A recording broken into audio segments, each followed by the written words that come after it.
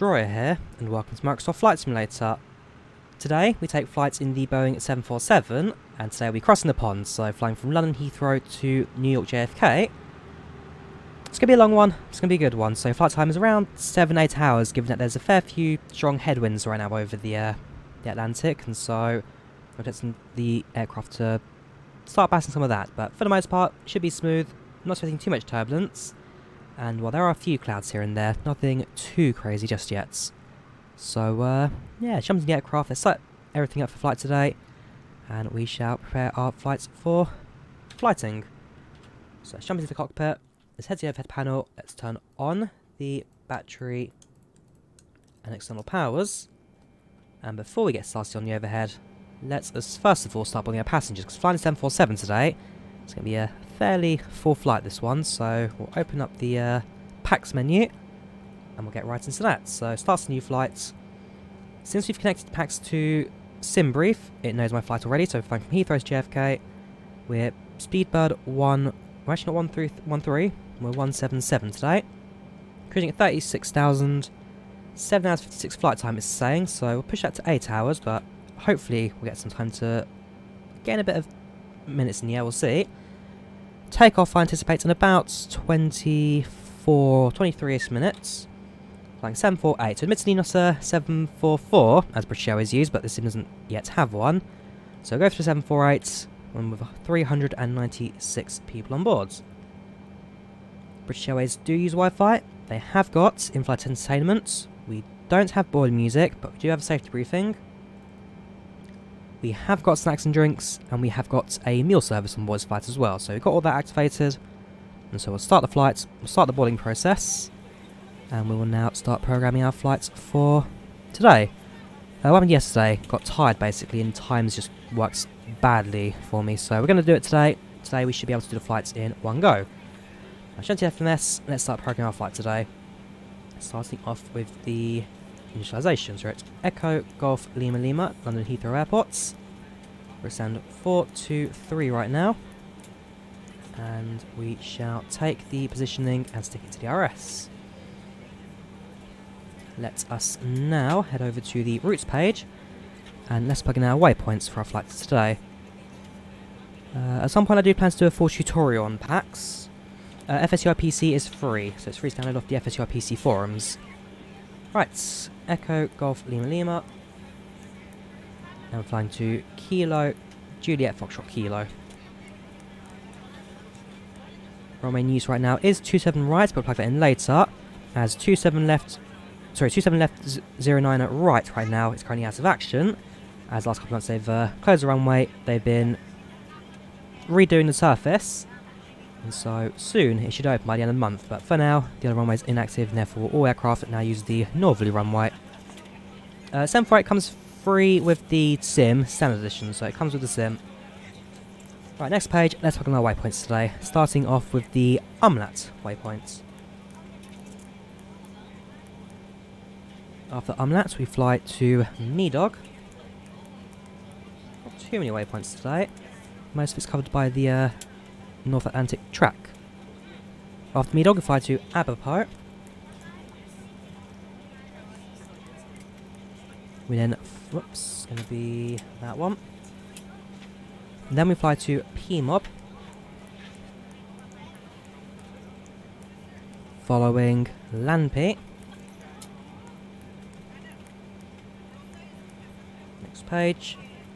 We then enter the Republic of Ireland with Baku. And then enter the Northern Atlantic track with Olgon. Now, what we're about to enter are not waypoints, but coordinates. And so, the track is a predefined flight route that crosses the Atlantic and therefore doesn't have any ATC control. And so, it basically allows ATC to know exactly where an airplane's leaving, where an aircraft's coming in, and therefore if there's any loss of radar, any loss of contact, it just knows that it's because of the Atlantic, there's little tracking that. And so, starting off today is 542 north. So 5420 north, sorry. Then we fly to 543 north. Oops. Whoopsie. Use the co-pilot since there's no speed brake in the way. So 543 north.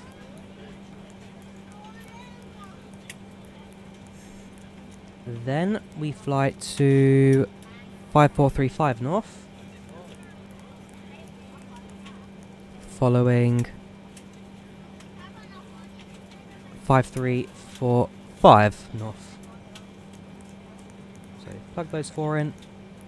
And then now we enter Umeti, which is our entry point into Newfoundland. Then we fly to Migley before heading to Usbam, following Tops.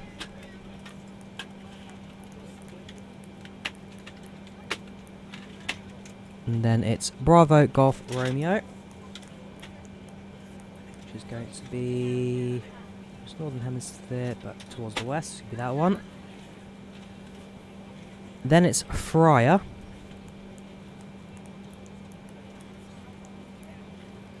before heading to Alpha Lima whoa, oh, fuel panel, okay, let's refuel the aircraft. I am using 747 fuel fix, and therefore we should be able to input an accurate amount of fuel for our flight today. If not, then we'll just cheat, but we won't go into that detail just yet. Right, that'll do us fine. Right, Alpha Lima Bravo was the next waypoint. So total fuel on board, sorry, is 186,797 pounds is the fuel required. Carry a little bit extra just in case, but we shouldn't require it today. It's going to be that one. And after that we fly to Athos, for our final waypoint at Papa Whiskey Lima. So the plan is, unless ATC changed that for us today, we'll then enter runway 31 right at JFK, and that'll be using the Papa Whiskey Lima 2 approach. So we'll activate that, execute that. All looks good. Let us now double check 2 things. That's position, that's fine. Performance. So cruising altitude is 360. Cost next today. Well, cost next is 320, but I do know in this aircraft you can't enter the cost next, so I have to leave that out. And then I know that reserves also you can't enter, so that's fine, we'll leave that out.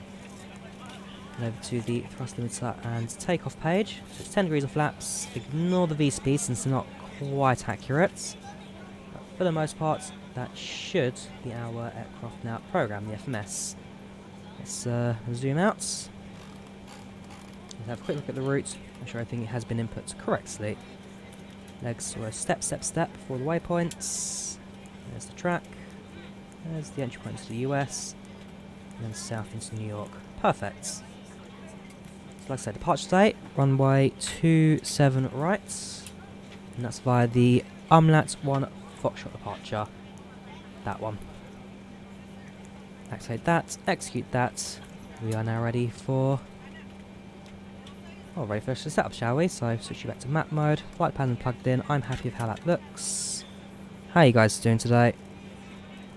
No, so BA doesn't have a 748, but at the same time, Microsoft Flight Simulator does not have a 744. So we're going to use the 74 in a... We'll use 748. It's not 100% accurate, but as long as we've got the BA livery, no one's going to sweat too much of it.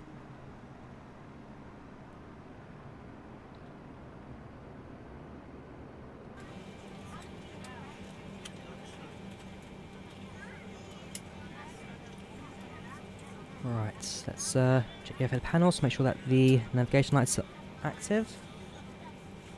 And that should be the only light we need for now. We'll turn on the beacon lights once we're ready for the engine start.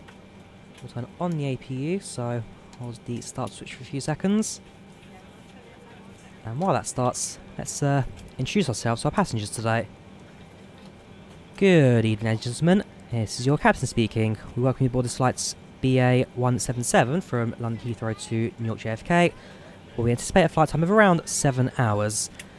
Should be a rather calm flight. Got a little bit of turbulence on the climb out, but once we're over the Atlantic, things should smoothen out, and hopefully we'll be landing in New York a couple of minutes early, but that comes down to how the weather shoots out for the rest of the flights.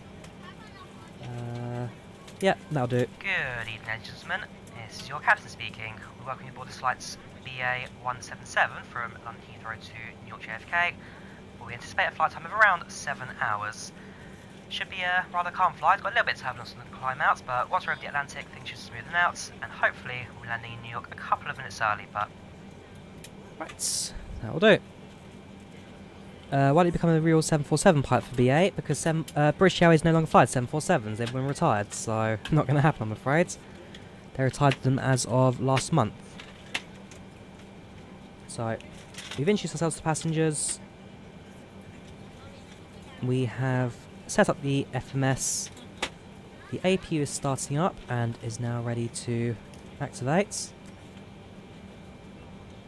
the last thing really now for us to do is commence engine push and start. We don't expect a departure for another 30 minutes or so, so we should hope that we'll be able to put back from stand a couple minutes early. At some point in the week I plan to do shows on IVAO and PACX, so expect those to come in the week at some point. 777, there's no 777 in the sim. There is a 787-10, and that comes as part of the Premium Deluxe edition of Microsoft Flight Simulator. I mean, also, one thing to point out as well, so we have the land livery today, but the 747 by default has a slightly iffy texture map where the left-hand side and the right-hand side are exactly the same. So as a result, the logo twins backwards on the other side. That's just a factor of the simulator itself, and therefore not something at this stage we can change. But again, as long as you don't look at the starboard side too much, we should be alright. Let's set up the autopilot panel, so flight director is active. Initial speeds 250 knots below 10,000.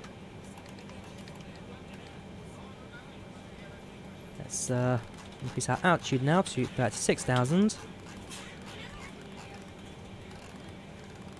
And initially, we'll climb at 1,000 feet per minute. But we'll update that as the flight goes on. We'll leave those set, because as soon as you take off, we're going to auto-throttle and that do its thing. Altitude set, heading we'll use the LNAV for, which is fine. And yeah, that should be that for today. Let's go to set up the METAR information now for Heathrow. Get local weather. So I'll switch to hectopascals and set that to 1021.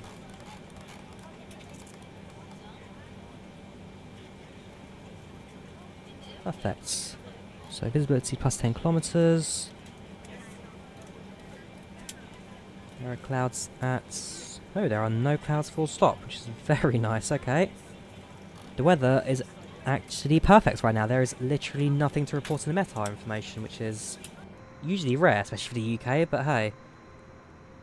That's the live weather right now. I'm taking it. Welcome there, Tommy, how you doing?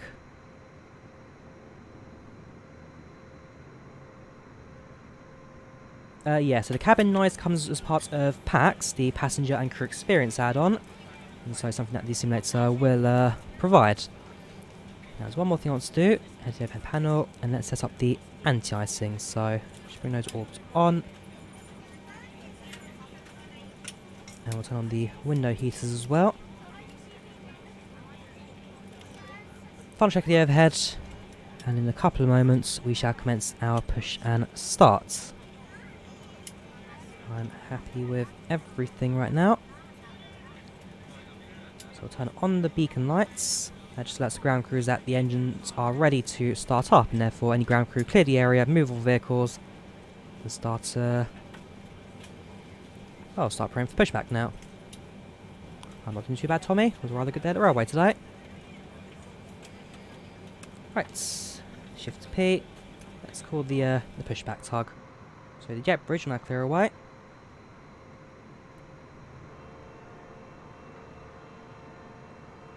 The tug will now connect to the nose. And as we push back and taxi, the cabin crew will then introduce the passengers to the flight as well. So PACX also uses, so we have boarding music, but BA we don't have any, so that's fine.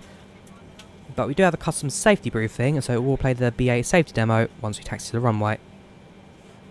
And if you don't know what the BA safety demo is, it's quite a nice one. I mean, there's a full video on YouTube. Even the sound of it, it's just quite charming from the cockpit. Right, first things first, let's start up engine number 1. Sorry, engine number 4, right hand side first. We'll go 4, 3, 2, 1. Ready to go when you are. Engine 4 starter on. Watch the N1. Hello, ladies and gentlemen. I would love to welcome you Fuel aboard flow our starts. When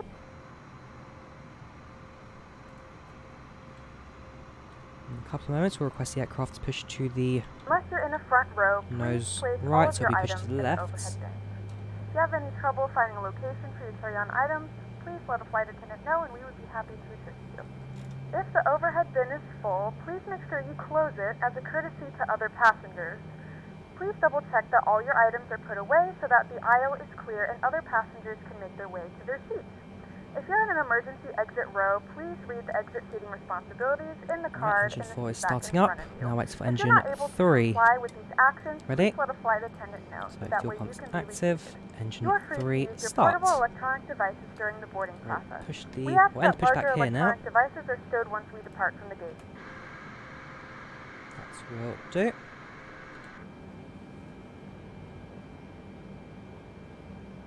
Wait for the start switch to Good afternoon, click back ladies into and place. gentlemen, and welcome aboard flight 177 with service to New York. Our flight time will be roughly 8 hours.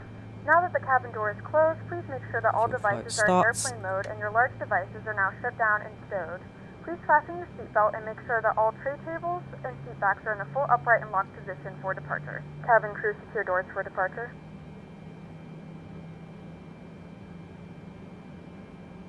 Right, so the cabin's now being secured by the flight attendants. And in a second, the start switch should flick back into place. Ladies and gentlemen, please direct your attention There we to go. the screens for an important safety Fuel pumps demonstration. on engine Thank 2 you now for flying with starts. us. And there's the safety briefing now starting in the back.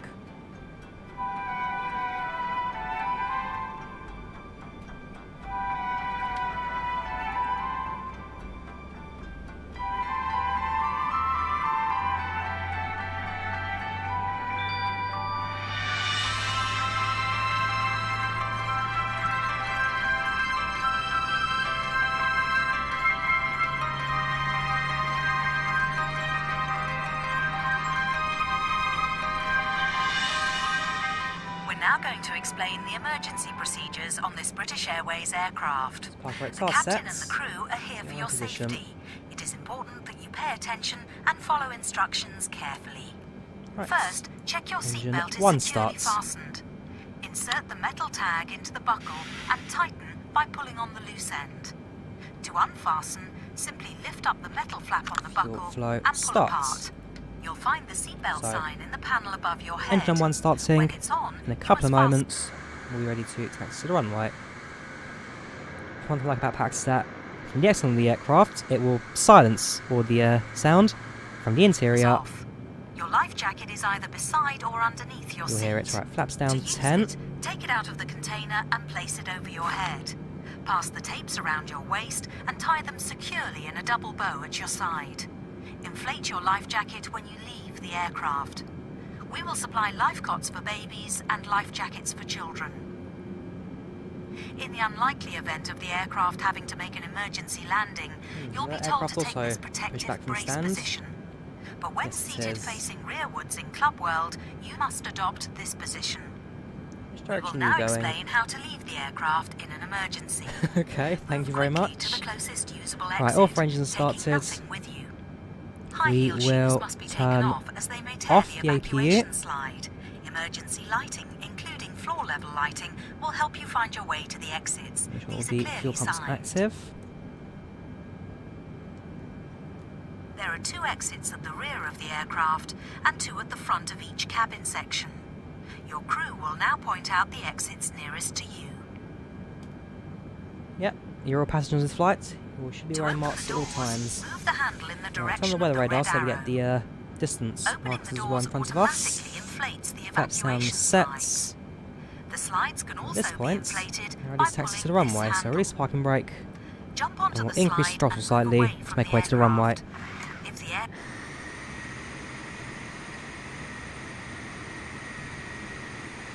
On the inflate your life taxi jacket by lights. pulling the red tag. If necessary, blow into this mouthpiece to top up the air. The life jacket is fitted with a light and a whistle. Your oxygen mask is behind the panel just above your head. If the cabin air system should fail, this will be released. Stay in your seat and pull the mask towards you to open your supply. Please note that the bag does not inflate. So it's like we were Place departing it over your behind mouth the and nose and adjust the band to A330 secure there. it, then breathe normally. We Do are make using sure your IVAO own today. mask Run out is of Unicom correctly at fitted Heathrow. before helping Keep anyone an eye out else. for any In some ATC, as areas, they you do release tune the in during the mask by flights. pulling on this coloured streamer. If you're in a Club World sleeper seat, Normally you get may the solid need to 30 reach FPS through in the dividing 747, but screen right to now at retrieve your Heathrow, we're mask. pushing around to All 22, electronic 23. devices, including mobile phones, It's a premium must be deluxe switched airport, off, and quite and all a headsets high must be detailed one, removed so whenever the engines are we running do on the lose a ground couple of during frames here. takeoff, approach and landing. Please ensure your mobile phone and any devices that can send or receive calls or text messages remain off for the flight. Any items with a flight safe mode should have this feature enabled now. Some electronic devices can be used. Take care your hand baggage isn't blocking the aisles or exits. It must be put under the seat in front of you or in an overhead locker. But place items in the locker carefully, as they may fall and injure someone. As we prepare for takeoff, please make sure that your tray table is put away, your seat is upright, and your armrest is down. Please stow your individual video screen and footstool if you have them. Finally, take a look Livery at is part of safety the card Mega in the Liveries seat pack. pocket. It's a free If you download have any available questions, for, please ask your crew. well, for the sim. We hope you have a relaxed and enjoyable flight.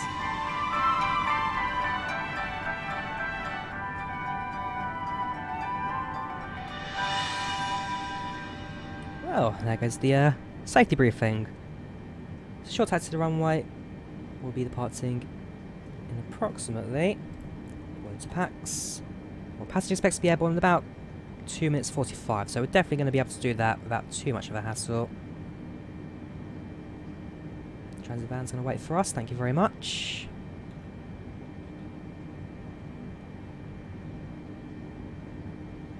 I see a slight drop in some frames, but should be rather fine as we get towards the latter stages of the taxi.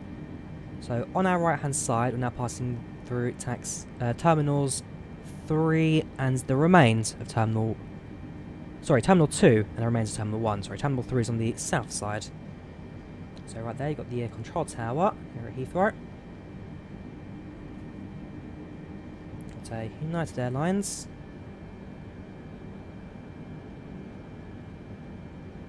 A few empty stands as well. I'll make a okay, I'm going straight to it.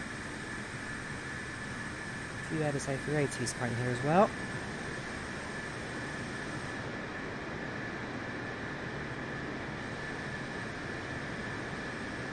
Yeah, we'll clear that, no problem. That thing says we're underneath one in there. Ah, no, just about. Just enough coverage. It's a very cramped airport sometimes, Heathrow.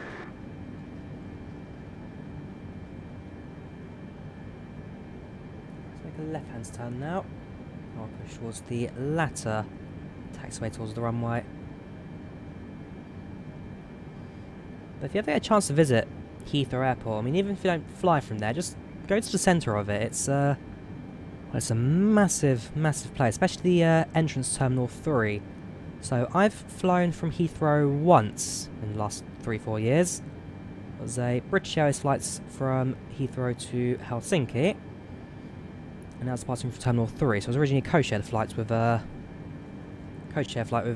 Finnair. It's a massive, massive airport. That's mesmerising. An aircraft who's just landed right there on 27 right. And we should end up right behind him in terms of departure.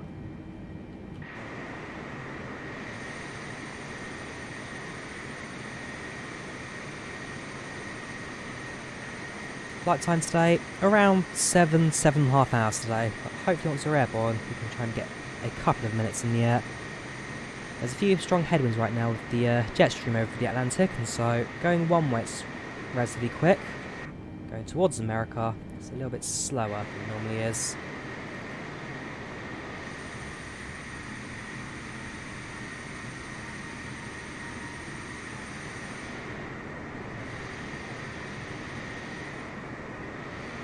So that right there is the former remains of Heathrow Terminal 1, which at this point in time no longer exists. So they're rebuilding it.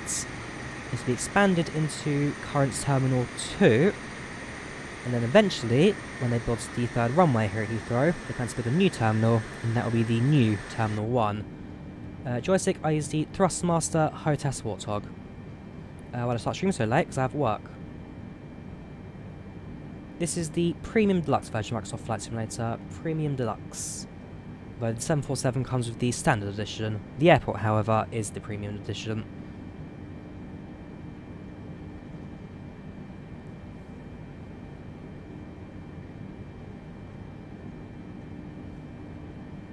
Alright, not long to go now.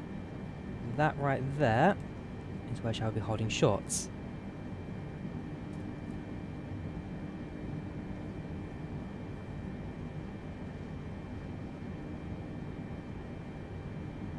In terms of flights, so right now in the UK, still a little bit of sun, but that sun will start to set in about an hour or so, and by the time we land in New York, it should be a bright orange sky and a very beautiful sunset. So we'll be chasing the sunset today. We'll be slowly getting darker as we proceed with our flights. That go around just going through. Yeah, that's a go around. Right, let's hold shots.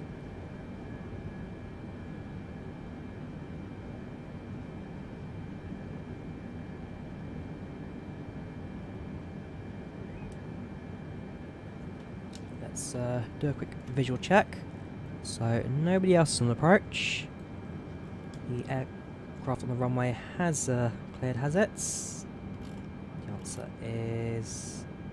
oh, it's just tests the end, but it looks like it'll turn off in a couple of moments. So we'll taxi onto position holds then, and the go around is nowhere to be seen. So presumably he's now cleared the airspace.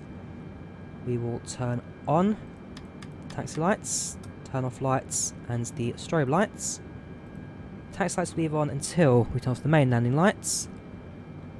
And let us now announce to the cabin crew. Cabin crew, please be seated for departure. Please be seated. Let us turn on. Cabin crew, Reject takeoff brakes. Departure. Please be seated. And let's get going. PACX, TFDi designed PACX is the passenger add-on.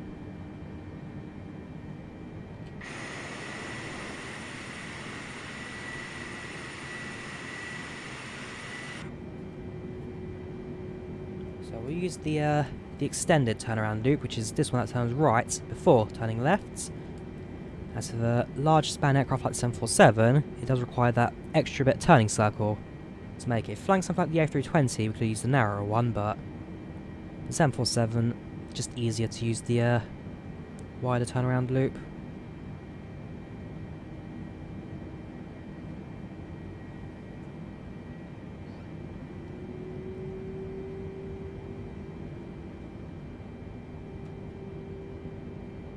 Right, runway is cleared. So yeah, there he is right now. He has cleared the runway. Let's bring up throttle. I'll use the brakes there, so the brakes have now reset. So I'll just set them again once we are aligned and ready to go. Right. Engines up 40%.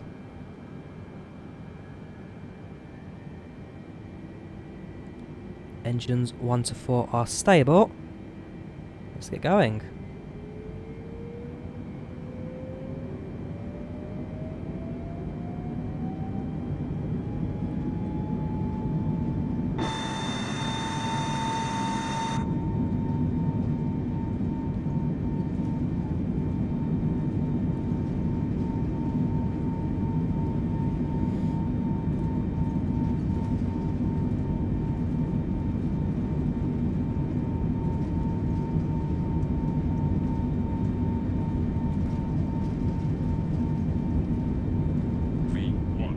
V1. Rotates. Positive right, gear up.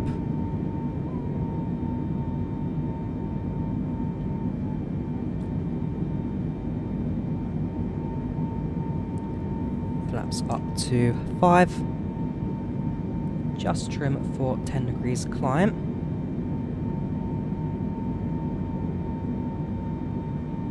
So now, we just want to try and pick up a bit of speed. So like I said, 747 is not the fastest climber in the world. And so this initial bit's very crucial in terms of gaining speed, as well as keeping the aircraft on track.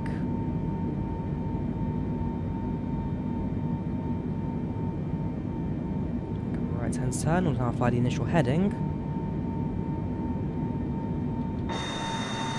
There we have it. 747 is now airborne.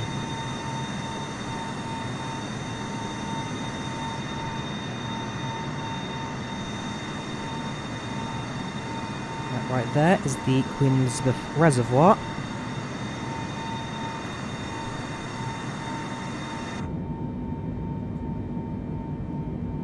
Flaps up 1.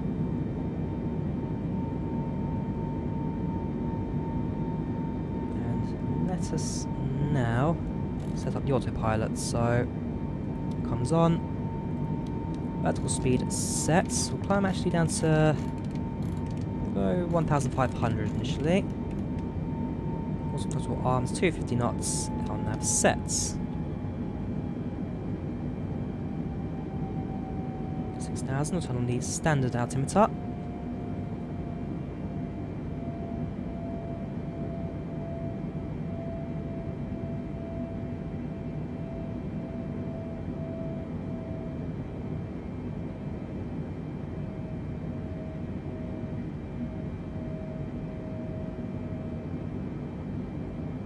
Welcome AJ, how you doing? Welcome to the channel, welcome to the chats. So now at 250 knots, everything's looking climb. Now set the flaps up to, well, retracts them, retracts them. Slowly we'll climb now from 6,000. And at this stage there's only one more thing for us to do, which is turn off the landing lights at 10,000 feet. And as soon as we do that, there'll be nothing between now and arrival. As anti-icing already turned on, so hopefully today we shouldn't still have any freezing issues. Because when I flew from Bangkok to Sapporo, 747, don't turn on the anti-icing. It does freeze over pretty badly. So anti-icing is turned on. What does the pressure button do? Presumably talking about the pressurization on the overheads. That sorts out the pressurization of the aircraft, and so perhaps not best to mess around with.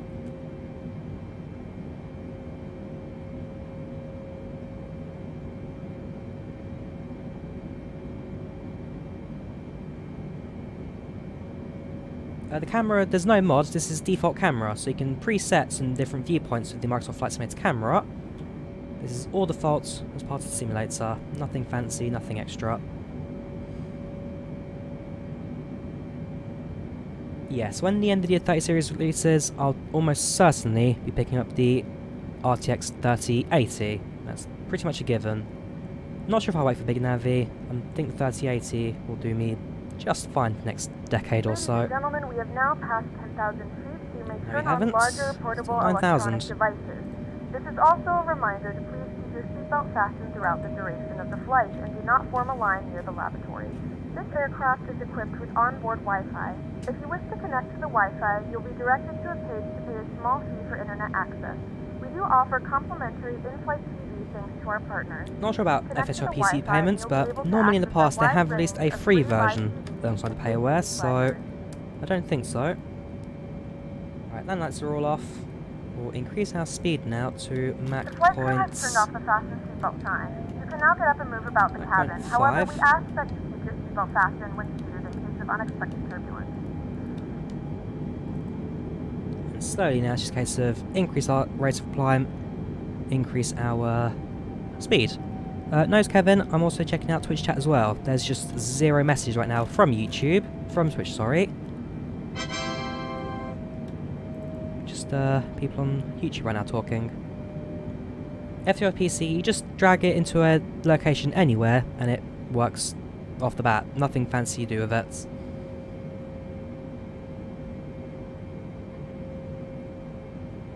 Let's increase our rate of climb now, so go up to 2,500 feet per minute. And doing that, we're to Mach point 6.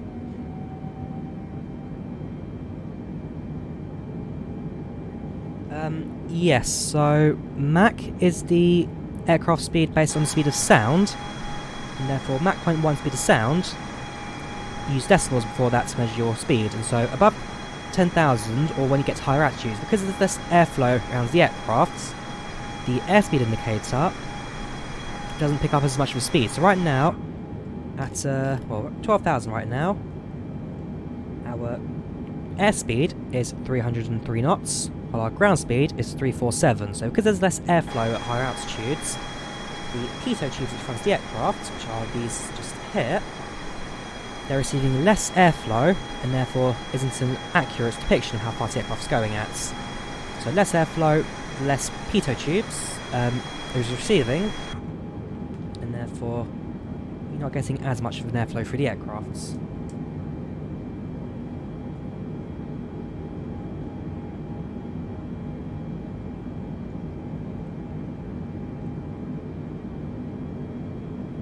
Not self-loading cargo, we are using TFDi design PACX.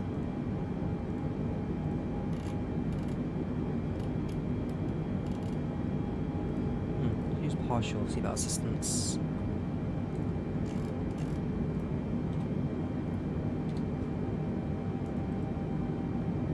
It's better. So, slightly increased climb now, passing 15,000. We'll increase now speed to Mach. Not yet 7, going Mach point 68.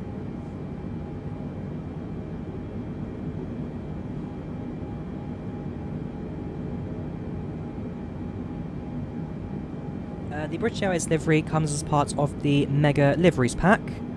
It's a freeware download, well worth picking up. You can increase some lighting on the panels if that's a little bit dark for you. Let's do just that.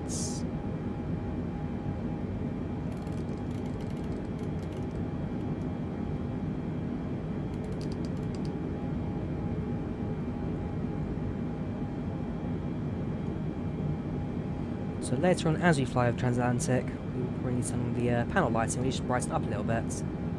That way we can actually see everything properly once we're flying at night. Yes,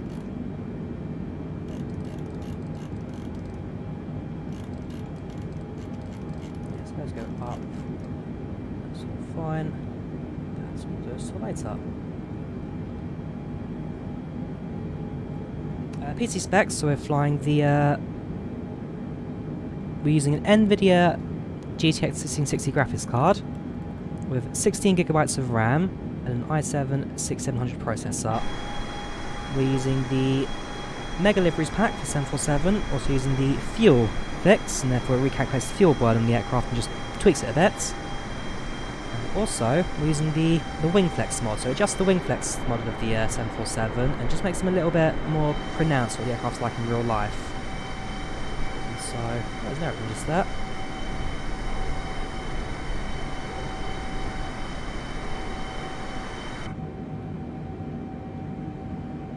Hopefully Sim won't give up on us, but so far, all looking good.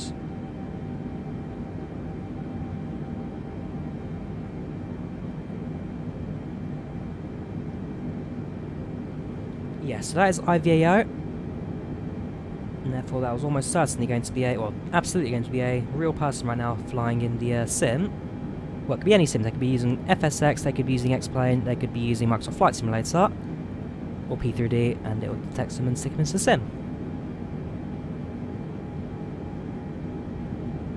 So, real weather, news and traffic.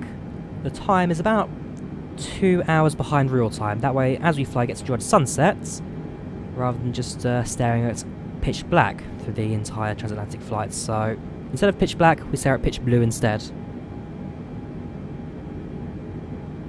Flying from Heathrow to Cape Town, that's a fair flight that got landed. So I'd like to do that at some point. Although, like I say, oh yeah, I'm sure it was a very long one, that for sure. Passing out through 23,000, flight level 230.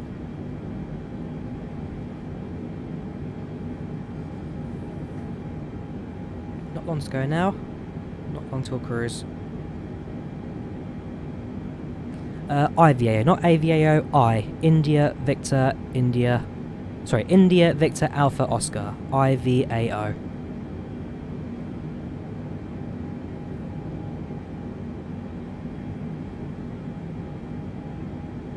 Oh right, so this is PACX. TFDi designed PACX. It's a passenger simulator add-on. And so, as you climb out, let's get a basic look at what our passengers are like right now. So, these are all randomly generated people.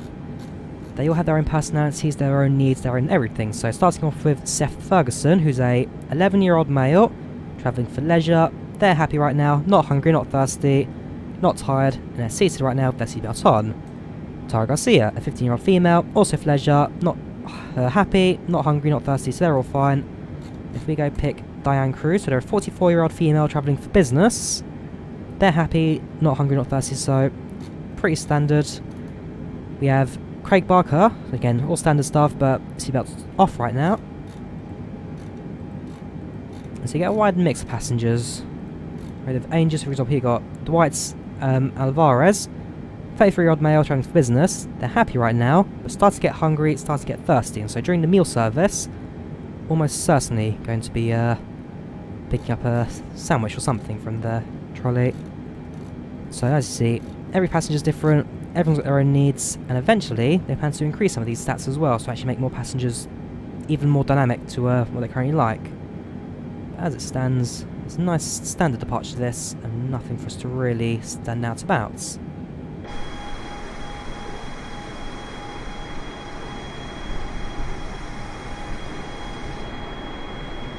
And yeah, so far so good in our BA 100 delivery. In fact, let me just turn down the rate of climb slightly, since we are slowly watching nose pitch up there. Go to Mach 0.84, so actually you could probably get quite a fast cruise in today. Hopefully if the weather keeps up. Say 54 knot headwind right now. We'll see how things go. As the benefit, we'll be landing early, so ETA right now in the UK is 3:15 in the morning, 2:15 Zulu, you can see the top of the screen there.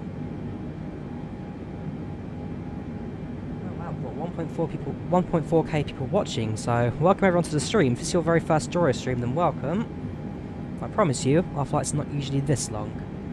But I thought, since today's the last day I'm doing the daily live streams,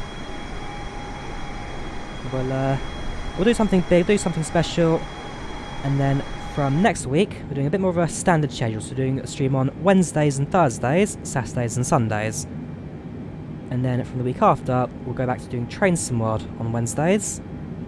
And Thursday, Saturday, Sunday will all be Flight Sim streams. Unless something special comes out, then we'll see how that goes. seatbelt sign right now is turned off, so I can turn it back on again if I really want to. But right now, no need for that. Flaps look alright. That seem alright, at least from my point of view. Let's have a closer look, shall we? And the wings are super shiny and reflective. And so we're flying with the BA Landor livery. So for the 100-year anniversary, British Airways had a special set of liveries. And so you had a 747 in the... You have several 747s in the standard Chatham Dockyard colours. You then have this one, which is Landor. You've then got another heritage livery, which is Negus, which is a red aeroplane with a red tail and part of the Union flag. And then you have one other livery, which is the BOAC, so the British Overseas Aircraft Corporation, which is the original holder of the Speedbird call sign name, and then transferred to British Airways when the airline went bankrupt. Doing this in real time today. Doing this in real time. I don't plan to go anywhere, but I might take a... Well, I've got work in the morning, so I'm going to have a shower later on, but we'll do that later in the cruise. But we ordered a flight today. I've got no intentions of going anywhere else. Passenger mod is PACX. TFDi design PACX. Update 747, not default, but I am using a couple of freeware mods to improve it. So that's the link to the passenger add-on, if you guys are interested in looking at it yourself. The only requirement is to download FSUI PC, which is a free download right now. Tips on successfully landing this plane. Don't force it. And while it's not, I wouldn't say not realistic, but it's not what you're supposed to be doing. But on the approach to the 747, I like to fly it a little bit on the low side, and then float it into the touchdown zone. That way it's a softer touchdown, and try and minimise as much of a drop as possible. So right now we are heading towards the Meadog waypoint. You can see the first, you see the start of our track right ahead of us. So we're right now zoomed out to 640 miles range. That's 640 miles.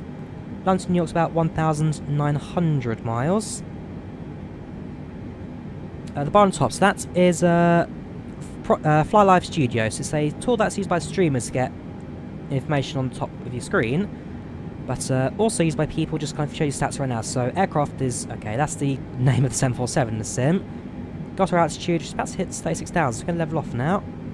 Got our heading, got our ground speed, got our airspeed, got our feet per minute. You can see that's now reducing. Current time, real time, frame rates, and VAS, which is only used for FSX, which was the memory usage. Then go progress bar, your METAR information, and coordinates and flight status. So you can see 2991 nautical miles flights. We've got 2,891 nautical miles left to go. And nautical mile is about 1.5 standard miles. Sorry, 1.2 standard miles. Right, so we're at cruise now. We'll set a cruise speed of. We can do Mach 0.78. What? Mach 0.87 right now. That's actually really good. We might get a few minutes early today. Let's speak to passengers and let's say we're at cruise. Hello again, ladies and gentlemen, an update from the flight deck. We've now reached our cruising altitude of 36,000 feet. That's about 11 miles in the air, or about 270 London buses stacked from top to bottom. And hopefully, it should be nice and clear when we fly over the Atlantic. As it stands, we should. Okay, that'll do. So it's a public address, it's a generic address. So on this occasion, it didn't detect it. It was just a generic message. But usually, when I say something, it will realise that I'm speaking to the cabin crew, or I'll speak to the passengers, and it will realise that something's going on. So normally it does quite well. On the odd occasion, it may miss it. The flight deck. We've now reached our cruising altitude of 36,000 feet. It's about 11 miles in the air, or about 270 London buses stacked from top to bottom. And hopefully, yeah, so sometimes it cuts you off, but for the most part, it's alright. So we'll be approaching Wales. And they're good to have a stop.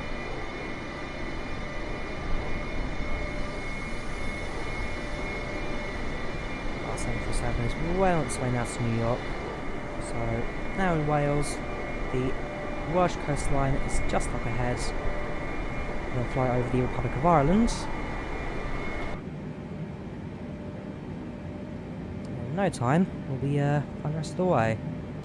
And let's figure out this cockpit lighting, because truth be told, our in-flight service. We'll be serving complimentary drinks and snacks. Please look in the super seat sure back to for turn our it on, list so of that's your brightness complimentary and display, so premium turn those drinks. up. Premium drinks are available for a small charge. Please note that we only accept credit cards. Fine. It's fine, that's FMS control. Flaps, that's your onboard panel. Directors, FMCs, that's fine. That was your panel lighting, that's your flood lighting. Ah, here we go. Panel lighting up. Go, doing something now. Turn down the flood lighting slightly. That goes up.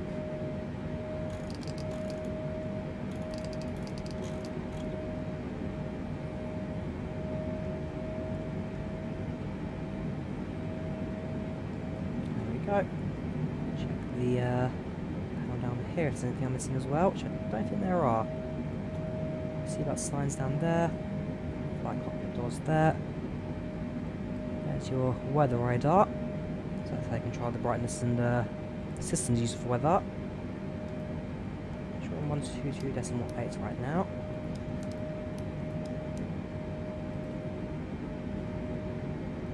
And then the overhead's already lit up, so it should be alright then for the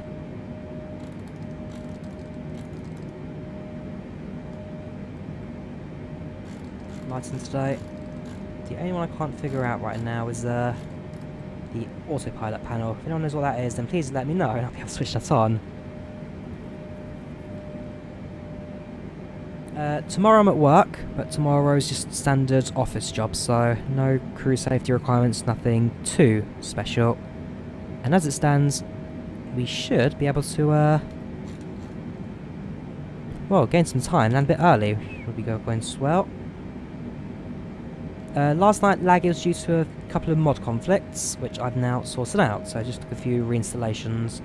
Also, hopefully I've now sorted out my PACX issues, so for some reason PACX was causing a crash for me. Glare shield flood, there we go, that's what I wanted, perfect. Yeah, so there's a few issues with some of my mods and all that, so I've done a few reinstalls, and everything now is running as it should be. So, touch wood. We'll make it to New York today. On Wednesday, we'll fly the Wizz Air flights from Vienna to Thessaloniki. On Thursday, we'll fly low and slow, and on the weekend, we'll bring things back to normal. So apologies for yesterday. Yesterday was just a bit of a disaster day for me. I mean, we all have them, and so yesterday was my day of, whatever you do it all wrong. Like I say, today is a much better day. Things run a lot smoother. And we'll be flying towards New York.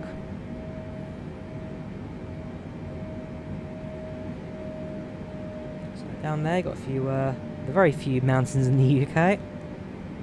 So we've got a few down in Wales. We've got a few up in Scotland as well. Highest point in the UK, Ben Nevis, which is more of a hill than a mountain. We've got Snowdonia in Wales. In Scotland, I actually don't know what the highest peak is. No worries, Mason. You take care of yourself. If you guys need to disappear at any point, then disappear. I'm not super offended that you guys don't watch the whole stream, especially on these longer ones. Yes, I was streaming every single day since the start of August. So, August 1st was under my first flights from London Luton to Inverness. I then uploaded every single day, apart from maybe 1 or 2 days, between then and now. Weather radar's off right now, that's all turned off.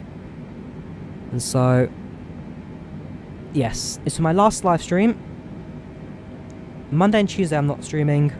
Wednesday and Thursday I will. Friday I'm not. Saturday, Sunday I will. So it's 4 days streaming, 3 days not, which is just a bit of a few days to relax. Vienna to Thessaloniki, which is northern Greece. Thessaloniki, flying Wizz Air. Do you have an in-flight film you recommend? I'm actually not so sure what the British Airways movie selection is right now. We'll have to see. Flying from JFK to Lima Foxtrot Papa Golf. That's Paris Charles de Gaulle, isn't it? Yes. Oh, have fun with that, Robert. It's a long one, but enjoy it. You're gonna try and watch. You have Delta Taurus. Fair play, Dragon. Glad to see you sticking it out. So right now I'm using an NVIDIA GTX 1660, although I plan to upgrade to a 3080 when they do release. What I'll do to pass time, talk to you guys, or try and do a few things in the real world. So, like I say, today it will be just have a shower and prepare myself for bed and work in the morning. And then, yeah, see how that all goes. Ben Nevis, but locally it's called Big Stormer. I've never heard that name before. Interesting, I'll have a look into that. So there's no 7474 yet, just the 748. I've not used self-loading cargo. No, I haven't, but I use PACX. I like PACX. Got no reason to switch. Yes, next is Vienna to Thessaloniki in the A320neo. Flight level, we're at flight level 360, 36,000 feet. Why don't play an Ultra? I've seen the spec can get 40 without any problems. Yeah, similar spec, but not exactly the same, is the main thing for that. My CPU right now, my i7-6700 is the big limiter, and don't forget, I'm also streaming at the same time, so OBS takes a massive chunk of your CPU usage, so we'll just need to hold back for that as well. I getting bored of the game? I mean, I'm not bored of Microsoft Flight Sim at all. I've really enjoyed it since it came out.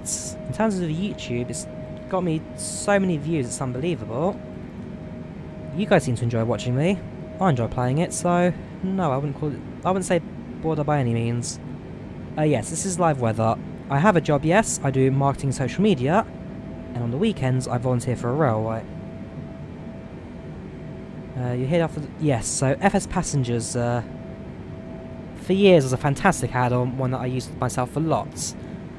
Sadly never got past P3D V3, so I'm glad you've got a couple of options now. So you've got self-loading cargo, which I'm told is very good, and there's PACX, which I use, which I absolutely adore, just the way it gives you all the passenger information, the fact that you can interact with your cabin crew and passengers by speaking to them, so you can use your microphone and actually use your voice to interact. It's very, very fancy, this.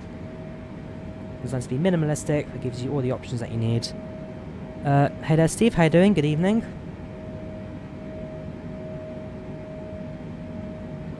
What's pilots thing go up and down? So it does for me as well, but not to a massive extent. If you manage your speeds and altitude right, it does minimise it. But right now, it's like a jump of 100 feet every few seconds.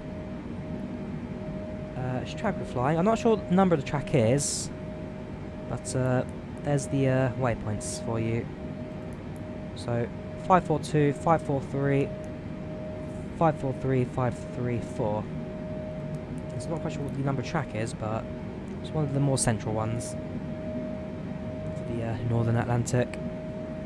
A day in the life. I do plan to do a day in the life for the Rice Spider Railway. That's something that will be coming soon.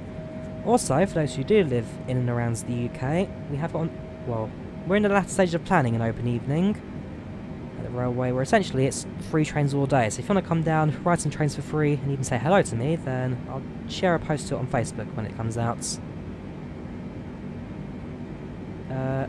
Alicante. Oh yeah, Leo's Alicante. Lima Echo Alpha Lima, Alicante.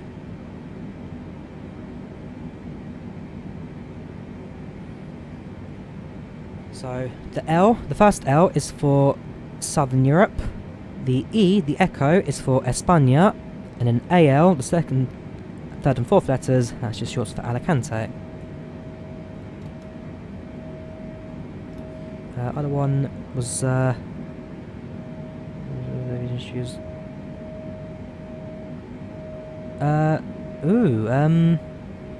Stardust. That's the Stendek one, isn't it? That's the one where they Morse code Stendek several times and never got solved as to why they were saying Stendek. Yes, Malaga is missing in Microsoft Flight Sim 2020. Nobody knows why it's missing, but it is missing. I believe they do plan to fix it at some points. So why is the British Airways text mirrored? Because the default 747 in Microsoft Flight Sim, the texture map, what it does is it uses one texture for this side, and then uses the same texture for the other side. So same textures, but mirrored. And as a result, you do actually have a slight conflict in the text there. And therefore, we just won't look at that side for the majority of the flight today.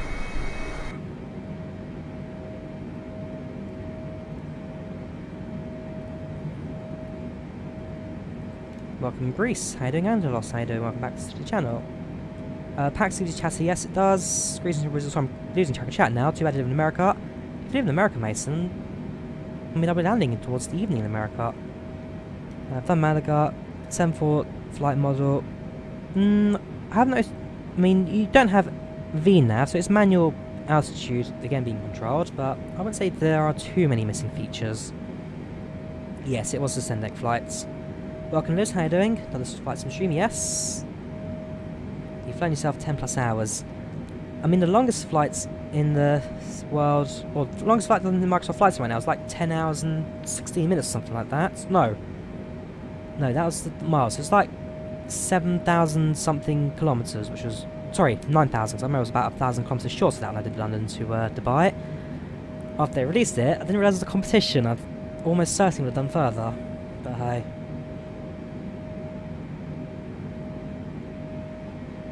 Yep, we're in the air. We're well on our way now to New York. We're just entering the Republic of Ireland now, so you can see some of the coast just starting to appear.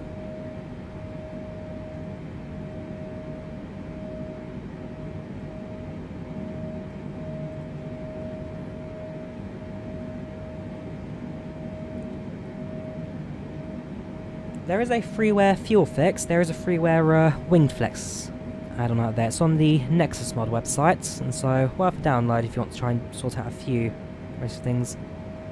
Yes, I have used standard altimeter. Standard is now in use.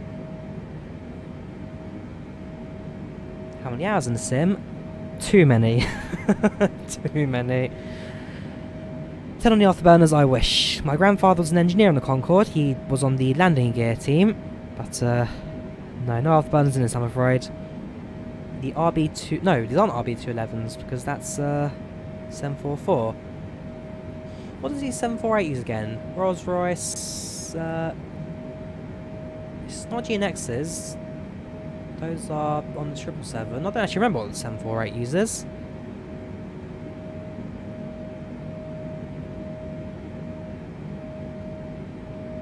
And the AMD equivalent spec, can't get FPS anywhere close to yours. Overclock. Overclock graphics card, it works a charm. Right, looks like the ETA is now stabilised at 2 Zulus. That's going to be 3:05 in the morning for me in the UK. Which is more than doable. That at least gets me about 6 hours of sleep, actually. I could do that. There's a product for the 787 that's being worked on. Nothing yet announced for 747, but there is a 787 project right now. Very early days. They've only worked on a few of the engine displays and door panels, but it will come along, and so I'm definitely going to be keeping an eye out on that one. Potentially do a video on it at some point in the future as well. Yes, so we've got the Xbox release coming soon. So either later this year or early next year, but Xbox version will come at some point in the future. Esport Spotter, how you doing? Welcome, man. Welcome to the channel, welcome to the chats. What time is it in Finland right now? It's 11 PM. Go to bed, man. How you doing? From your 40-minute excursion to Tallinn. How'd you go to Tallinn and spend 40 minutes there? Come on, man. Surely you can do better. Yes, all the mods right now in the sim, well, the 747 mods are freeware. The 787 engine panels is free, yes. The A321X projects, it's free. There's a fair few freewares right now. It's not a Zybo. Zybo is the name of a person who developed the 737. So there's the Zybo 737 in X-Plane 11. The guy who makes it, his name is Lukas Zybek. Actually, sorry, Lukas Zybek, sorry, because it's Eastern European, but Zybek, Zybo, that's his name, and so all of a sudden I was associated that now to the actual name of the project, but hey, no, you're great. Work's ended summer. I see, work's now ended, has it? Fair play. You can land Helsinki off on Half-Life from Haneda, and then back to bed as your school starts tomorrow. No worries, man. You have a good one, and enjoy landing in Haneda. Sorry, enjoy landing in Helsinki. I presume you find the 350 then, Finnair colours. No, so the website says it doesn't support yet, but if you go and download the beta installer, it does ask for compatibility with Microsoft Flight Sim, so it is compatible, it just needs to update the website for it. Because I'm using it right now, so hopefully that's proof enough it does work. If it doesn't, then well, what am I using right now? So right now over the Republic of Ireland.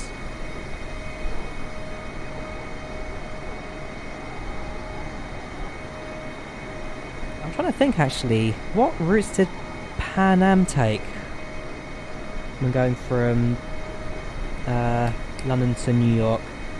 Because I remember from the Lockerbie bombings that the aircraft shot down over, or the aircraft's blown up over Lockerbie in Scotland. And so that's quite a long route, that one. It's gone and extended that a fair bit. Our current route right now, I mean, it's not perfect. We are taking it a little bit to the north, but I might look into that, the Pan Am former routes.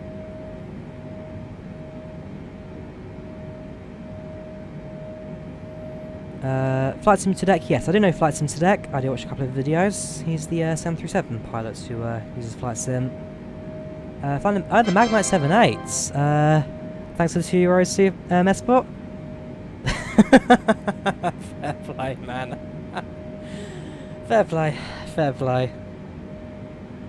Yeah, 787 Magnite. I like it. Japan Airlines, they'd be flying Finnair, but hey, it's not in mid flight factor, are you? United. Yeah, Norris bounty, you take care. So I should get an SR-71 Concorde intensive 3-hour flight across the Atlantic. When the Concorde comes out, so you've got DC designs which confirms.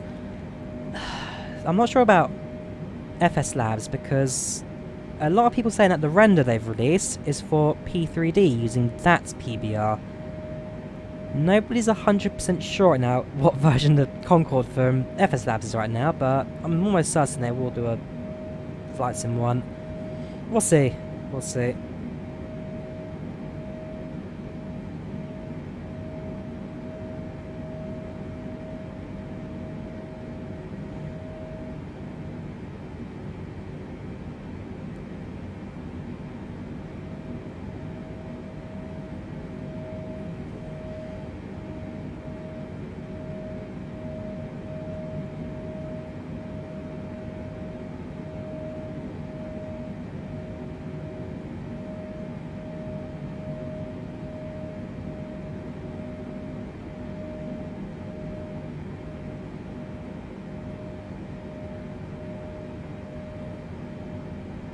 Flight time around, well, right now ETA is 3 in the morning.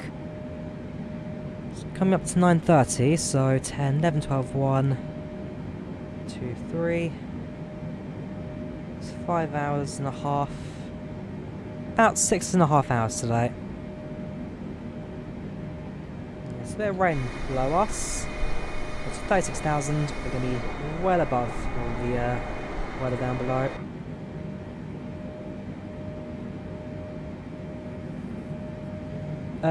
No, they're almost certainly not bringing the Concorde back for real. I mean, as it stands, of all the Concordes in the world, only one of them are still airworthy, but they no longer have an airworthiness directive for it, and yeah, it's just too expensive really to fly again. So there's a new Concorde-ish project coming out. So there's a supersonic small aircraft in production, the Boom Supersonic they call it, and well, it's not really a Concorde, it's like a spiritual successor to it. But no, it's too expensive for the Concorde, and training the crews for it as well just costs too much. Liveries is from the Mega Liveries pack. It's a free download. It gives you liveries for the 747, the A320, and a section of the other aircraft as well. And so I have done a tutorial on it, and so you can also watch that as well. Yeah, so Foxtrot Sierra Delta is the Concorde that's still got its still airworthy, but no longer has the airworthiness directive. Oh, the departure from Frankfurt. No, I'm sure it had a stopover in Heathrow. I'm sure it flew to Heathrow before going to unless I'm wrong, let me have a look. I never realised it was Frankfurt.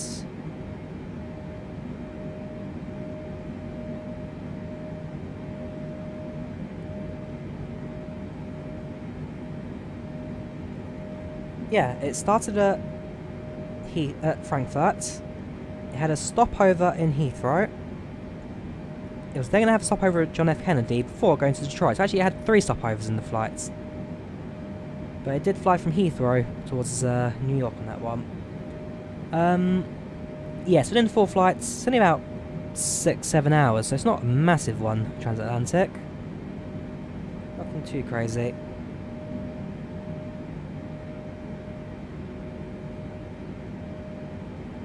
This is your captain speaking. You live in the Concorde Museum in Seattle, that has a Concorde to walk through. I think there's also one in New York that's on the old flights carrier ship thing, aircraft carrier. So had I gone to New York in May, I would have done it. I should have gone to New York in May. I should have flown the 747, I should have flown British Airways. But because of the COVID and because of the unrest in America, my trip to New York was cancelled in May, and in July, British Airways then retired 747s. So I never went to New York, and as it stands, I will never fly the 747. I got so close. I had the ticket for the blooming plane in my hand. So close. And yet, so far.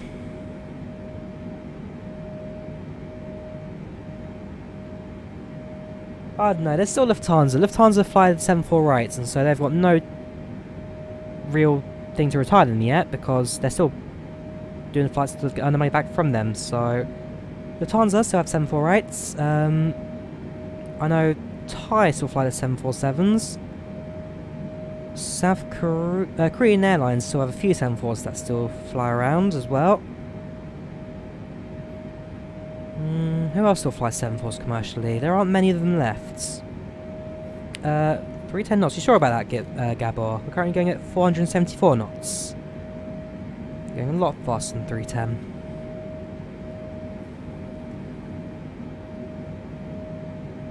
You're not invisible, Hans. I can see you. Yes, Lufthansa have their A380s as well. Cathay. Do Cathay still have their 74s? I think they've got one or two of them still flying, but not many. You flew Pan Am. Oh, you flew Pan Am, did you? Fair play. 23rd December 1988, 106 from Gillis to London. It was empty. Well, first of all, you're flying just before Christmas, like 2 days beforehand. But Pan Am, they're the airline where they're expensive, but their service was super high, and as a result, it was their own service that bankrupted them.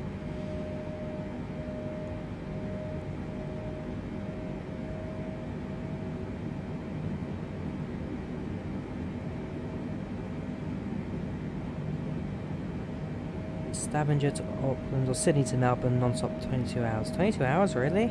Sydney to Melbourne? Okay. Cathay Pacific, I think so, but I'm not totally sure. Dungeon.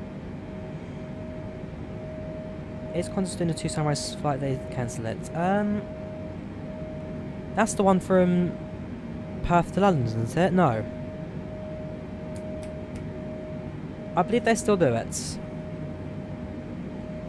Liveries, it's from the Mega Liveries pack. I've done a tutorial on YouTube, and so check that out, it's linked in the description. It's a mega file drive.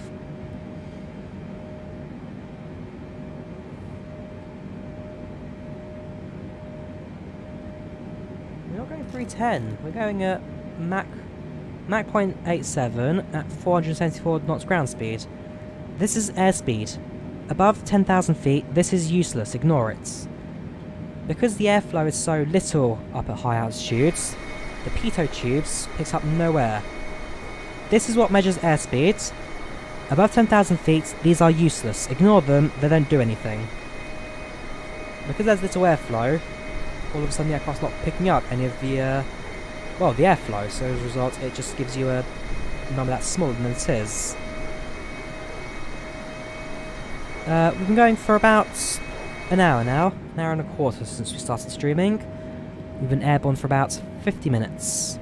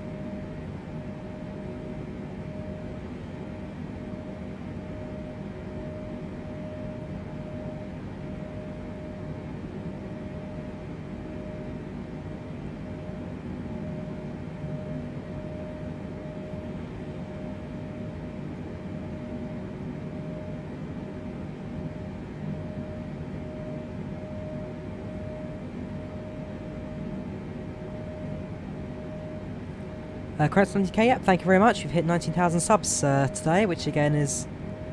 It's just... it's unbelievable. How many days ago did we hit 10k? 10k subs was... Where is it? There. 19th of August, so it's been...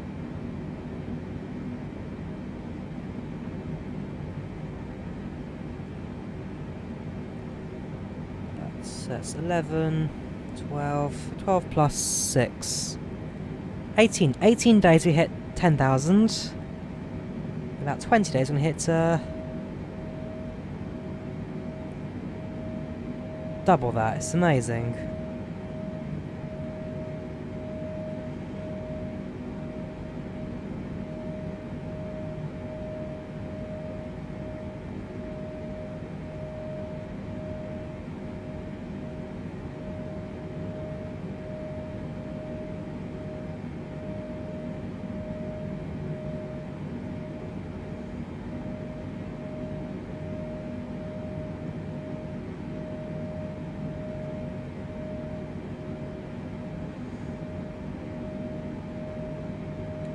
So PACX is a... Okay, I'll show you a bit more of PACX, that's not a problem. Give me 2 seconds. Should send a message to someone.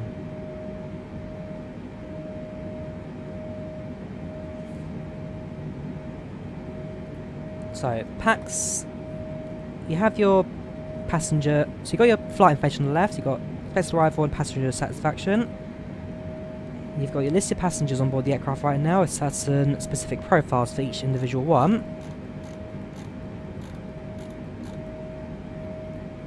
It includes a full interaction menu, so you can give a section of options. So we say we're ahead of schedule by about, I don't know, 90 minutes before you wanted to, but we'll do that later on with a bit of closer arrival. We can do a diversion to another airport for certain reasons. Public addresses, get a cabin crew to say something or just do something yourself. So you've got a full selection of messages. You can record yourself messages as well, so... Good afternoon, ladies and gentlemen, another update from the flight deck. We're currently over the Republic of Ireland, and in a couple of minutes we'll be over the Atlantic. So, visibility right now, a little bit cloudy below, but up here at 36,000 we have got nothing but clear skies the rest of the way. So, public address, just a general one. Good afternoon, ladies and gentlemen, another update from the flight deck. We're currently over the Republic of Ireland, and in a couple of minutes we'll be over the Atlantic. So, visibility right now, a little bit cloudy below, but up here at 36,000 we have got nothing but clear skies the rest of the way. So you got voice interaction with cabin and workers, you got your settings, which is just settings, and then you got your main menu, so you can end the flight early if you want to, whatever. You can manage your career, so it has got a career mode built in. I'm not doing it all right now, but essentially you can start off small, build up your airline, build up your flights and all that. Potentially at some point do a career mode, we'll see. So you've got a career mode built in. You've got some records, so you can view your previous flights. So for example, back on an X-plane. There you go, you've got this flights from Thessaloniki to Milan through 738s in Ryanair. And so you can view your pre-flight records, so you can see that it was a 94% flight, a 39 feet per minute touchdown, so very nice there. Apparently not safe taxiing, hey. But this is just, hey, this is a Ryanair flight, what can you expect? So you've got all of that. You can view your flight disturbance online as well, so you can actually share them around. So you've got all your previous flight records. So we'll go to, say, this one. That is Berlin to Tallinn. Head of schedule, again, extreme taxi conditions, right there, what can you say? Bit of a heavier touchdown. 1 minute, 1 hour 44 flights, 95% satisfaction, so again, a relatively standard flight. And so it gets you full information and all that. Again, you've got your career mode, it's got your records, so you've got passenger stats. So overall, I've flown 9,266 passengers, average age 35, and overall satisfaction 89.87. Operational stats, so you've got air to block ratio, it's about 91% of every flight in the air compared to the ground. Average for landing is -227, so a bit on the heavy side, but not too bad. And my on-time ratio, gee, 36% on time, I'm terrible. Gosh, talk about Ryanair's 90% on-time record, I've gone shat on that. Anyway, geographical, so my most frequent airports is Stansted, I've flown out the UK the most. and in total I've flown 57,324 miles nautical in Microsoft Flight Sim. So you get your full overviews, get your full stats. It's just a very, very nice platform. So we've got 25 hours in the last month. Whoops. A few other things here and there as well. I'm an early supporter of PACX. I should be a contributor as well, because I actually helped Colin type up the user manual for this, but hey, I'm not fussing. So, yeah, just a few awards here and there as well. It's a very nice tour. I like it. I've seen self-loading cargo, but, I don't know, I'm quite like PACX. I'm not quite happy with it. Hi, Drawyah. Welcome there, Slim, and how you doing? Do you have passenger chatting? Yes, yes you do. Delta's the best line in America. It's certainly the least controversial, that's for sure. I mean, I'll use Delta nav properly. There's nothing special to stop the tilting. Yes, it counts early arrival. Yes, so early arrivals. No. So early arrivals and on time are both on time. The rest of them are late. So for example, if you land the aircraft on time, but it takes you 10 minutes to taxi to gate, then it counts as 10 minutes late. So it's from gates to gate, not air to air.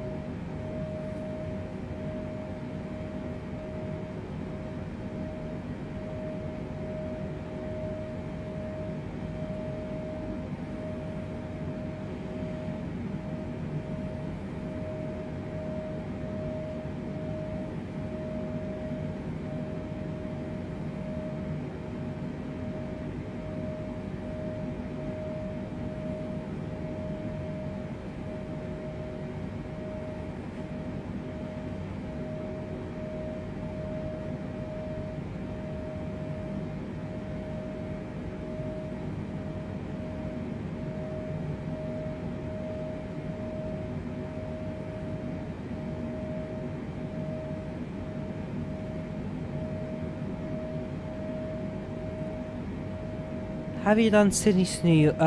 Sorry, Sydney? Yeah, Sydney. No, yes, no, that's... Sorry, what's SIN? Sorry, I've gone on complete... Singapore to New York. No, I have not. Nowhere near overspeed. We're right on the line for it, but we're not going to overspeed today. Should be alright.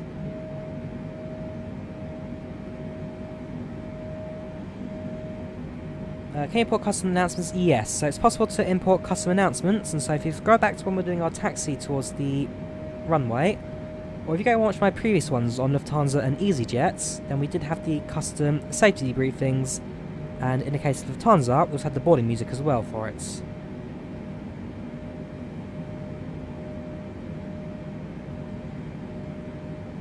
Welcome back to South Gaming, how you doing?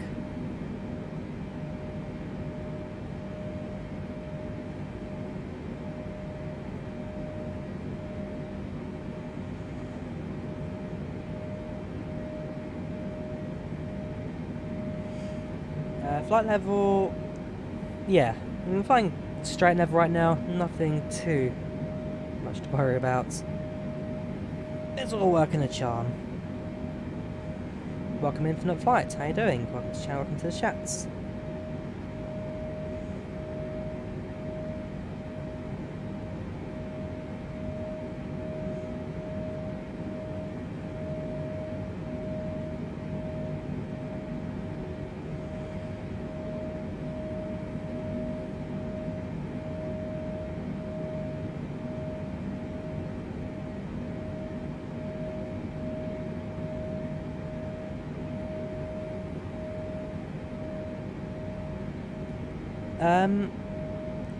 PACX works fine. I'm literally using it right now for this flight. How you calculating top of descents? So we'll do that manually, about 120-ish miles from the airport. Perhaps a little bit further, so we can do a bit of shallow descents in 7-4. But around, certainly before or after 200 miles towards the runway.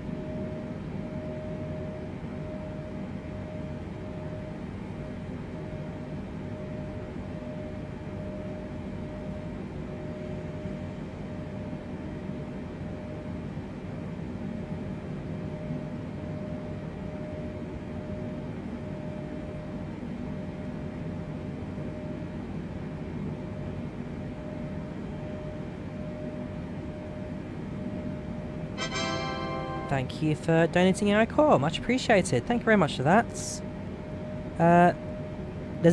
They have fixed the fuel consumption, but there is a freeware mod that fixes it. So I've downloaded the freeware fuel fix for the sim. It's available on Nexus mods. So the clouds are a little bit greyer down there, a little bit thicker. So right now the Atlantic, it is raining. Oh yeah, 100% raining right now. Clouds are thick enough, big enough, and heavy enough to start that. Also, we can use meteo information just to check that, but it's certainly a bit poorly down below. But it looks pretty. It looks very, very pretty. Guess what? No idea, Infinite Flights. What are we guessing here?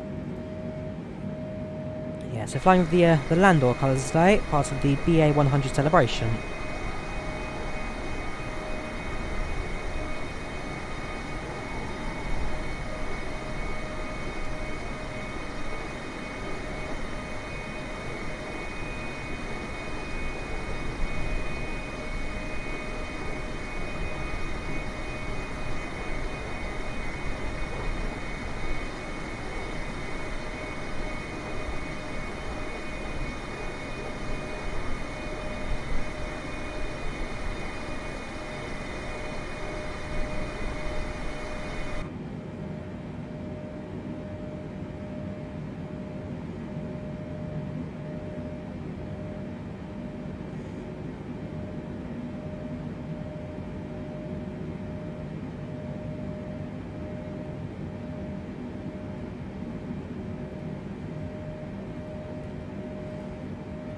Snipping to 2 seconds.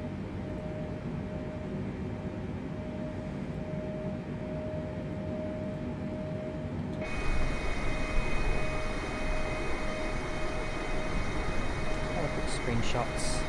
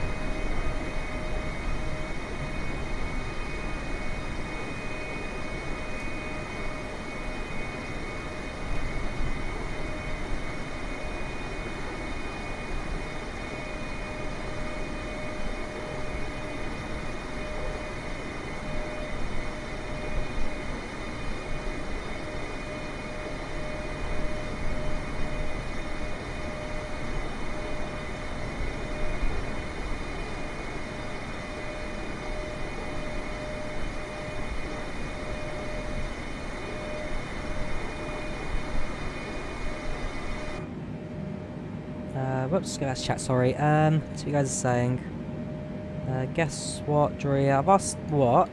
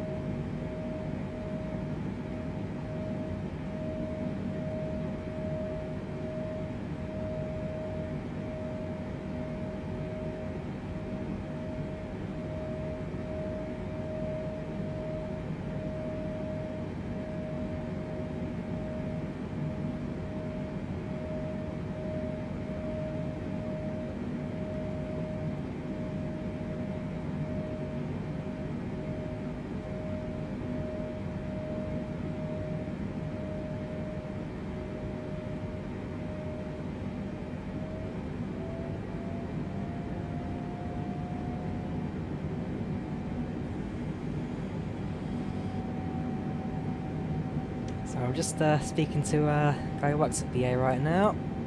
Nicest guy you ever meets. Bit of fun. Why do I have seatbelts line? Oh right, seatbelts line right now is off in PACX. So it's turned off, passing to move around. It's just not simulated in the overhead right now, so I can't actually... Sorry, seatbelt sign's down here. So actually set to automatic right now, cabin crew controlling it, so leave us at that.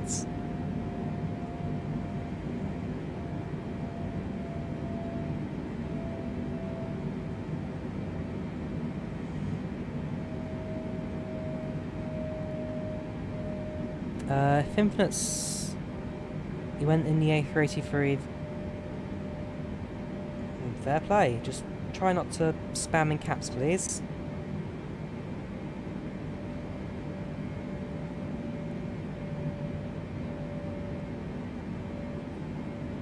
Can you do a startup video on the British Airways? I've done a 747 startup video already.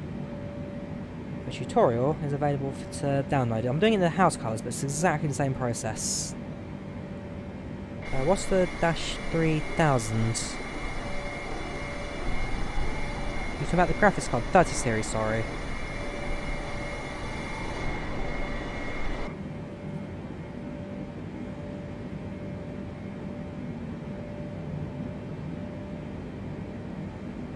Why is the BA logo reversed? Because in the default 747, the texture map is the same on the left hand side as it is on the right. Same port on the port as it is on the starboard, and as a result, the textures are flipped. So unfortunately, until they update the texture pack to have it face the other way on the other side, we're probably just not going to look at that side of the aeroplane.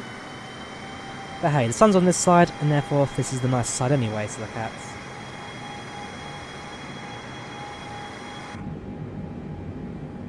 We lost a little bit of altitude there. Across is going to climb a little bit, try and regain some of that.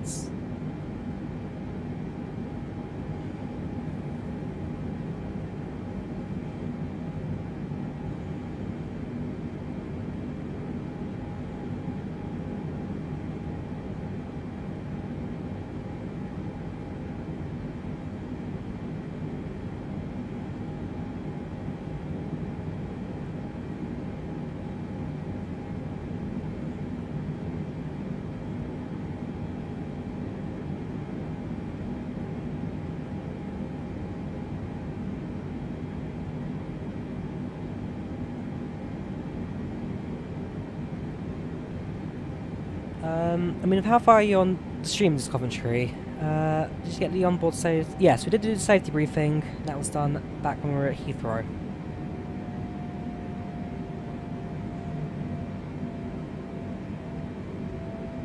Fair play to Sav Gaming. Enjoy new PC.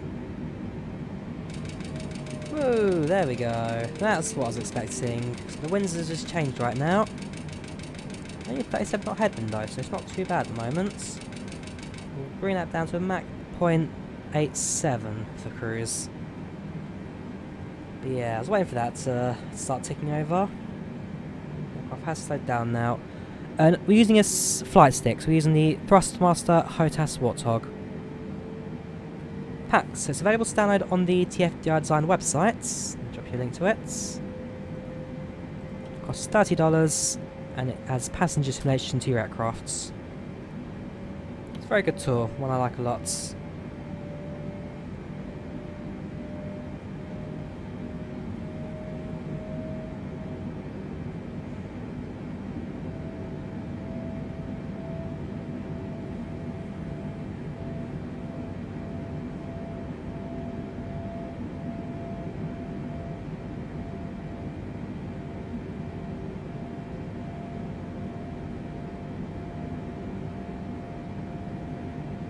How's it going? Not too bad today. Not too bad. Johnson so fast, can't wait for you. We're not going to hit 100k subs anytime soon, that's for sure. Not anytime soon. Thanks for that, Rob, much appreciated. Yeah,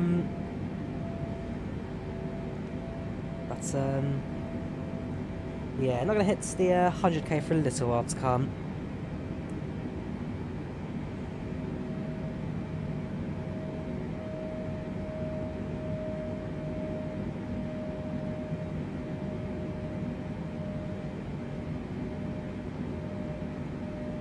FSUI PC, so it's available on the FSUI PC forums as a free download. I'm just going to link that as well. Yes, to get PACX to work, you need FSUI PC. And the download link for that is this. So download that. There's no setup process. You just drag into a folder and it works.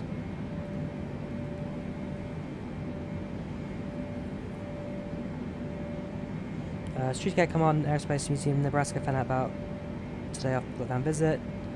I'd like to become a pilot, but I don't have the money to go for it, so some dreams are not supposed to happen. Simulators, I guess, keep me going. I'd like to do some... I'd like to do a hobby license in the future, so an NPPL or a PPL at the very least. That's one in the future. It's certainly not commercial, unless someone can help me out. The CJ4, so Simbrief doesn't have all the aircraft, and therefore for the CJ4 I personally use an Embraer 145 as a equivalent. Similar fuel burn, similar setup. Clouds are on the high right now, we're on high clouds.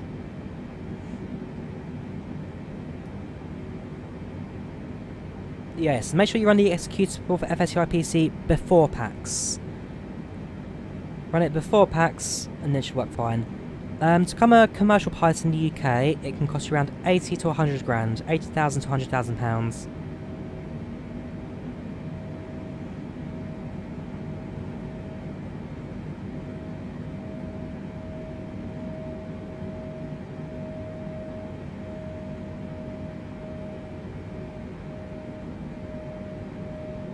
How efficient is going at Mach 187 compared to slow? So if you go slower, it's more efficient on the fuel burn. But at higher screws, it means we get there a little bit earlier. And so tonight, since I do plan to go to bed, I guess earlier as possible, we'll go for a high-speed cruise over an efficient. Your cousin was a pilot of British Airways. Cancer got her, but she got Flight 74. Fair play. I mean, sorry to hear about the loss there. Sorry, Ted. But it sounds like she, at the very least, had a sky-high career. I mean, certainly these days, there are not too many more pilots on the 747, especially if British Airways now retired them all, so... yeah, fair play to her. Bless. Start Patreon and make that in no time. I'm not a big fan of Patreon. Especially if, for example, if I have a bad month or something I don't record as much, I don't want to be charging people for a month of content that I don't give them, so... for now I run on ad revenue and donations. The patch saw me about the same FPS before and after. There's no real massive improvements, apart from using SimConnect. SimConnect now works a charm. Sad for 747, I remember when they came out in 69, he was 10. Yeah, 747 has had a long life, but sadly this service life is now coming to an end. Actually, the passenger service life is coming to an end. As a cargo aircraft, it will fly for another 60, 70 odd years. 747F is not going anywhere, it's just the passenger operations that have now started to cease.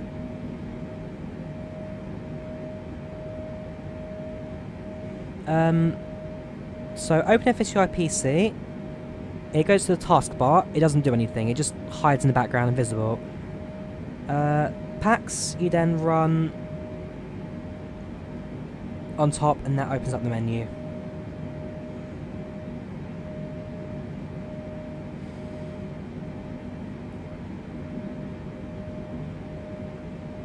Still working on the PC build specs, but as it stands it will be a 3080 with an AMD CPU of some sorts.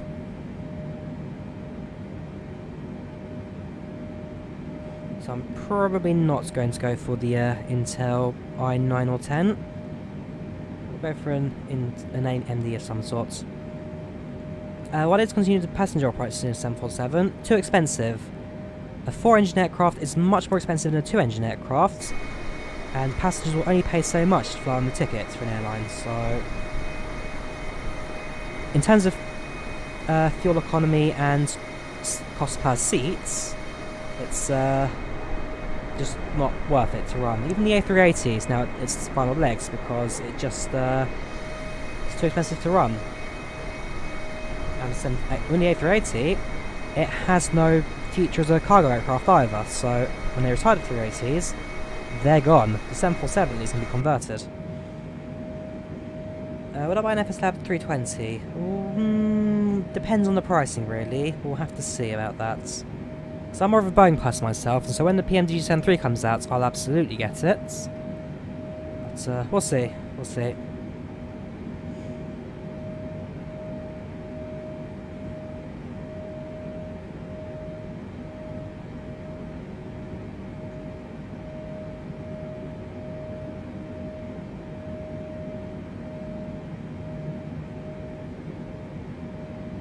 I have played Derail Valley. I tried doing it on the channel as well as a series, but it wasn't very popular, so I ended it quite early.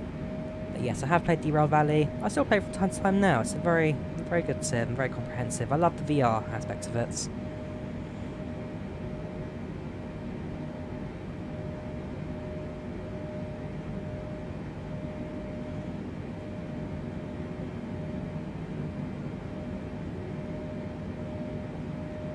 Got to know they made the Dreamliner at all. The Dreamliner is tiny.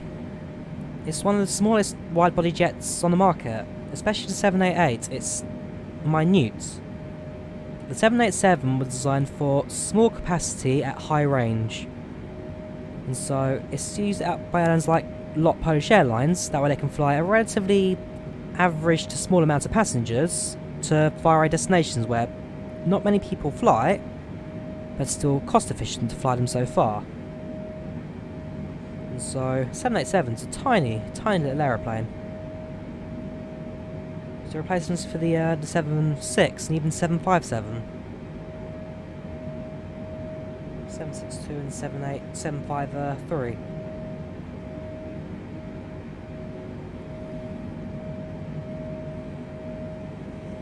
Yeah, 787's tiny. Tiny, tiny, tiny. Compared to an A350, it's nothing. The A350 and 787, everyone compares them, but they are two very different markets. Only the 7810 and the A350 900 are similar in any real sense. Oh, sorry, even the, hang on. The A350 800 even, just competes to the 7, 8, 10. Well, 900 is the 800, which is even smaller. Very different aircrafts.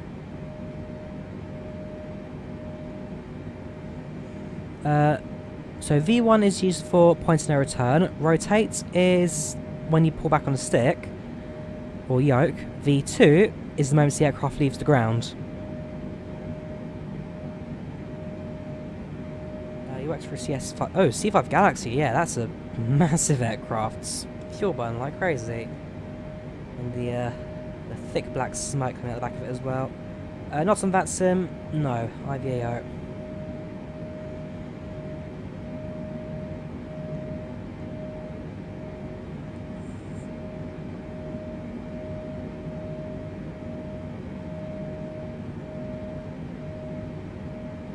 The 777's massive, especially the X. The X is the longest commercial aircrafts ever. The 777 Max, sorry, 777X10. PACX, passenger and crew experience. It's the passenger add-on. That brings passengers, cabin crew, and other amenities into your flights.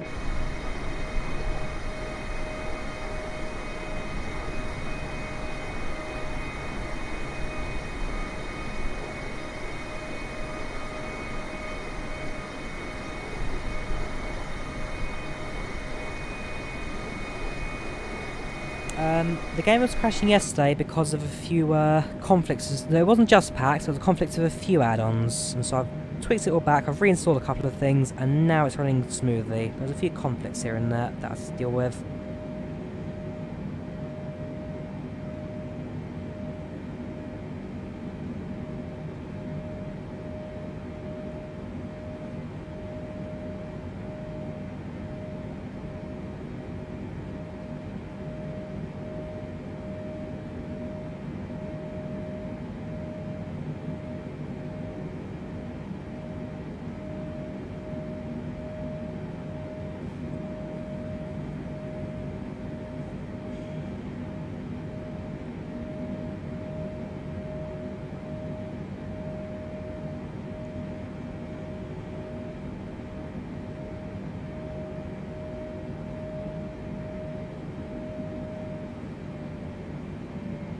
Yes, so run FSUI PC first, then run PAC second.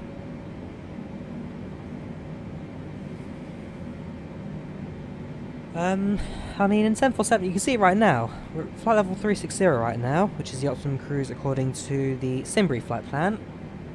And we're running smoother than ever right now.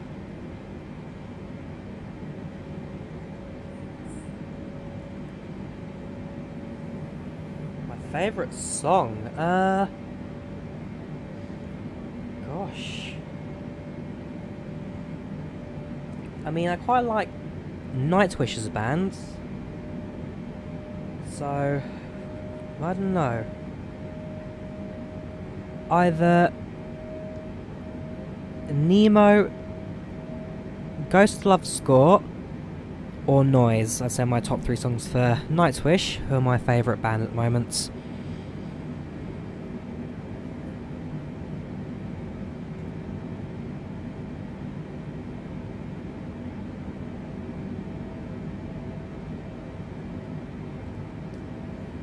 How long left? A long time to go, my friend. You can see the progress bar at the top. We're about... we're just under maybe a fifth of the way there. We're shooting for about an hour and 46 now, so we've got a long way to go. I can tell you if you have a good taste in music. I don't know, I quite like a bit of metal, syntholic metal especially. I don't mind a bit of pop, especially Europop. Yeah, syntholic metal and Europop, I'd say. Two very different genres, but why not?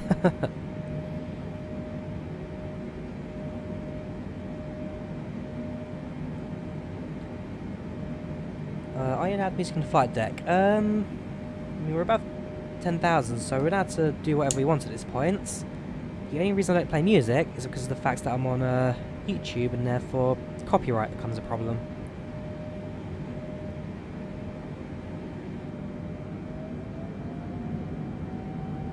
There we go, that was a bit of the weather change right there. Yes, we are doing the 4 flight bank angle, we are doing the 4 flights.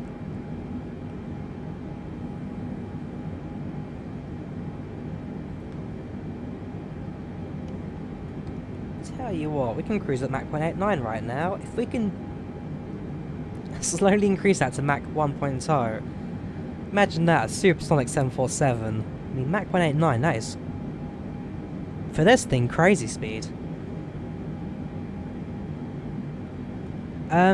So sterile cockpit only comes into play when you're below and above, sorry, when you're below 20,000 feet, sterile cockpit. Once you're at cruise, and in this case, just sitting here doing nothing, pilots are allowed to kind of freestyle a bit, to do a little bit nice of other things, but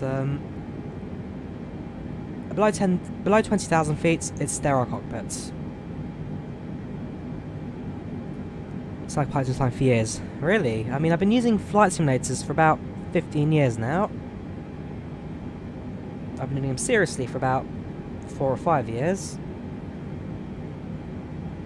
I don't know. I mean, I've been streaming every single day for the last over a month now. It's a month and a week, so I guess I've done it a fair bit.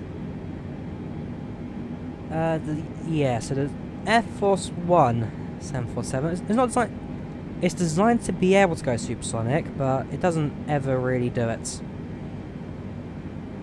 Cheers for that, Susman. Glad you think I'm a nice person.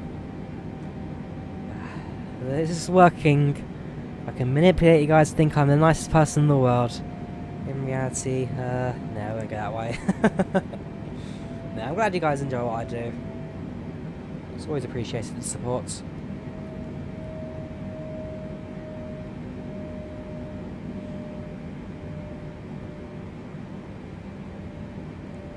Alright, so we're about to enter, at least soon-ish to arrive at our first waypoint on the track. Still got a long way to go until we hit New York, but we're well over the Atlantic, well over... well, it's just water down below. Nothing but water. The sun is slowly starting to lower over the horizon now, so in about 2 hours or so we should start to see a bit of a sunset. as it stands, we'll be alright. We're not overspeeding. We are about 3 knots below overspeeding. Probably bring it down to about 0.8. But, we're about 3 knots below overspeed, don't you worry. We're doing this perfectly alright.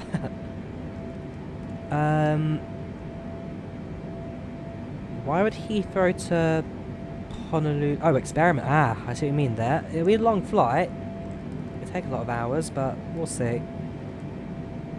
What kind of monitor I use? I just use some Samsung curved monitor. I can't remember the name because they've got some really long numbers, but it's a Samsung 1080p curved monitor, 23 inches.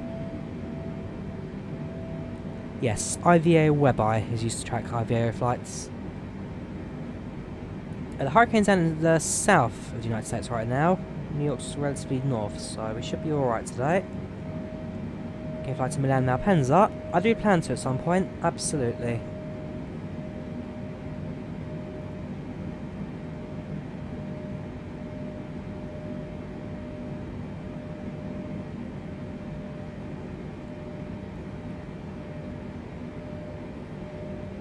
We'll see about London to Honolulu. Especially doing that in one hop. It's going to be a long, long flight. A lot of planning behind that. Question, you actually looks very stable. Is it because you're flying at 1 time speed? Or just... So we're flying with 1 time speed right now. So this is real time. And I guess one trick is to not fly too high. The aircraft will only go to certain altitudes with certain weight limitations. And so... We'll see. Can you fly to African countries? I do plan to do some more African countries for sure soon, absolutely. Right now we are over the Atlantic Ocean, so over the water, and we'll be over the water for the next 4 hours or so.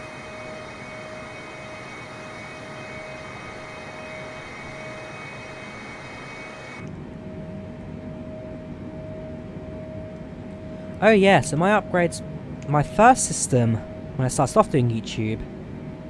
Oh gosh. So my original system was running like...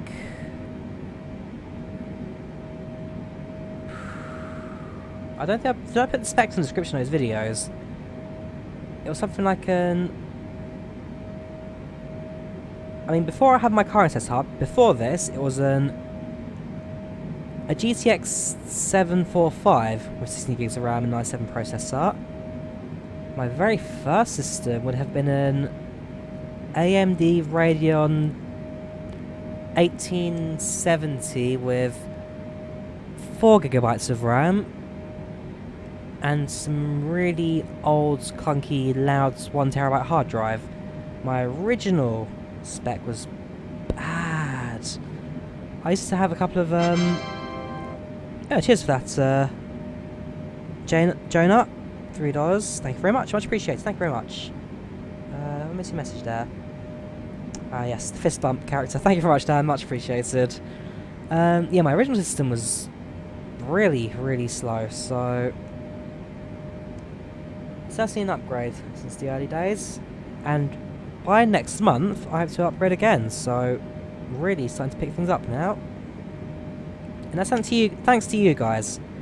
If it weren't for the recent massive viewer growth, if it weren't for all the donations, weren't for all the, I guess the monetization adverts and all that as well, I mean, if it weren't for all of that, and you guys watching the videos and being so kind, I'd be nowhere near this right now, so it's you guys I have to thank for this. It's you guys I need to, really say thank you for. Nope, I don't get bored in these long haul flights, because what this means, Ocean, is that it's more time for me to speak to you lots. Hello, so that wake up nights talking to you guys. In the UK right now, it's just gone 10 PM, 10 past 10, and so I'll have a shower later on. That will freshen me up a bit, just to keep me awake a bit longer. We'll then bring the aircraft in, land it. Look at the ETA. ETA is now 1:41 Zulu, so that's 2:40 in the morning. When we started, it was like 3:30, so we're starting to gain a bit of time right now. We should be landing quite early, which is very good. UK time right now, 2:45 in the morning. Although with the approach as well, probably maybe around 3, but before 3:30 for sure. Cruise speed right now, Mach 188 is looking very helpful as well. Jake asks, do I like planes? No, I despise them. Worst mode of transport ever. Yes, of course I like these things. Useful machines.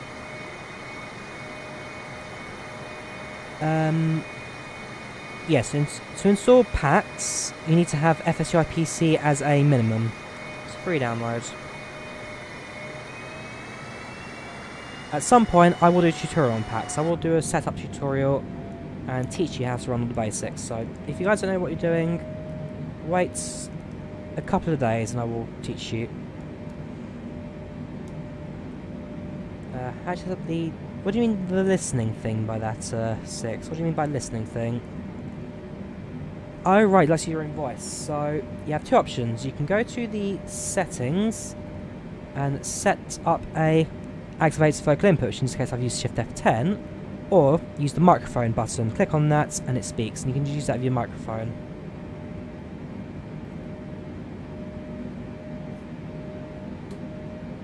So right now it's still raining down below, but at 36,000, I'm going to be nice and high above all of that.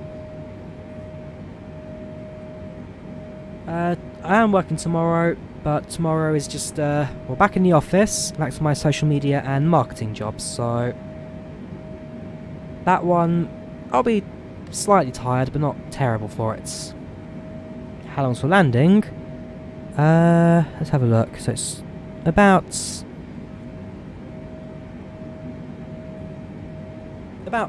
4.5 hours right now till we land. Yes, it's highly recommended that if you're going to use your own voice, you have a microphone plugged in for sure. Yes, it's possible to fly over the North Pole in FlySim. And because it uses satellite imagery, it doesn't have any of the artifacts from flying over the poles.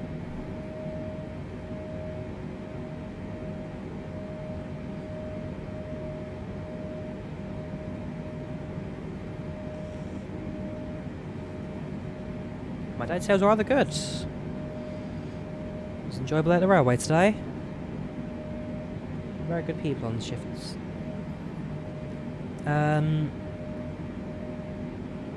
What work do you do? So like I say, so I do database support and management, so I just go through the database, make sure data's set, make sure images are correct and all that.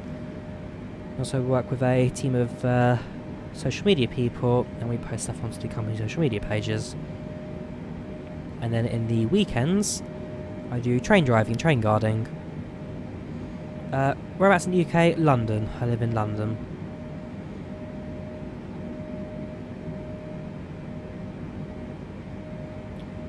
PACX does support the Concorde. It supports every aircraft of any sim.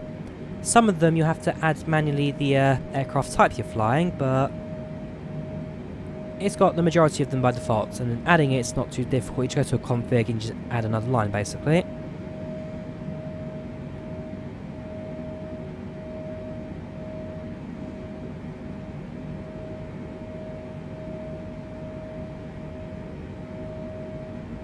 Used to live in London, fair play. Still live here, still enjoying it. All looks good.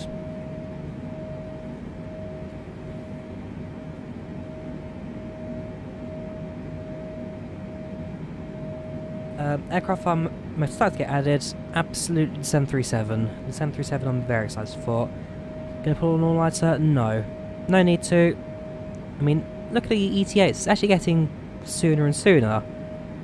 If we're lucky, I could be landing at 2 in the morning, which is about an hour and a half early from our ETA, so not only is it good for me, because I get a bit more sleep tonight, it's really good for the passengers, whose satisfaction will increase. So ETA is 6 hours 25.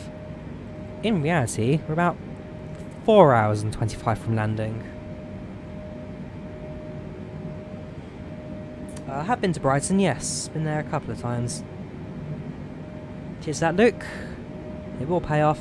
Absolutely it will. I mean, the more people are watching this stuff, the more people are enjoying it, I guess the more often I'll do it as well, but I'm liking it. How to convert ETA into hour and minutes. So, that there is Zulu, so that's 1:42 Zulu, which is Universal Coordinator Time, UTC. Converts Zulu to your local time, and that tells you how long it will be to landing, and then that's how you decide how long to land. So, 01:42 Zulu is 2:42 in the morning in the UK, so Zulu plus 1 for the UK. And therefore, that's how it calculates the times in the sim.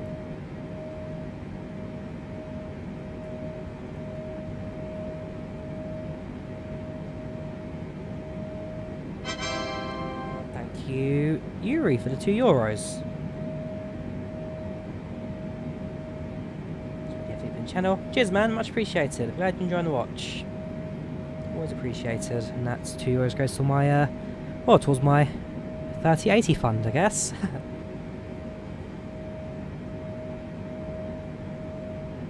I mean, I've already answered you, Jack, but the more you spam that question, the more likely it is for me to mute you.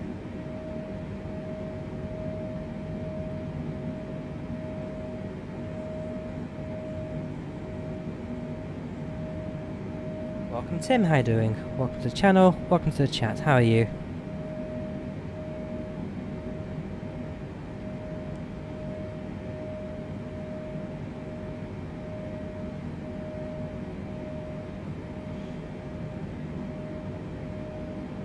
So GA pilot, you want to go into simulation to maintain instrument currency, how accurate is real life? So in terms of scenery and visual aids, then this is spot on. Woo, woo, woo, shoot.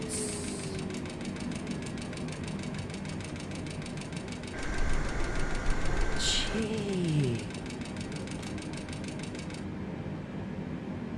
Seatbelt signs are off.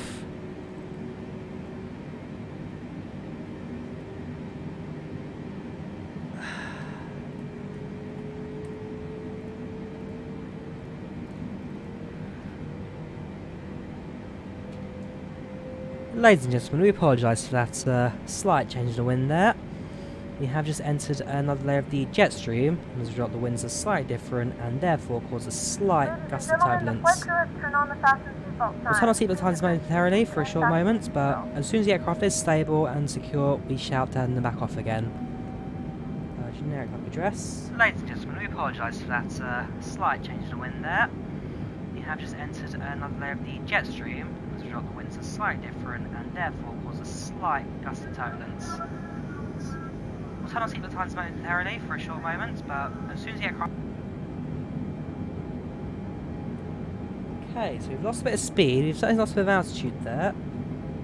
Our passengers are still satisfied, down to 94% though, so we have lost some satisfaction.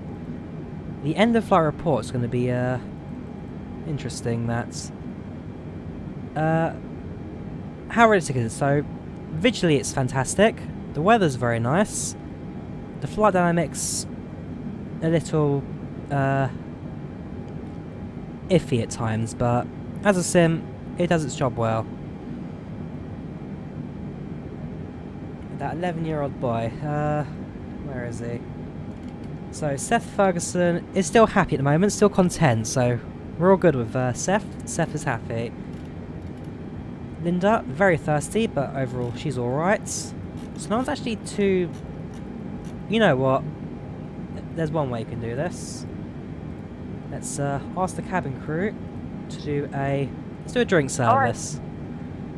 Let's offer passengers some alcohol to mix things up a bit, I guess.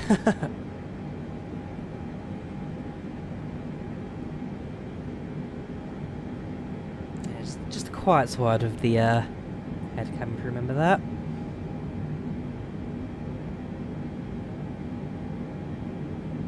It seems to be alright now. The aircraft's stable. We've picked up, well, as soon as we pick up speed again, and the aircraft stabilises, we'll confirm the weather, and then we'll turn off seatbelts on again. We have got drinks. We're doing a drink service right now. At least I'll start it in just a couple of minutes. We have requested the cabin crew to do a drink service.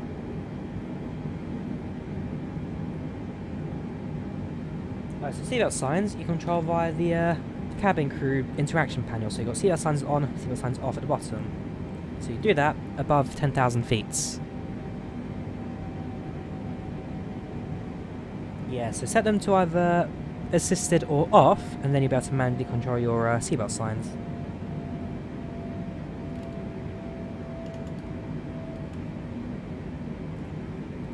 Give me a second.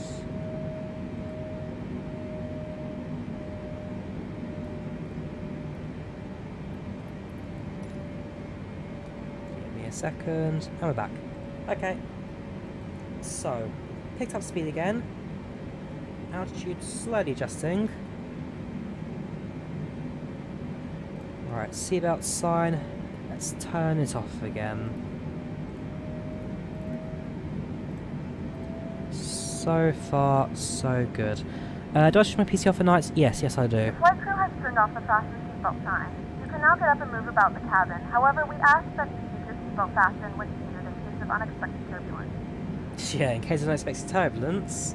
Just like we had a couple of moments ago.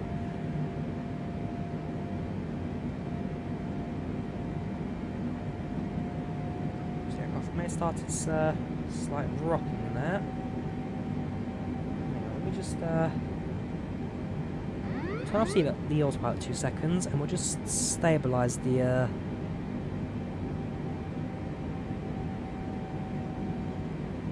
aircraft in terms of rate of climb and speed. So do that. See autopilot back on again. Vertical speed increase 400 and wind speed down to Mach 0.86. So slow the aircraft down, we'll increase its altitude and just kind of balance it out a little bit.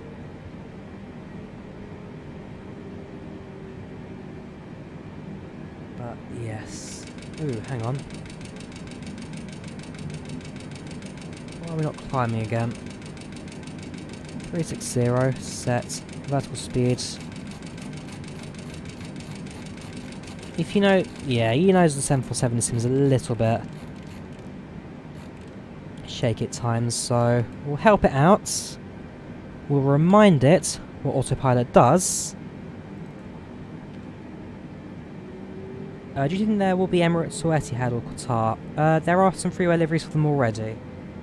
Right. So increase climb at 700 feet per minute, so it's a relatively shallow climb, which aircraft should handle. Should is the key word.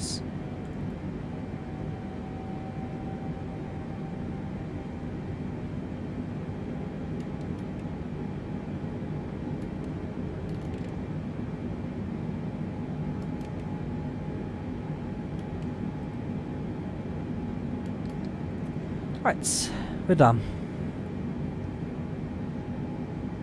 Liveries are part of the Mega Liveries pack. It's a freeware download for the sim. You get liveries for the base aircraft.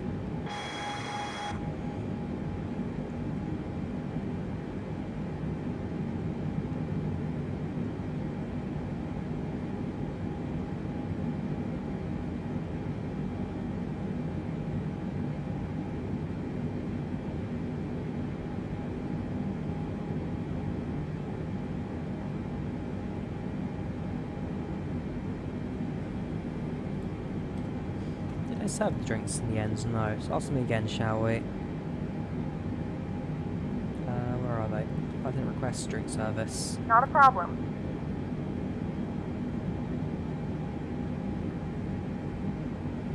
Yes, it is possible to damage the aircrafts. It's more than possible. And something that we don't plan to attempt today. Almost did it there, but well, we're flying good at the moment. Flying smooth, we're back to normal. 9787 of Riziet, that sounds facts that the encryption for these 787, because it's a premium deluxe aircraft, has led to a few small issues with the texture files, and therefore, at this stage, they can't do deliveries for it yet, but they do plan to hopefully do them soon. They don't update, you do need to re-download when the new version's out, so they release a new version every week or so. Just download the latest version, and it'll comes to life. Let's use drone cam. Let's have a look in the aircraft a little bit. So we've got pilots at the front.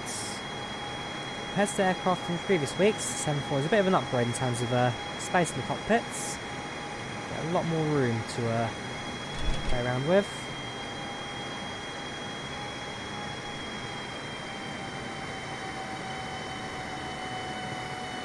And so far, so good. Our 747 handles it rather well. Is there an add-on for the in-flight map like the S-Style? No, not particularly. What happened? Wind happened. Punch the flight plan in manually, so if you go to the starter stream, you'll see me plugging all the waypoints.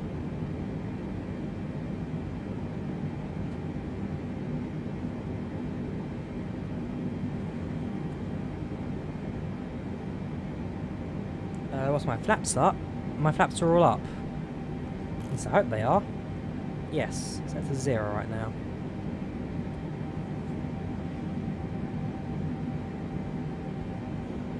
If it's important, it's very important, Justin, because what your flaps do is they, while increase lifts, also increase drags, so best not to have flaps down. Heavy aircraft, a little bit heavy right now, but as we continue to fly, we will continue to burn fuel. Also, as well as that, the aircraft is pitching up and down slightly because you know what it's like when it comes to stability. Give me a second. So it actually does kind of use it. Interesting, okay.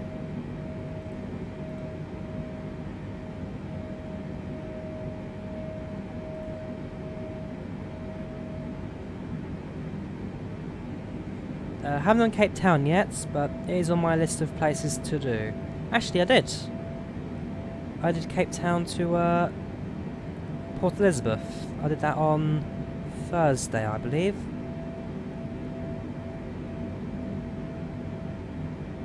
Yes, I've done Cape Town to Port Elizabeth.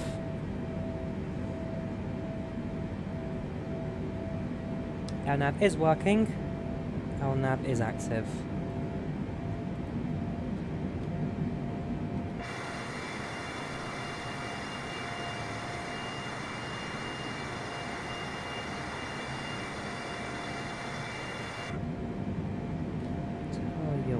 Tell you what.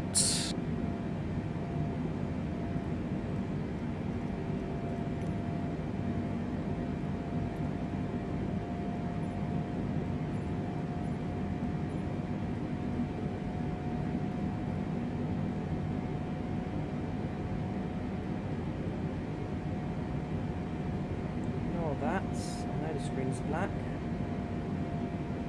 I'm just cheating right now. Say how I'm cheating. Exactly giving it away. Have I done Botswana? No, I have not. Try decreasing altitude to flight level 350. We are flying westward, and so we do need to have an even number altitude. So we're going to 340.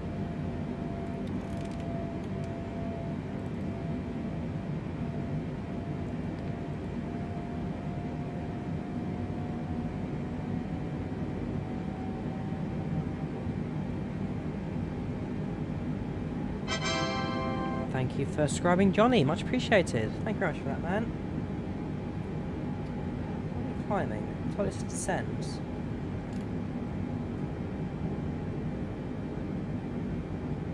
%100% sure I told it's descend. Very temperamental autopilot, this.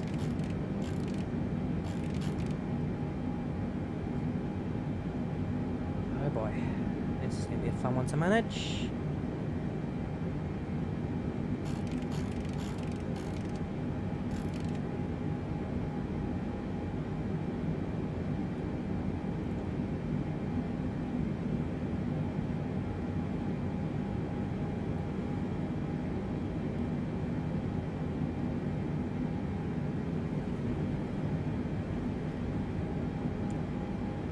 Doing there is I'm manually manipulating the trim right now, because the reason the aircraft pitches up and goes down like that, the trim has a really big part to play with it. So the aircraft actually doesn't know what it's supposed to do with the trim. As a result, it sends it crazy. So I'm going to manipulate the trim slightly and manually pitch the aircraft down. Trim is the big problem with this aircraft. Slow the aircraft down.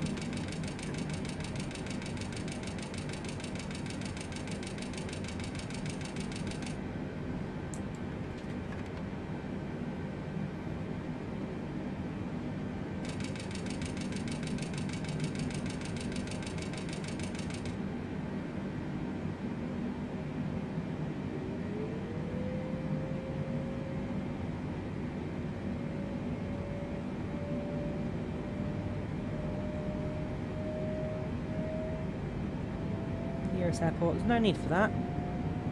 Just got the aircraft under control. And also, what did you manage to trim? So right now I'm using a trim slider as part of the Thrustmaster Warthog. So I'm basically managing it on my altitude thing there, and the trim slider just there.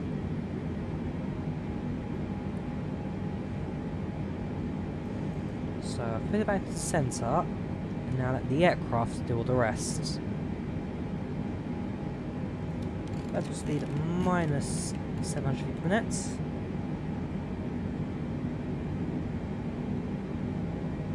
So it no longer goes up to like 3,000 feet, but only about 900 feet before turning.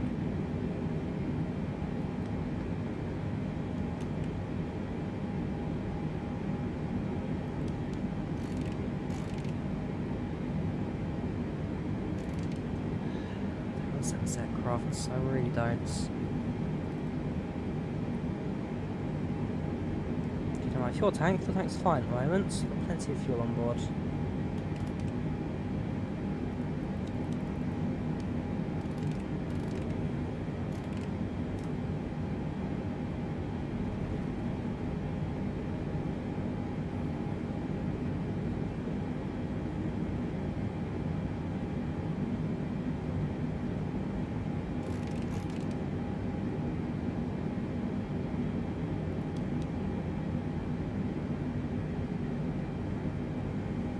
Do it again. So autopilot disconnects.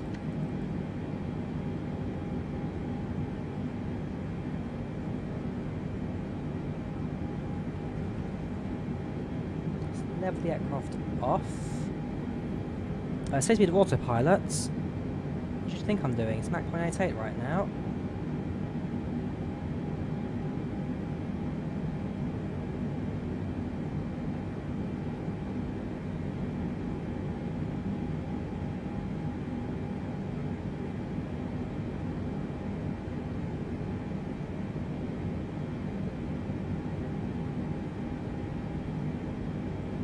There we go.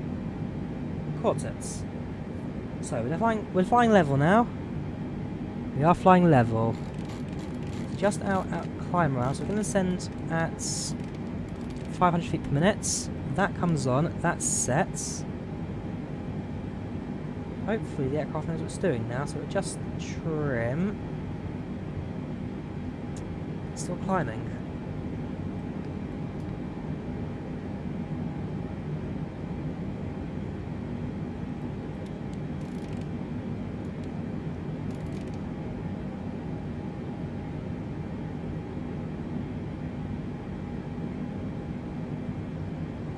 This aircraft doesn't know what it's doing right now.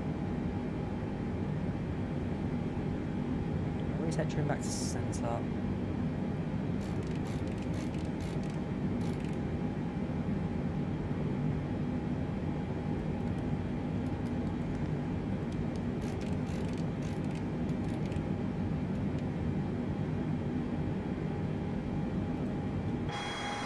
Such a temperamental system, this. There we go, it's bringing it back down again now.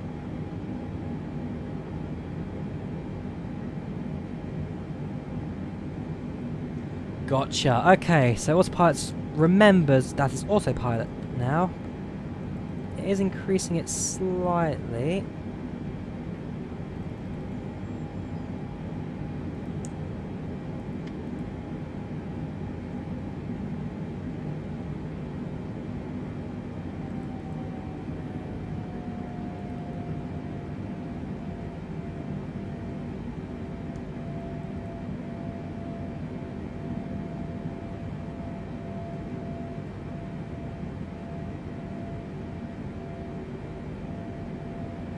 some reason the issue is it doesn't detect vertical speed anymore. Try that.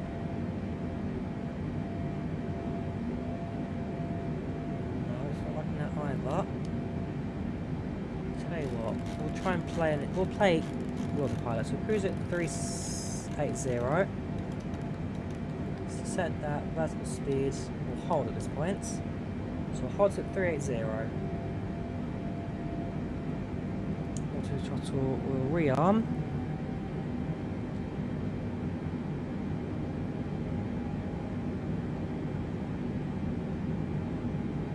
No is Ollie. We're just currently fighting the autopilot and remind the aircraft how it works. Right, let's go down to 370. So do this slowly, step by step. 300 feet per minute descent. Nice and slow. Come on, 747. Surely you know what you're doing. The meteorite horizon starting to reach out. There you go. We're descending now. Down to 600 feet per minute.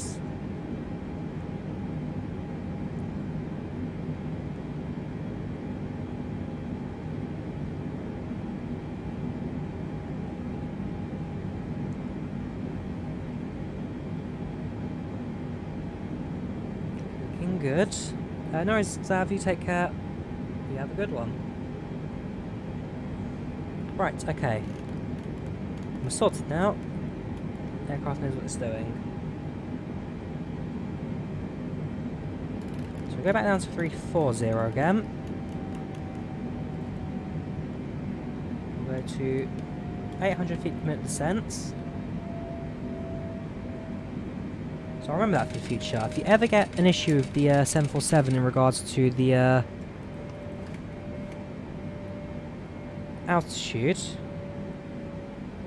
hold it at its current altitude, let the autopilot remember what it's doing, and then continue with descents. Down to 340.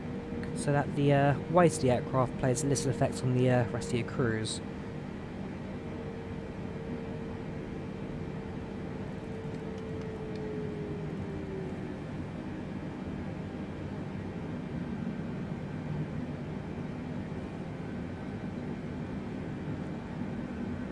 Cool. Crisis averted. Crisis averted. We're back on track, guys. We're back on track. To be fair, this was not as bad as the one I had over China. If you go watch my flights from Bangkok to Sapporo, on that flight we completely lost control of the aircraft. Not only on its altitude up and down, but also on the heading as well, left and right. So I was trying to do barrel rolls and I was sort of fighting that. So 747 is a temperamental aircraft in the sim. But once you get it working, it flies.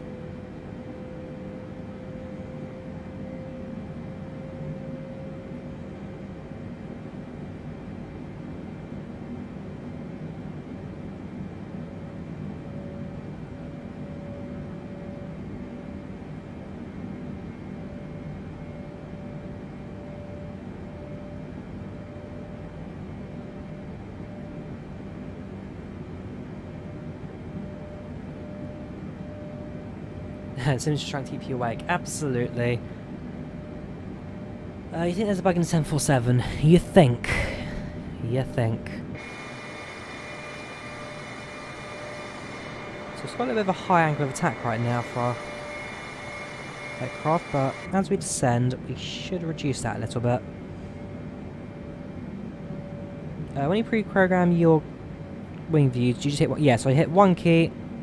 So I got, these are the views I got. So I got my left seats. I've just hit another wind spike there. Give me a second to manage that. The winds are deadly in the sim. It's got left seat, right seat, overhead panel, FMS, left wing, right wing upper deck, right wing lower deck, and that's all that.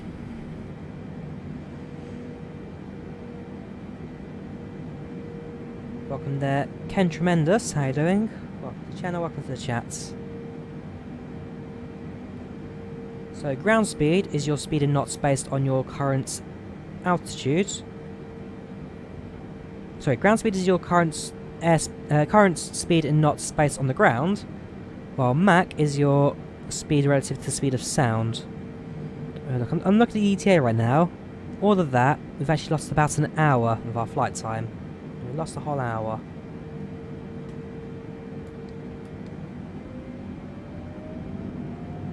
Increase our speed again. 0.88 should do. Now that we are approaching 340, we'll level the aircraft up. 5 hours. I'm going to try and reduce that again, so we'll increase our speed once more.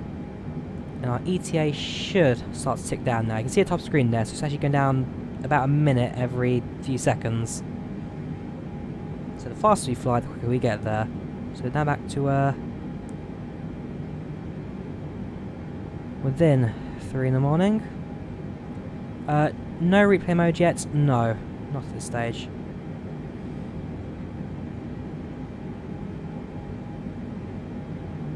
Yeah, so Zulu is UTC, Universal Coordinated Time. We're now about to reach 340, flight of 34,000.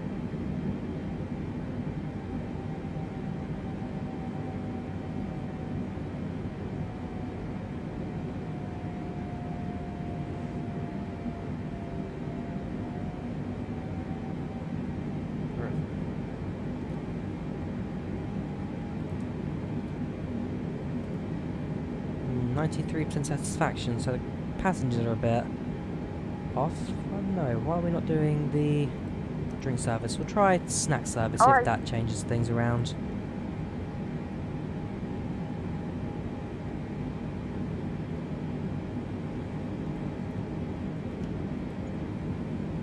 Let's go to Mach 0.87.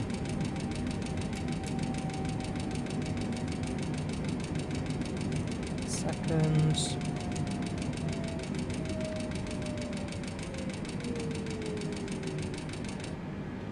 Go.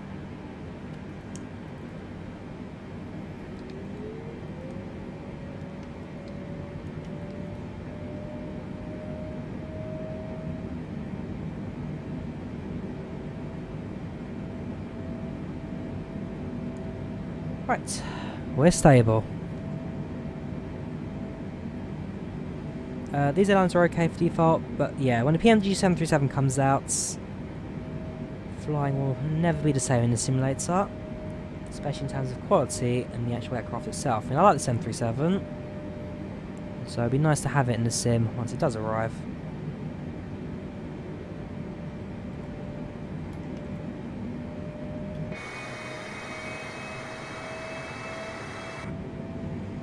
Turn your throttle. Why turn your throttle off? No way I'm doing that at all.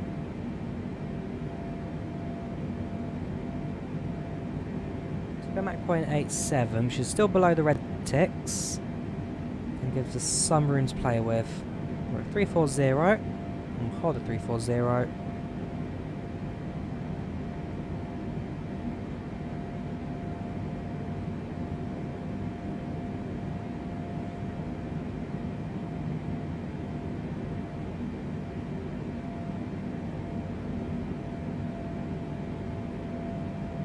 Uh, 737-800 is the PNG doing. The NG3 is an NG series 737. You need to sleep when you see landing. We've got a few hours till we land, so you're up for a while if that's the case.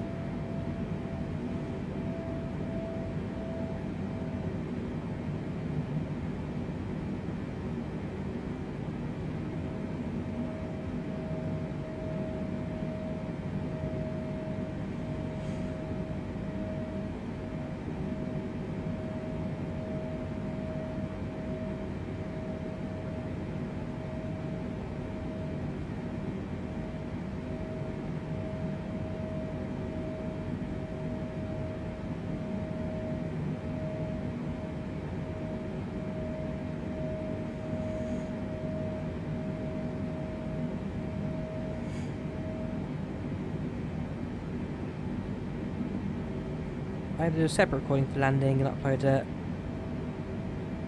So the whole stream will be available to watch, and so I won't do a separate video, no, not the intentions. I mean, you can always just skip the majority of the video like most people do.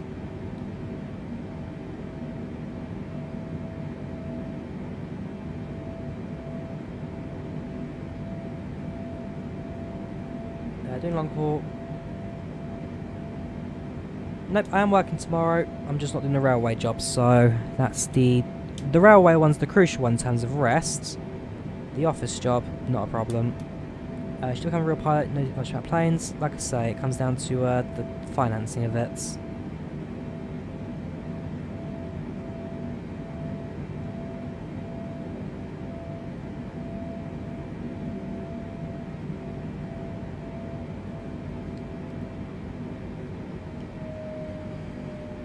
Watching Innsbruck from Gatwick, great video, hope to see you toward JFK. We'll have a look at JFK Airport when we land, that's a given. So that's something I do plan to do.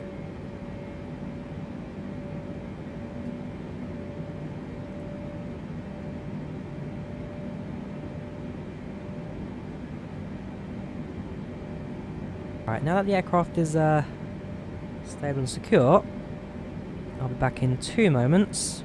Need to pop to the toilet 2 seconds. Back in a jiffy.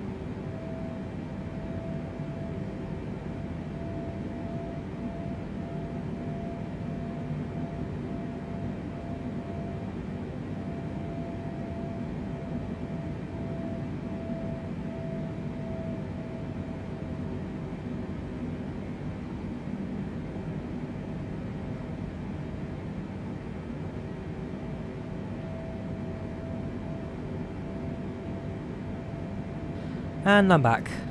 Aircraft still flying, we're still in one piece. So it looks like it was a successful break. Yeah, we're starting to lose it on the altitude there. I mean, like I said, the issue is down to the trim. Watch the trim go up and down as the aircraft keeps doing that. It trims it too far. So what I'm going to do, I'm going to hold the trim now.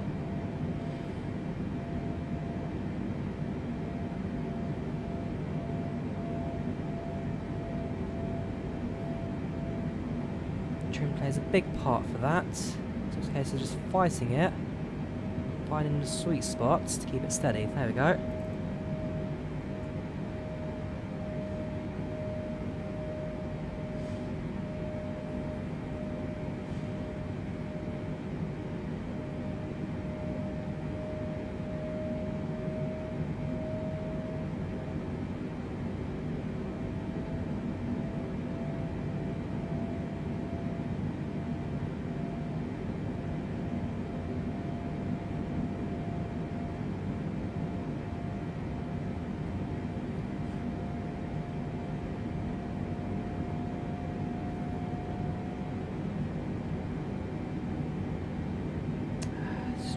So annoying. No, it's definitely the autopilot error. 100% autopilot causing oscillations.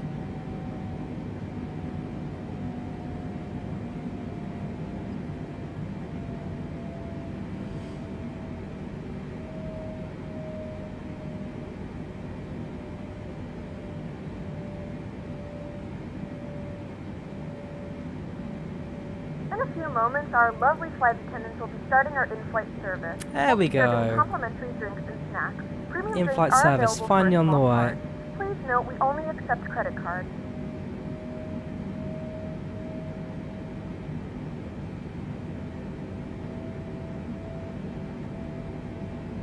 There we go. We've studied the aircraft now.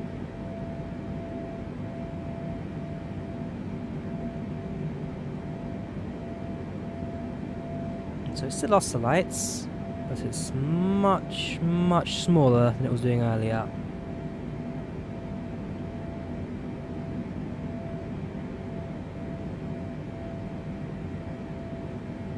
I've seen self-loading cargo, but I'm quite happy with PACX at the moment.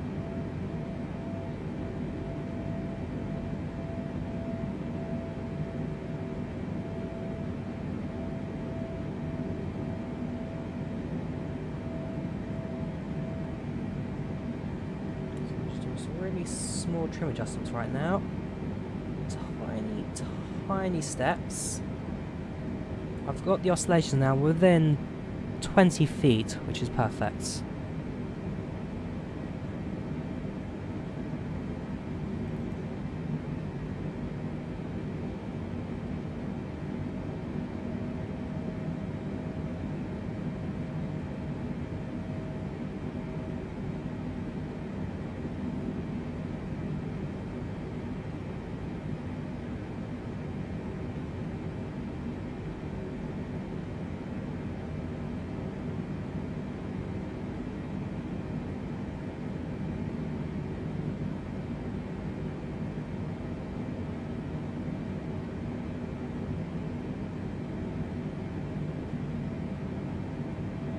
Your message doesn't really help me, Charles. It's a suggestion, not really a helper.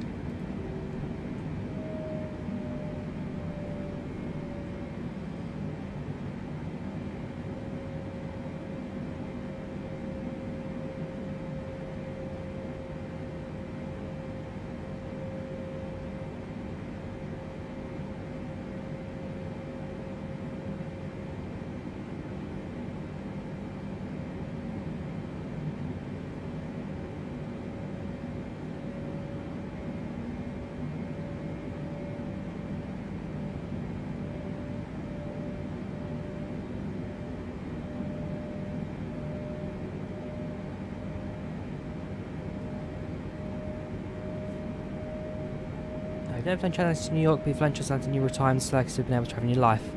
I mean, I've flown a lot around Europe. I've not done long haul myself, never done it, hope to at some point in the future. But,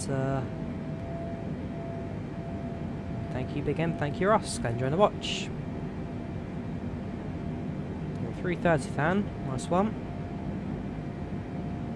No worries, Ken Tremendous. Take care. Have a good night.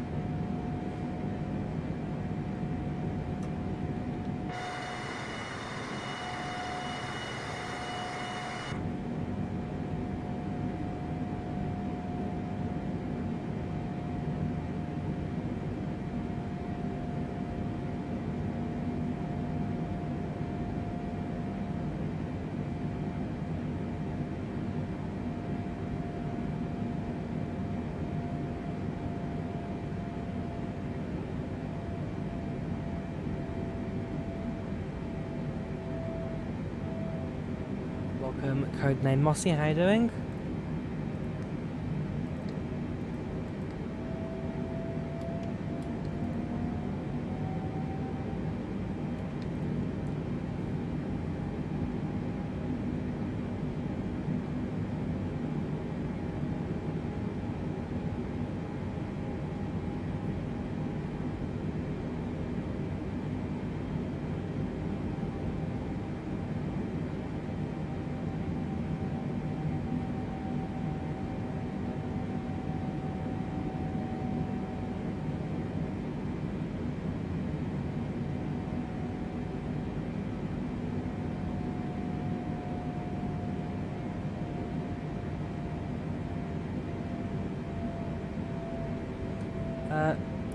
No regard, the Alf. You again have a good one. Have a good night.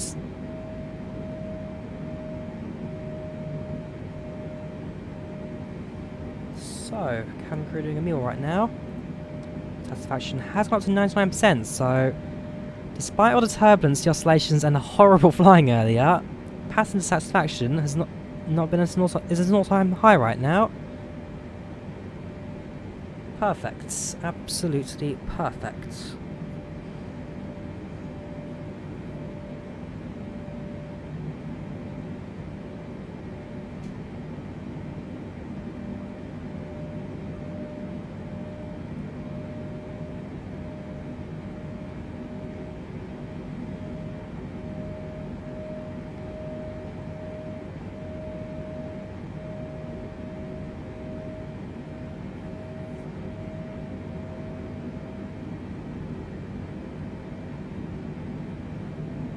My most recent flight would have been that from Inverness to London. My last international flight would have been the return trip from, I think it was Vienna. Yeah, Vienna came after Italy. Paris was by train, so I think it was by Vienna, my last international flights.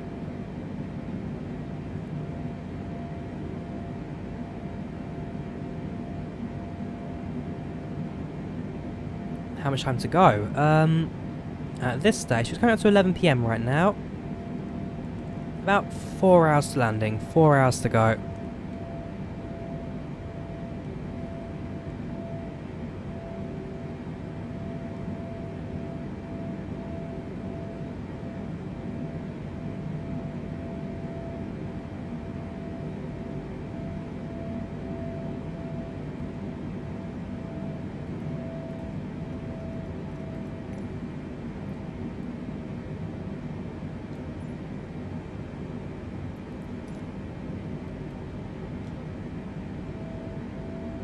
Second.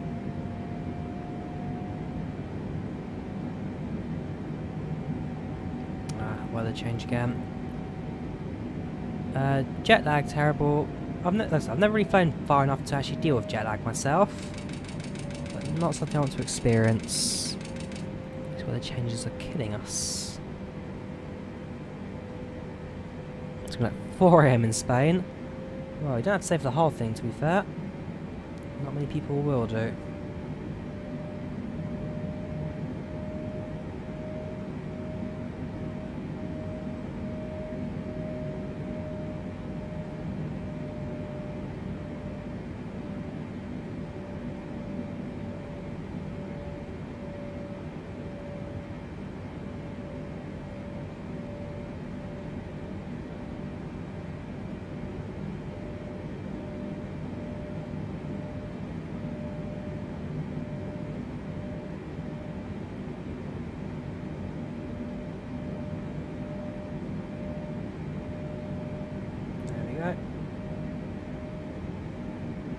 cancellations. Dealt with it.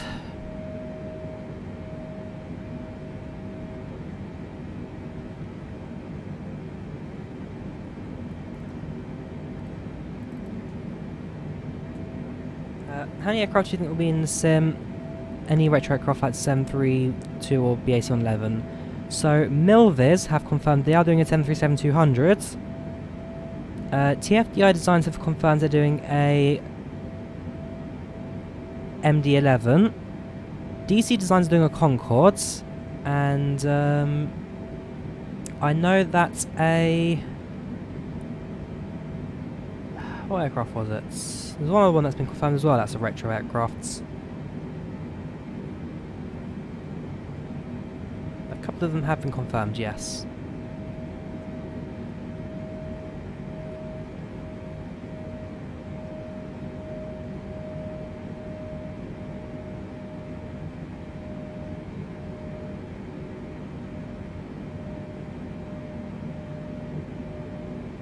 I plan to do a few of them, definitely. I do plan to do some of the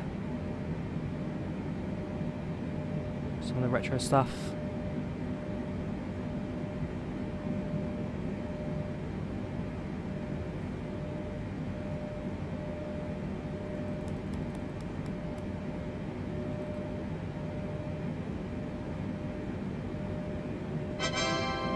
Thank you, Philip, for the £4. Much appreciated. For a cup of coffee, thanks for that. Much appreciated, mucho appreciato. So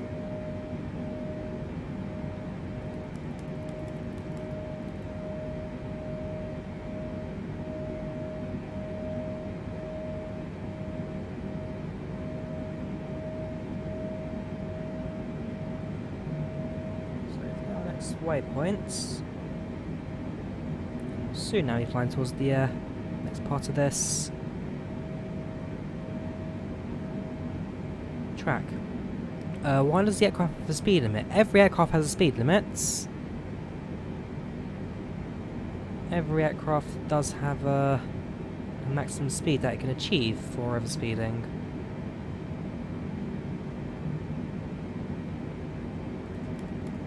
So,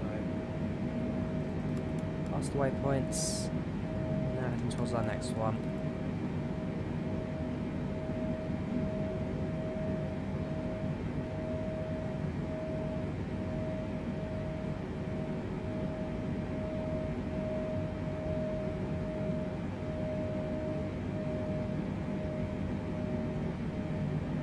She's at this one, Steve. Glad you're enjoying the watch.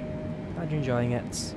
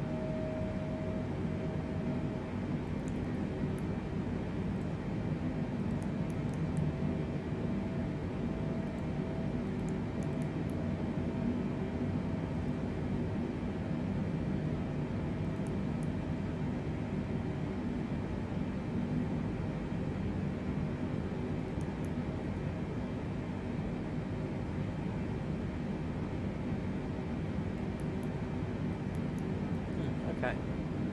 Oh, no, look at that. Right, very nice. Okay, that's fine then.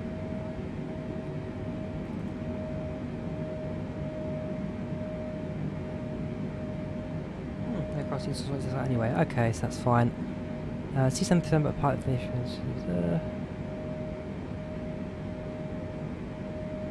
Why do you go Mach 886 but fly at 390? So right now our weight's still a little bit off right now for 390, right?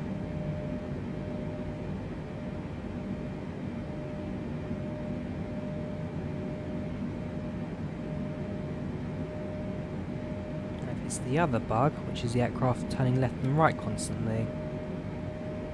So I'll level the airplane off. Here we go, this is my other favourite bug. I'll just trim them.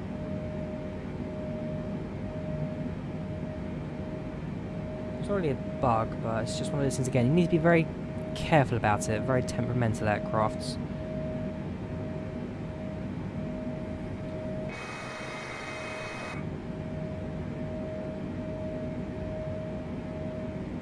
Fuel. Plenty. Plenty of fuel.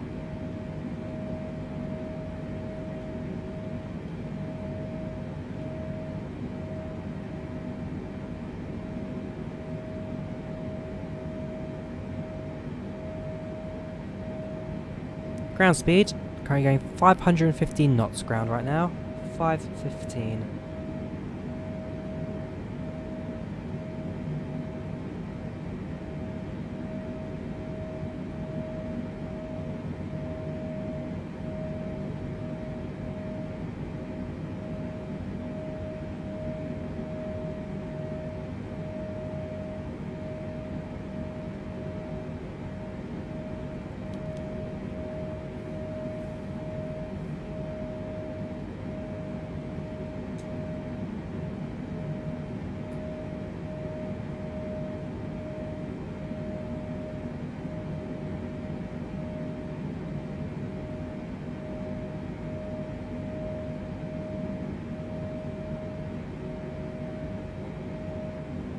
Altitude 34,000 feet, flight level 340.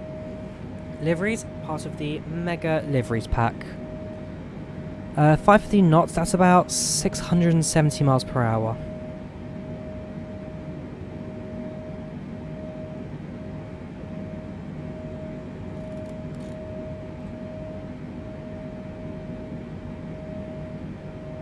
Program at the top, that is FlyLive Studio.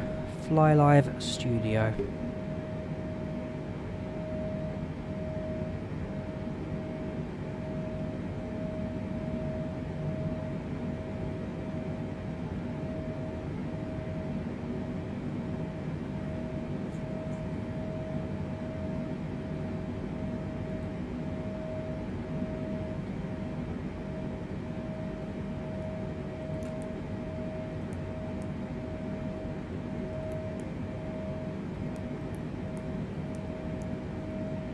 Wonder 360, 310. Could we get away? No. So the VNAV actually. It looks like VNAV could work on us. We'll see. If it doesn't, then we'll just do what we were doing earlier.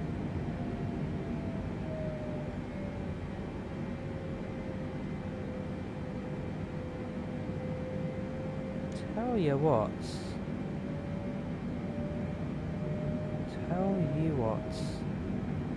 It looks like, can I do it?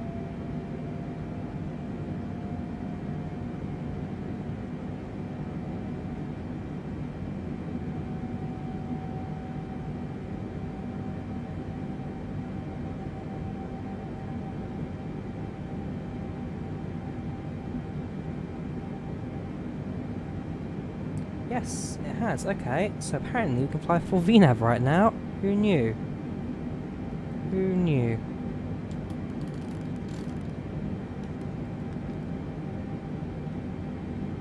I guess in 3080. 3080.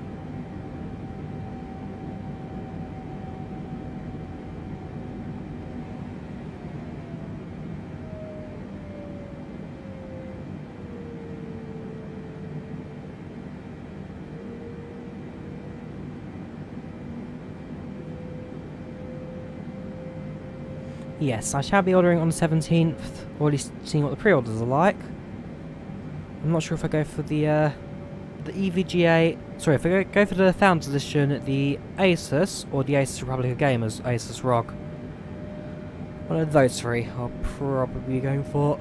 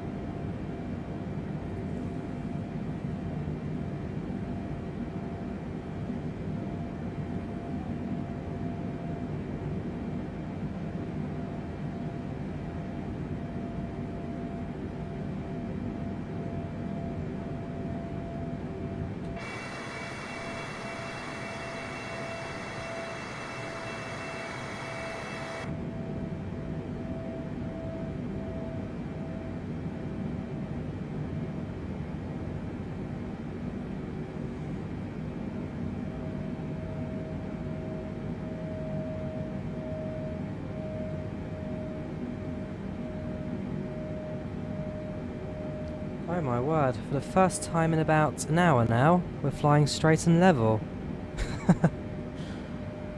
It's not perfect, it's a temperamental aircraft, but the 1047 is more than viable to fly.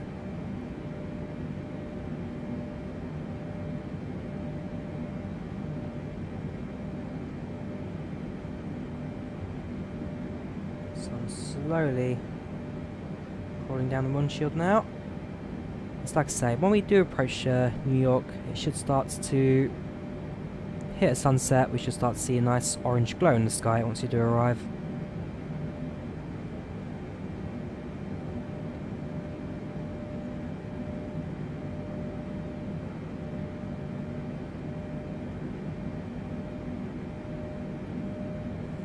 Cut down the passengers. 97% satisfied for the most part. Got a few thirsty, a few hungry. But, well, yeah, it seems like the majority of them are thirsty. So unless we can get a drink service sorted. Not a problem. We'll see how that changes. I haven't used self-loading cargo, so unfortunately I can't give you a comparison, but I use PACX, my go-to.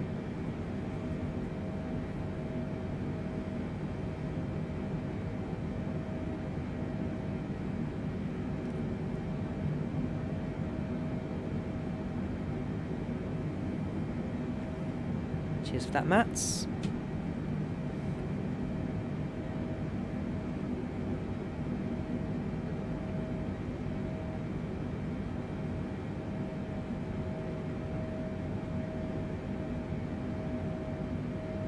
So the FPS issues are conflicts with a couple of mods. So I've reinstalled a couple of my mods. I've also, yeah, it's just a case of reinstall a couple of mods and eventually it will work as normal again.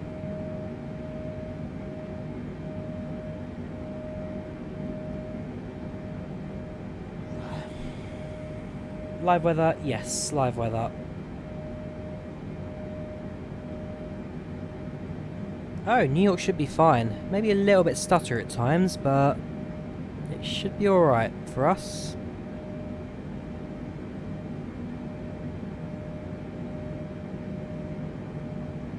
As soon as we hit this next waypoint, it should start to smoothen out our flight plan. New York to Athens, no plans at this point, certainly not. I'm just about surviving with this London to New York flights, so probably nothing further afield just yet, especially in the 747.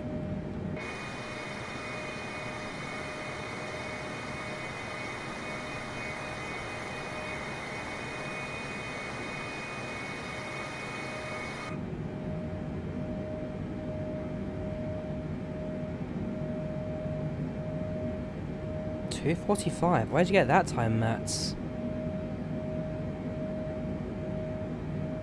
Got another 3 hours 45 to go.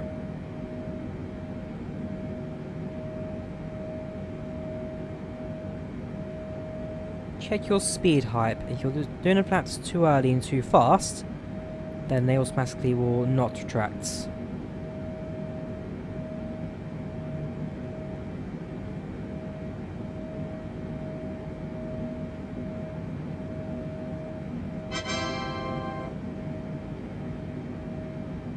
Thank you for the £3.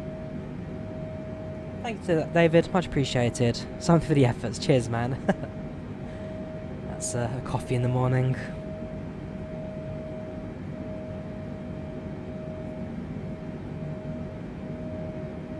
Yes, I will be upgrading to a 3080 when that releases. I will be upgrading to a 3080. No worries, Luca. You take care. Have a good one. Yeah, tomorrow morning you'll see the landing, so if the stream is still up, it means the landing went well. If all of a sudden the live stream is disappeared, it no longer exists, presume the worst has happened. But no, we should be alright. We should be alright.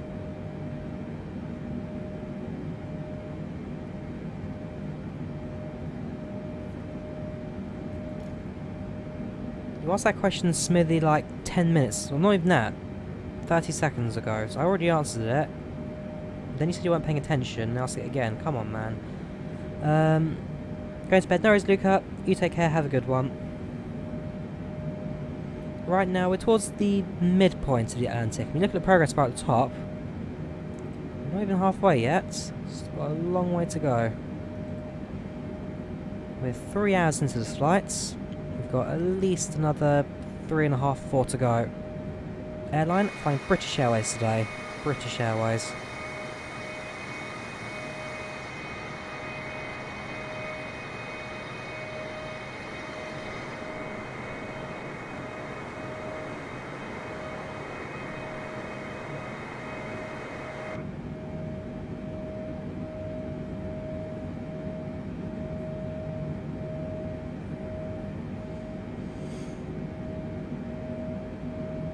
ETA means the estimated time of arrival. That's our time of arrival in Zulu. Yes, we're checking our fuel. Fuel is fine. Fuel is more than fine.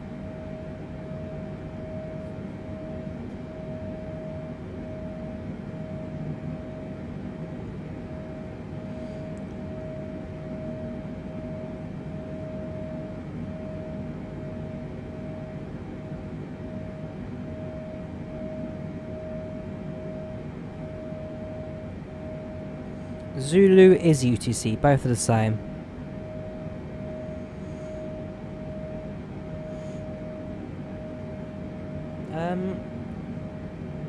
What do you mean horizon seems off? I mean the aircraft does bank slightly, and don't forget that it's also countering with the winds, and so most aircraft in reality don't fly straight level, but it does counteract the winds as well during its flights.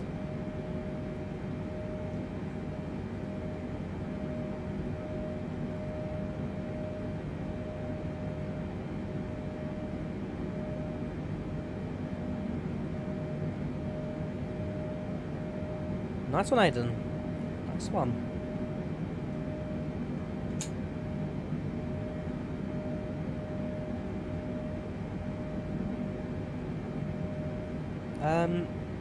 If it hasn't worked today, then it means you've done something wrong, because it should work with the steam, no problem.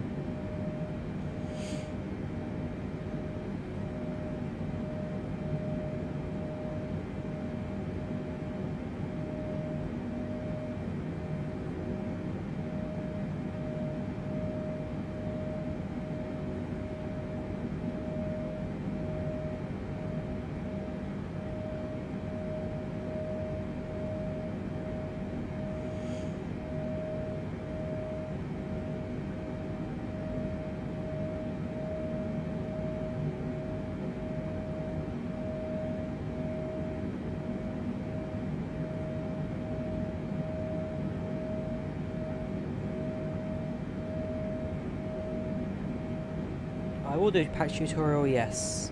At some point I will be.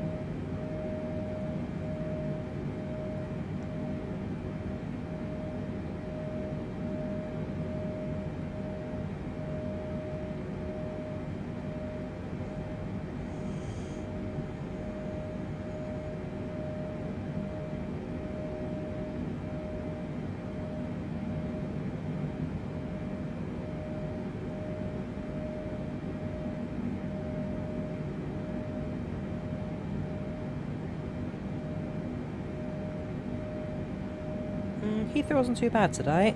Heathrow departure, rather good.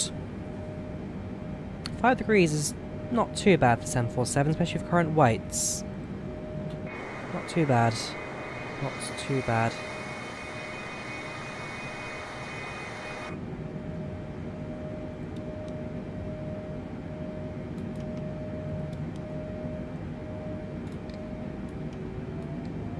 So pick up speed again. Let's see if we try and get a little bit faster to get faster in New York, try and gain some time again.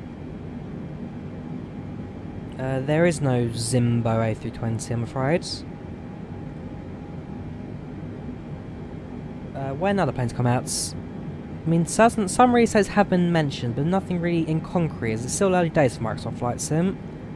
But the number one standout right now is the Q1 2021 release of the PMDG 737. Charts, I use ChartFox and SimBrief for my flight information. What's your issue with the A320? As long as it's in the community folder, it should be alright.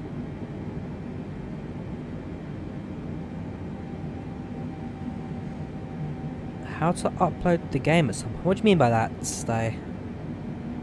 How to upload the game?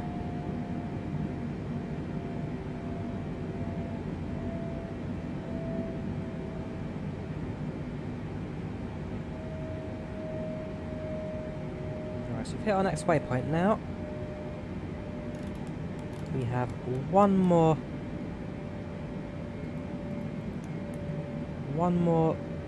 actually 3, 4, 5, that may be the end of our tracks actually.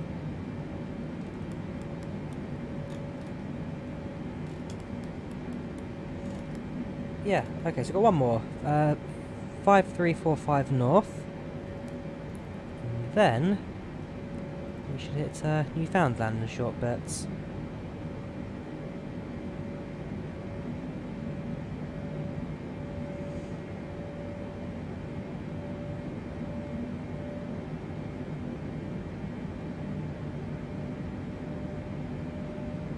Can you fly from Gatwick to England shuttle? What? I'm not sure what you mean by that at all, Caliman Jarvis. No idea what you mean by that. Favourite commercial aircraft, 737. Favourite general, the Mooney M20.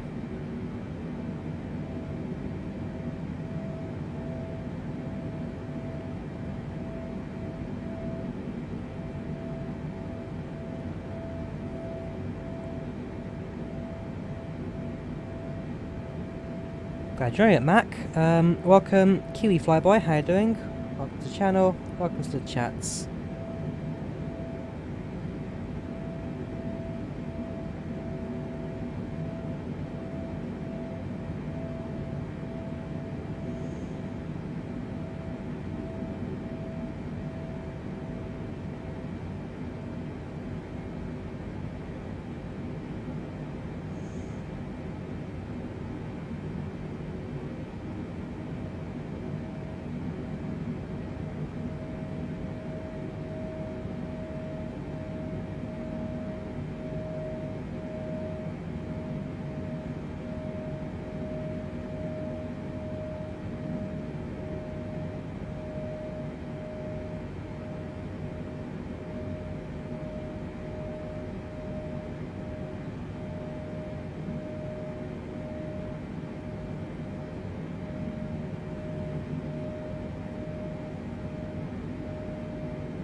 Gatwick to England shuttle.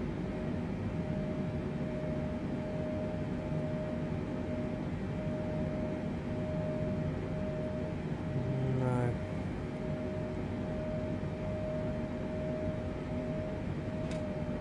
Whoops.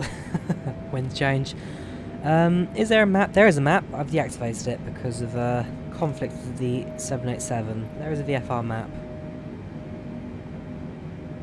Oh, other than the VFR map? No, there is not.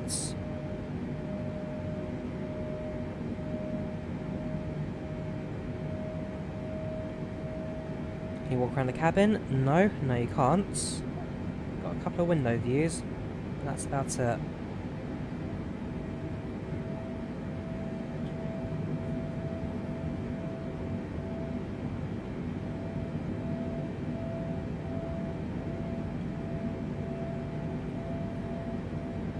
Oh, on the other hand, that wind's change actually may have fixed that banking issue for us at least. Sometimes you just need to kick the 747 to submission and it will fly for you.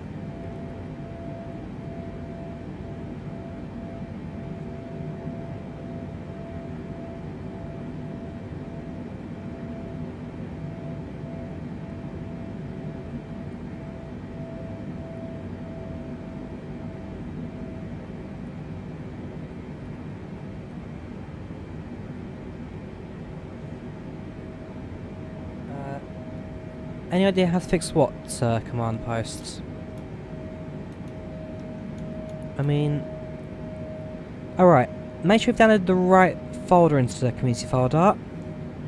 If you've downloaded the right folder, then it should work no problem. Yes, I am here, KB.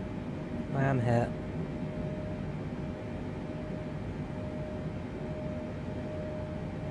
No repair mode yet, but Sobo has said they are working on one, and hopefully it'll be with us relatively soon. Give me 2 seconds, I'll check something quickly.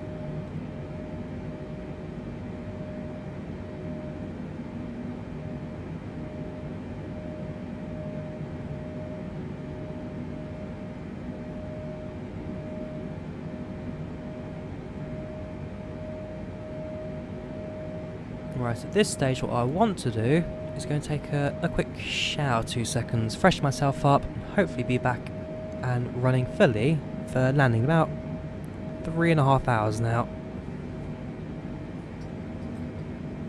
So as it stands, ETA is looking rather good. We're slowly approaching the midpoint of this flight.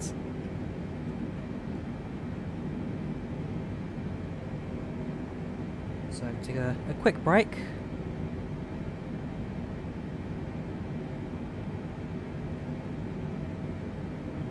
It's still flying stable.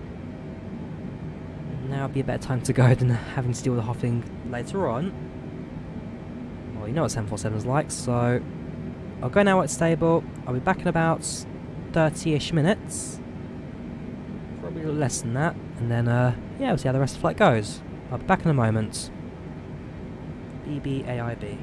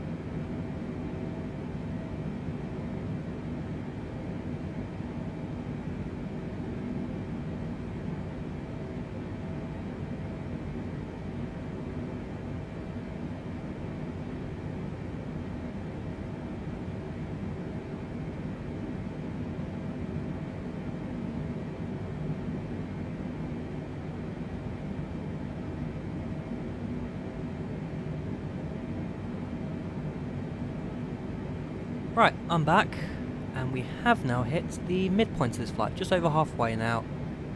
Progress looking good, 747 still flying, and for the first time in a while, all is calm on the Western Front, so I'll get myself prepped up, get myself ready to,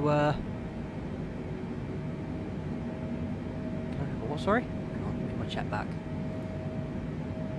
Can I please have a Heineken? Alright, yeah, so, all looking good, we're in the air, aircraft safe, get myself, prepped up for the, rest of the flights. ETA still 2:50 in the morning, so it's going to be a late one, but it's going to be worth it, absolutely.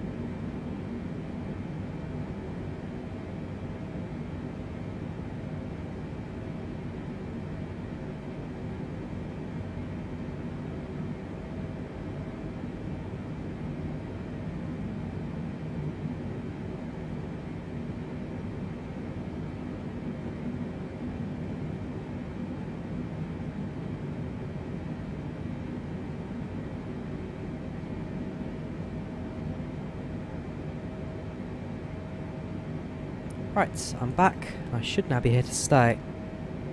Yes, 12:15 Scotland, 12:15 in the UK as well.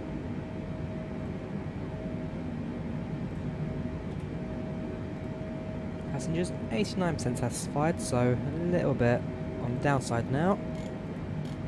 Very thirsty, very hungry, but the problem is, for some reason, the cabin crew, I can tell them to do a drink. Not a problem. I can tell them to do a snack. Alright. They never seem to do it, so let's try a meal service. You got it.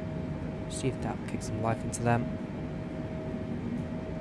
Nope, not yet. Still got another 2 hours and 40 minutes-ish? 2 hours 20 minutes?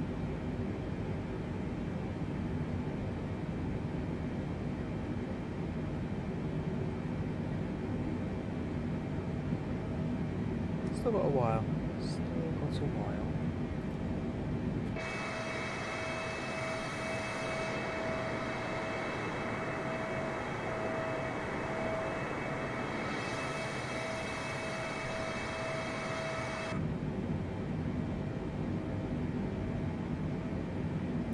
At some point I will fly from Australia to the UK, but certainly not this weekend. Ah, he's fixed you a free to your next project, have you? Glad to hear, glad to hear.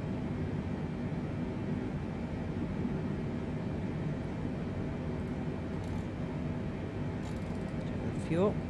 Craft's looking nice and stable.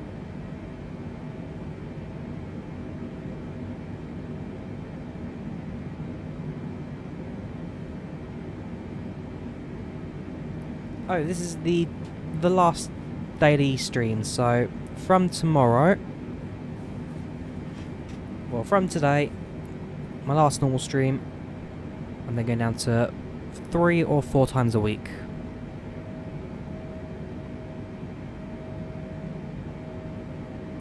AM UK time. Apparently at 3 AM UK time according to this. We somehow lost an hour. Yes, very excited for that series. Going to go for the 3080 myself.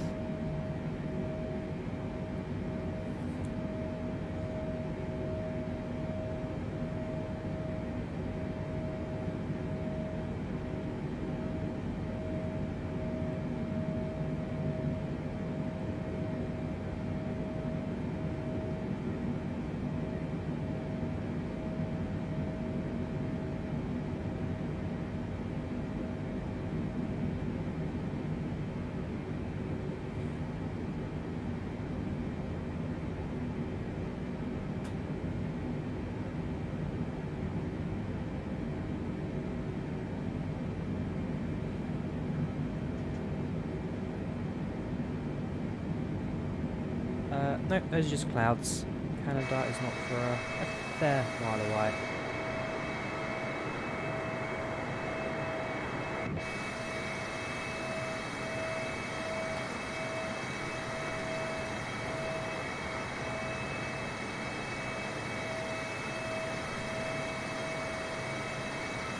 Mm, 7 hours 50, but we have managed to gain a bit of time. We are flying at Mach points. Mach 8.6 at the moment. We could probably push up to Mach 8.8. So flying at a higher cruising speed than we first selected. We have gained about an hour so far. But once we land, we'll get the full time, we'll get full stats.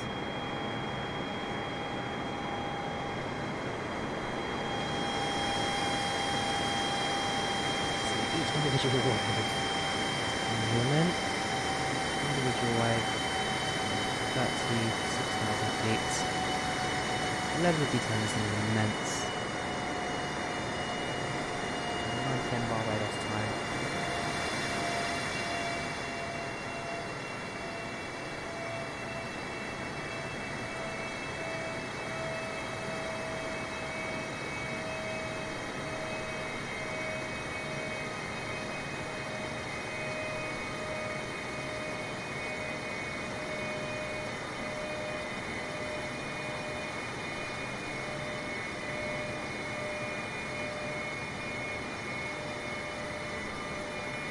Oh yeah, it's a beautiful aeroplane.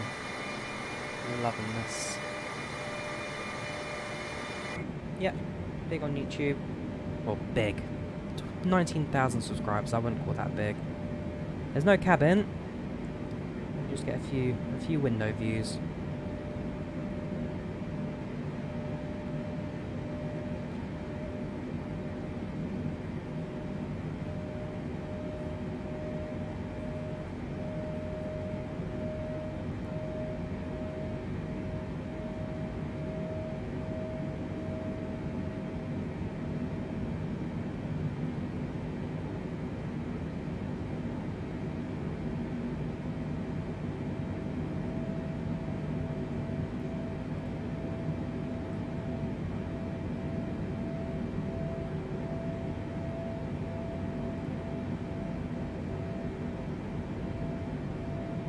Is it put? What do you mean by that? Gee heck, what do you mean by that? Put passengers on? Because I'm using an add-on called PACX for that. But ultimately it comes down to what do you mean by putting passengers on if I want?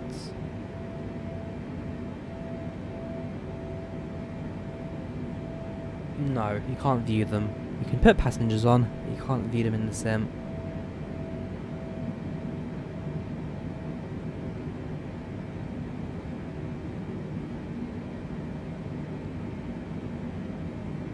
Yeah, Twitch remains business class to YouTube's economy. Let's have a look. Got 705 on... No, it's really out of date. Not sure how many people got exactly right now, but got a fair few people who've stuck it out. We've just hit 4 hours now, 4 hours and 8 minutes. We've been live. We've been airborne for about 3 hours and 40 minutes. 3:40 since takeoff, wow. Had you noticed descend about, well, we're probably doing early descent in the 747, we'll do a shallow early descent. Around 150, 180 miles we'll be descending in this aircraft today. This is PACX, Passenger and Crew Experience. It's a passenger simulation add-on. So it simulates the passengers and crew in your aircrafts. All hungry or thirsty. Problem is, for some reason, cabin crew won't do a meal service right now. So it is what it is. No, I'm not a pilot. This is just a hobby for me. Welcome Ian, welcome Mark, how you doing?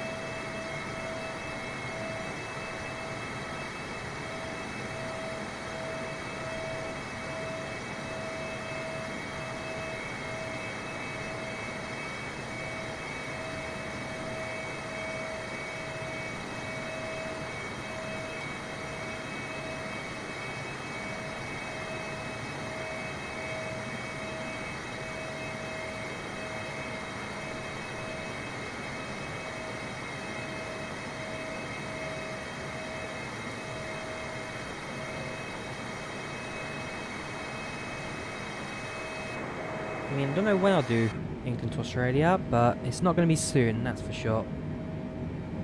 Maybe several weeks, maybe several months from now.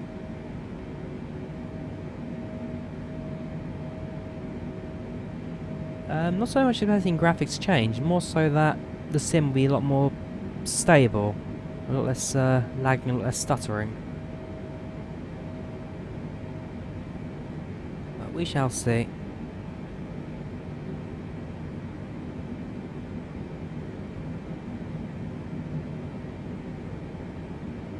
Don't think we're doing a Hudson landing just yet. Maybe if we see a flock of Canadian geese. As it stands, runway 31 right is still in action. Sorry, 31 left. 31 left is in action. I shouldn't approach that, so we're just going to fly south of the airport, do a 180 and fly north again. Yes, I do use the throttle. PMDG 737 coming out Q1 2021. Oh yeah, the 380 should be able to run the sim at Ultra. Almost certainly at 1080p.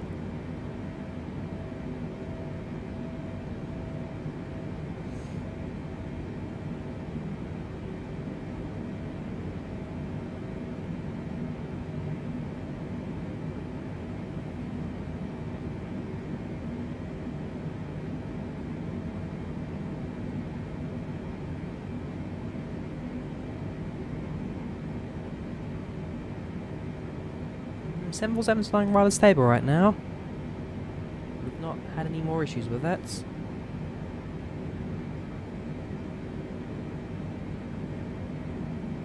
doing a fine job. No, Microsoft Flight Simulator will not be available for PlayStation. It's going to be on Windows and Xbox only.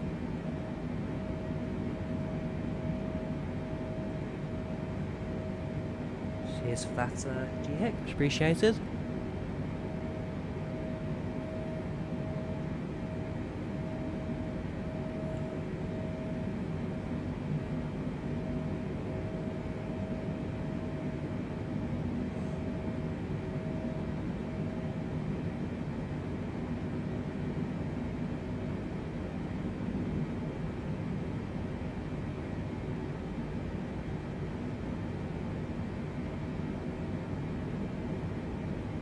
Yes, we do have a seatbelt sign.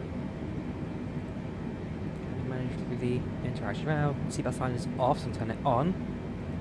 Through the interaction menu, you can turn it on and off.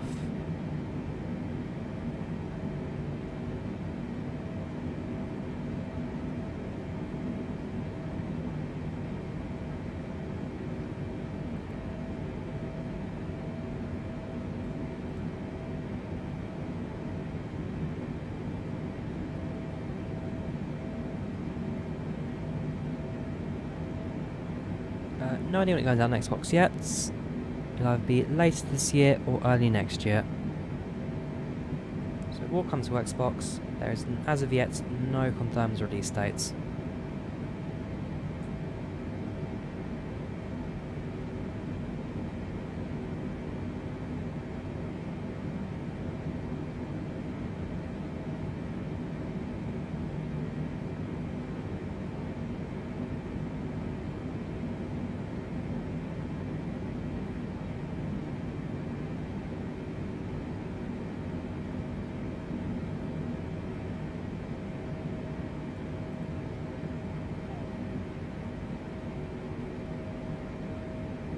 There is no A380 as of yet confirmed in the sim.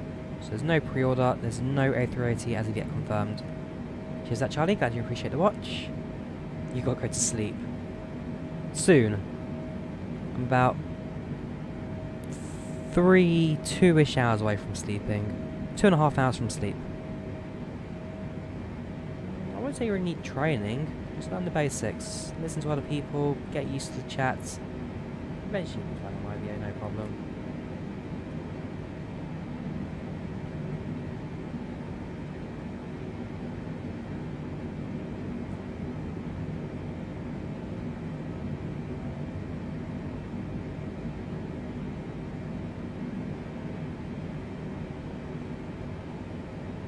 Passenger wing views, I'm using the custom camera controls, so you can preset some custom camera viewpoints with the number keys on your keyboard. You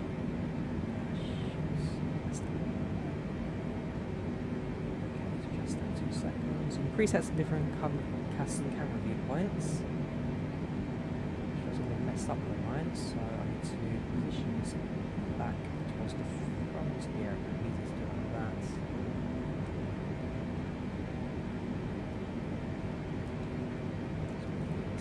Speed of the camera.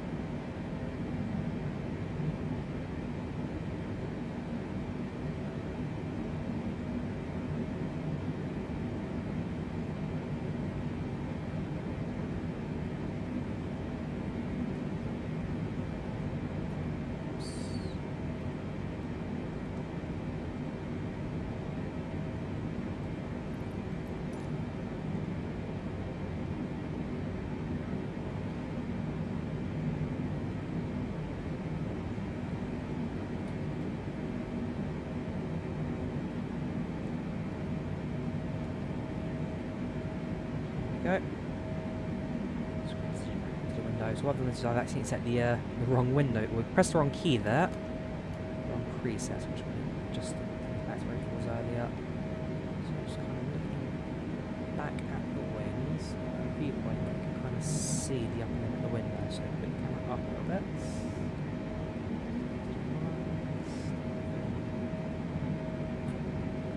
Like that.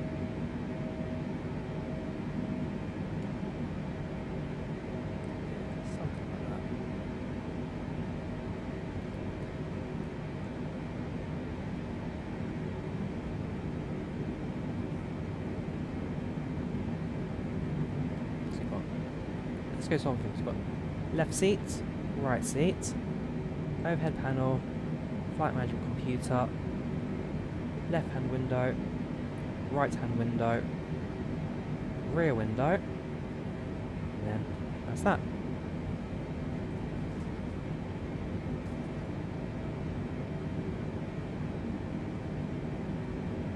Oh, 3080. Haven't pre-ordered yet? No, but I will be doing soon. Anti-icing is turned on. I don't trust him enough to turn it off yet, so I'll leave it on for the duration of the flight.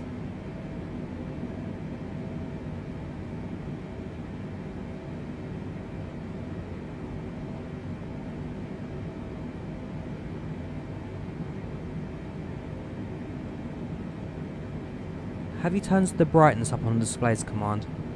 Turn the brightness up, then it'll turn on.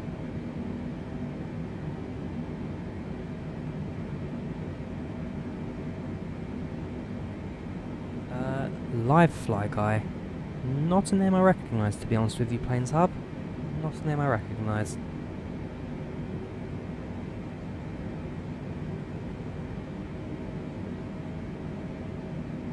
Yeah, I'm getting around 20 FPS at JFK as well.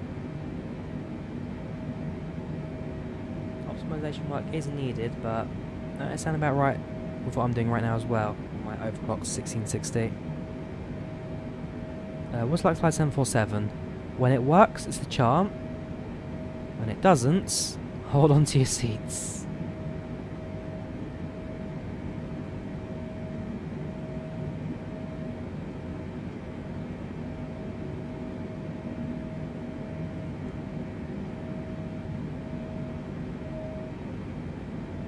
Welcome to the stream, Lee.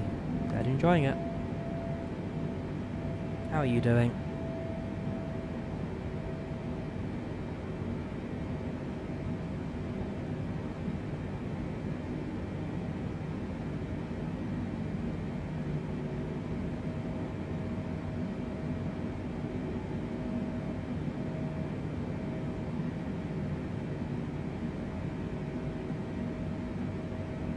Advanced place that's easy to land.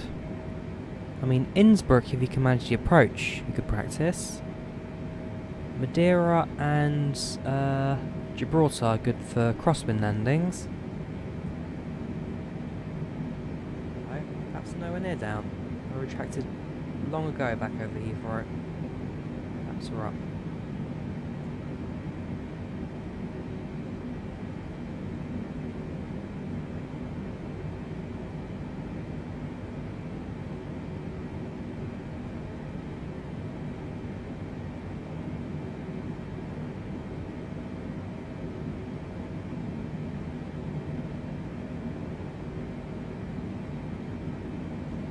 It is nice. Glad you're enjoying it, Simon.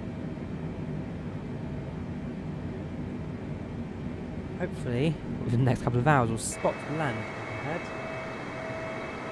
The clouds have cleared up. And it's nothing but water around us. Nothing but the open Atlantic Ocean.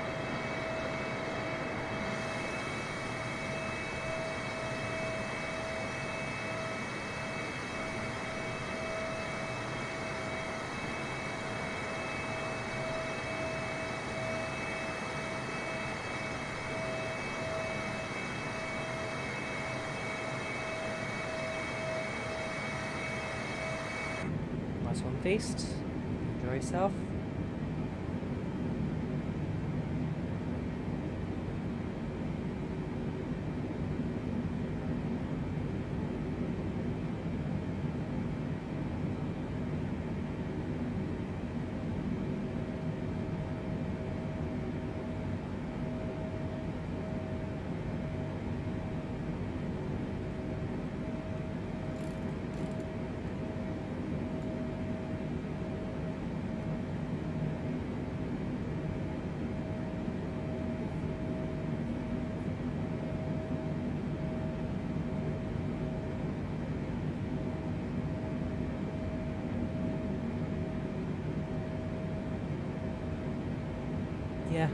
London JFK should be rather good today. We're about to reach the Umesi waypoint, and therefore we will now, in a couple of moments, be leaving the North Atlantic track. So I've got a few waypoints ahead of us, but we're relatively peaceful right now.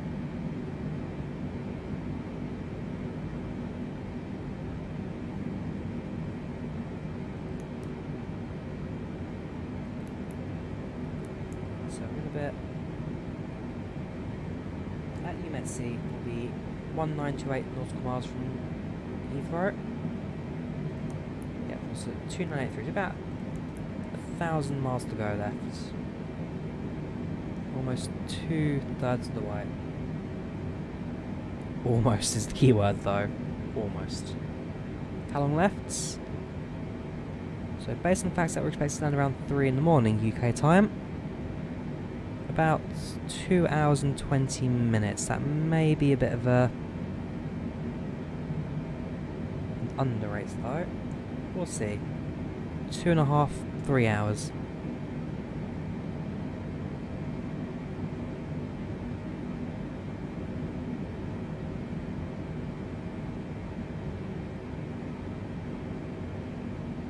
So text above is done by a tool called FlyLive Studio. So this is what it looks like. You can see your aircraft type, your altitude, heading, go away there. Heading, ground speed, airspeed, your rate of climb, Zulu, real, frame rate, and if you're using FSX, that's your memory remaining. Then get your progress bar, so 63% of the way there. We are actually just about very shy of 2/3. There's the meta information at JFK, coordinates, flight distance to go, ETA, and time to ground. So 1,100 miles to go.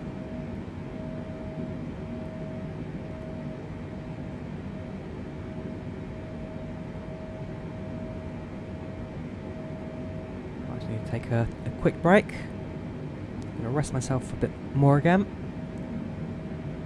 And I'll be nice and fresh, ready for the landing.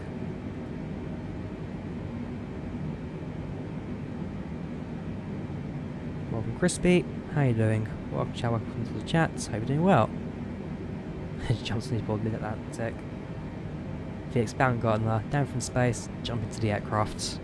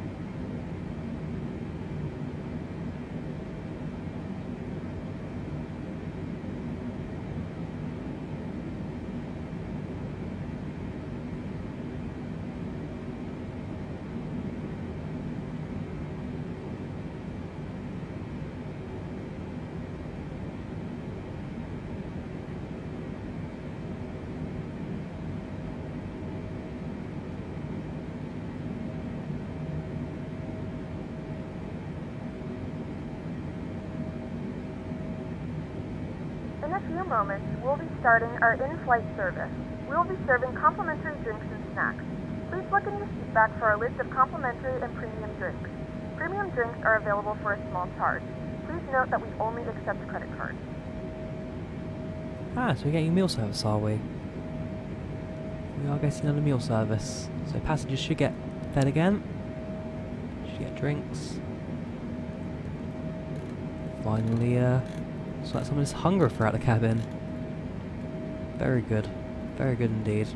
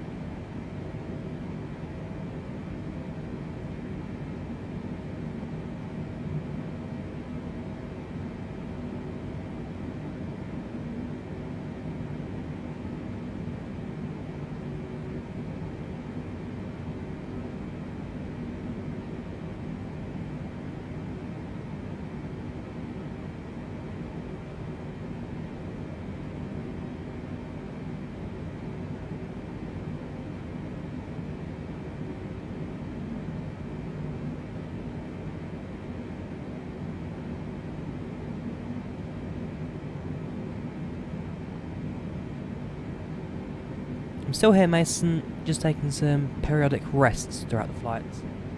Most kind of just, well, rest, relax, and let the flight continue as it does. Because right now there's not really much to talk about. Oh, I tell a lie. We have land. Okay, give me 2 minutes.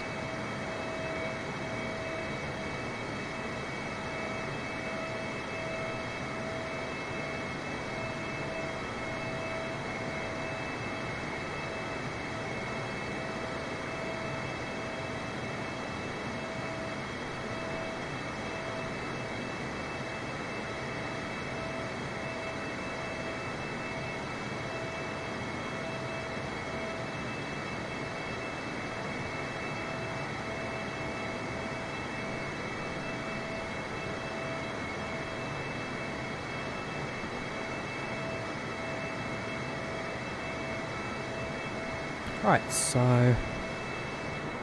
as you can see, we've got some land up ahead. Soon to be over northern bit of Canada. Not northern bit of Canada, but eastern bit of Canada.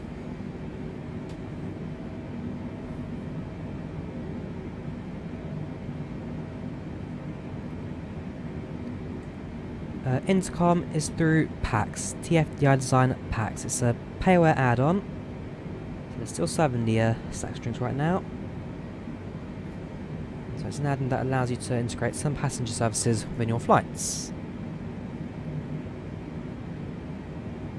So now over Newfoundland, we're just going towards it, and hopefully we should have a bit more of an exciting bit of flights as well. Thanks to the high quality scenery with Microsoft Flight Simulator, you have got the actual satellite images down below. And it should just look rather spectacular. PACX, TFDi design PACX.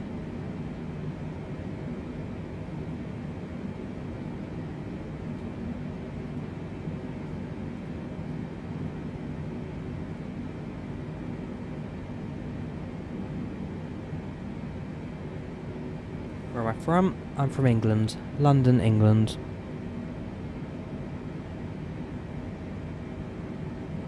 Nice and steady at 36,000. Speed still holding at Mach 0.88, so still doing good for speed right now.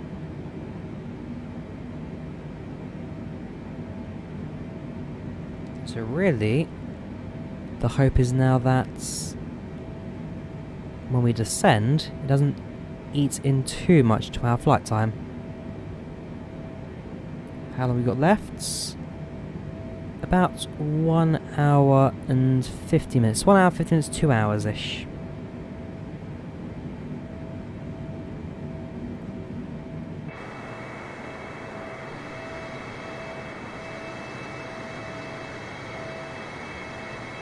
I mean, excusing the backwards livery. That looks great.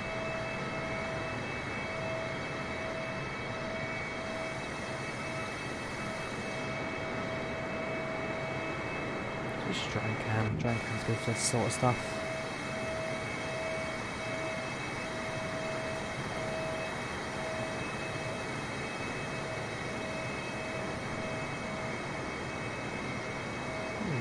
OBS being a bit stuttery. There, that's better. So for me the sim is silky smooth, but OBS for some reason doesn't like that.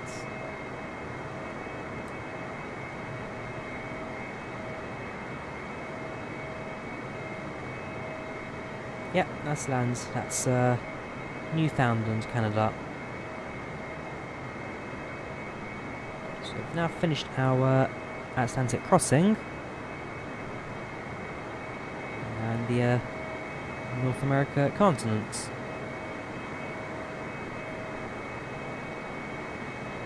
Well, we've got a bit more water crossing afterwards, but for the most part we're now done.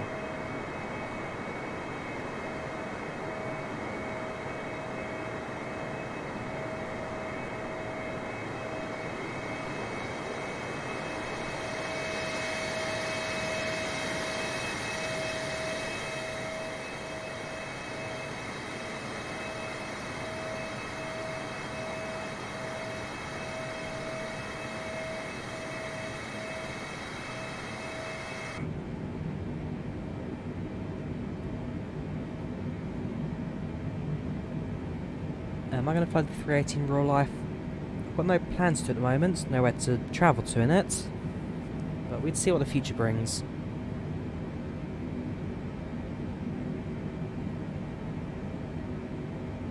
BA's motto, to fly, to serve.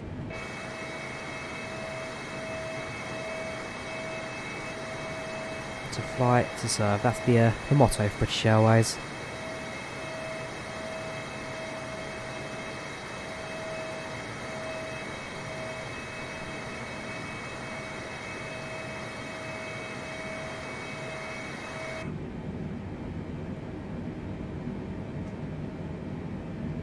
Nope, not yet flown out of St Helena.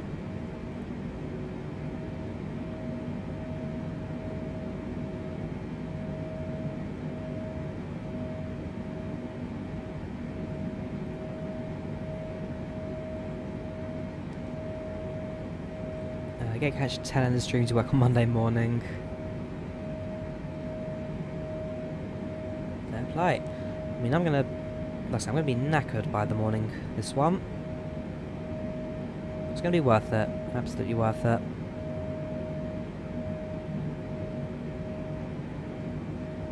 This is the old BA livery. So this is the Landor colours. One of the aircraft that was painted as part of the BA 100 celebration. So British Airways last year celebrated 100 years of service, and so painted a couple of their 747s in heritage liveries. So you have Chatham Dockyard, which is the current livery. The one before that was Landor, which is this one. Before this one, you then had Negus, which was a red livery, so it was red belly, red tail, and had parts of the Union flag on the back. And before that, well, the first British Airways livery. Before then, you had the British Overseas Aircraft Corporation, which is then the BOAC livery, which the aircraft was painted in. And so I did the votes before the stream to see which colours people want me to fly in. As the this one, the Landor, won about 9-10 votes, so it was a clear choice. People wanted this.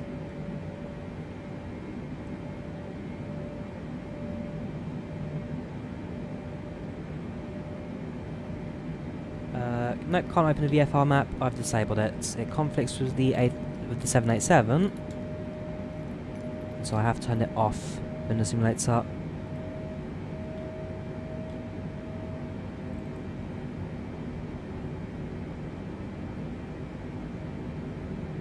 And runway for landing, 3-1 left at the moment.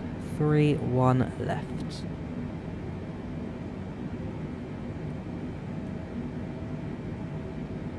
The current winds are 190. Let's have a look.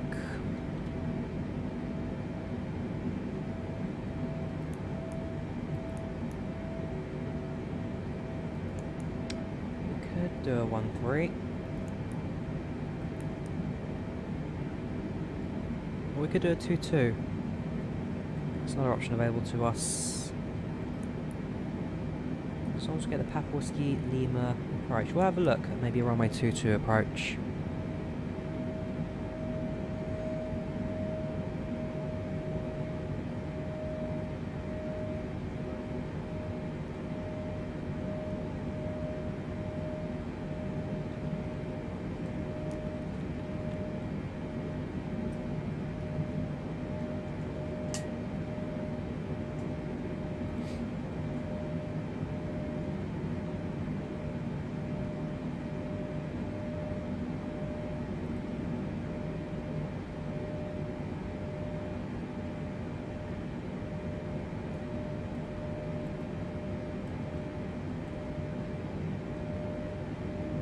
British Caledonian, wow, that's not a name I've had in a little while.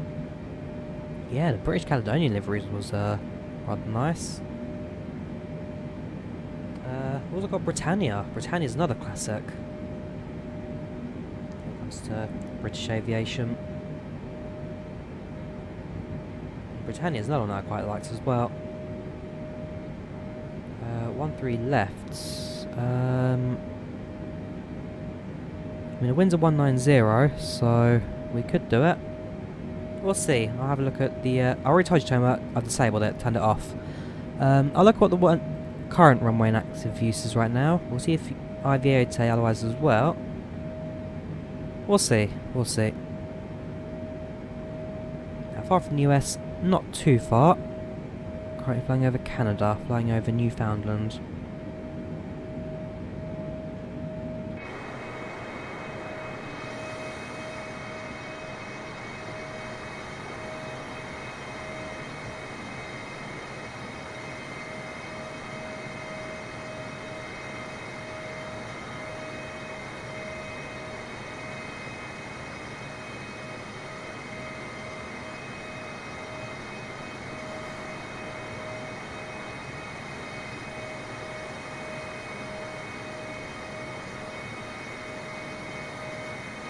I've got another job. This is just a hobby for me. I do marketing and social media.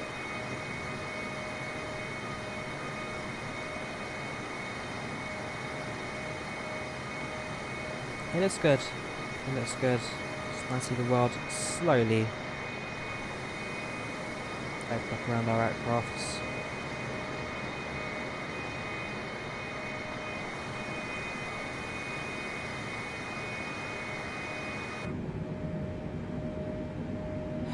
I've already answered you, Toma. I'm not answering you again.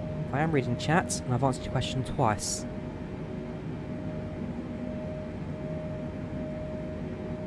I have got pets. I've got pet cats.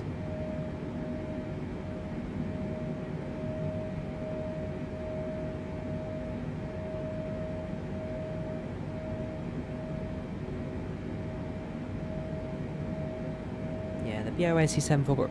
They've all been retired. British Airways have retired all of their 747s, as they don't have the capacity now to fill them all, so they're just massive wastes of money.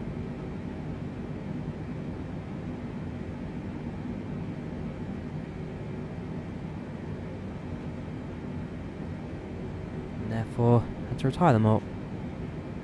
Current location, Newfoundland, Canada. So that's over the Atlantic again. That's at the end of the land. We have one more water crossing ahead of us.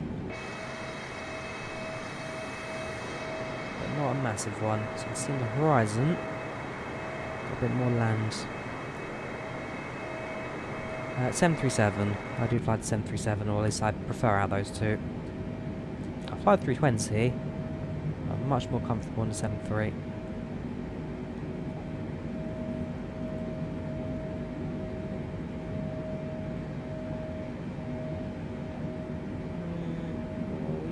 Front view.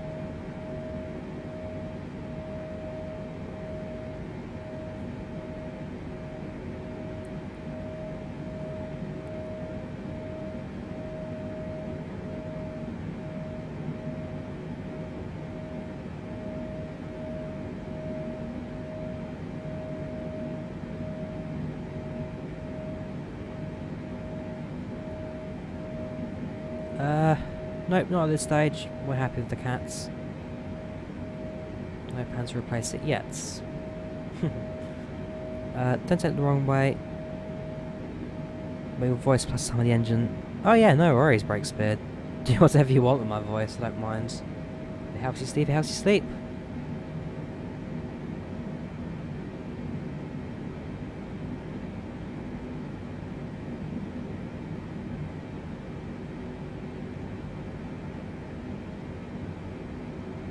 Truth be told, I don't actually know the names of the North Atlantic tracks.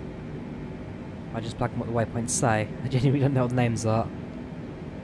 At some point I should learn them, shouldn't I? Welcome there, Vinny, how you doing? Welcome to the channel, welcome to chat. Definitely 747 for me. Definitely 747.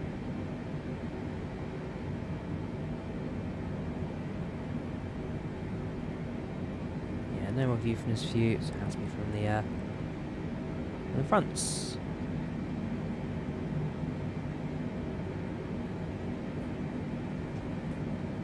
Did I have consider? I did consider, but ultimately because of the pricing to get into it, no, not for me. Location presently, the North Atlantic Ocean. So we've now passed through Newfoundland. We have one more water hopping, but you can see, let's say, Canada you can see right on the horizon there, so it's not a massive hop over the water.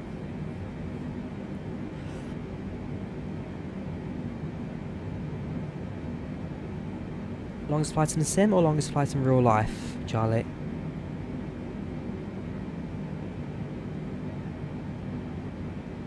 I have done some real world flying. I have done some light aircraft and glider flights. Longest flight in real life, probably when I flew from, yeah. Longest flight was from London to Athens. That was a 4-hour and 45-minute long flight. My second longest in the return flight, so Athens to London, that was 4 hours and 15 minutes. And then after that, it'll be the flights from Milan, Bergamo to Lappeenranta in Finland. And that was 3 hours and 15 minutes. The longest flight's 4:45 from London to Athens.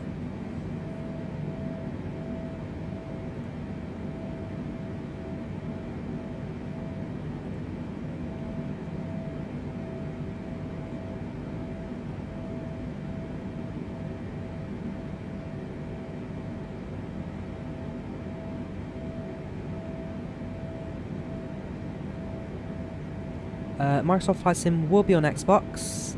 It'll either be out later this year or early next year.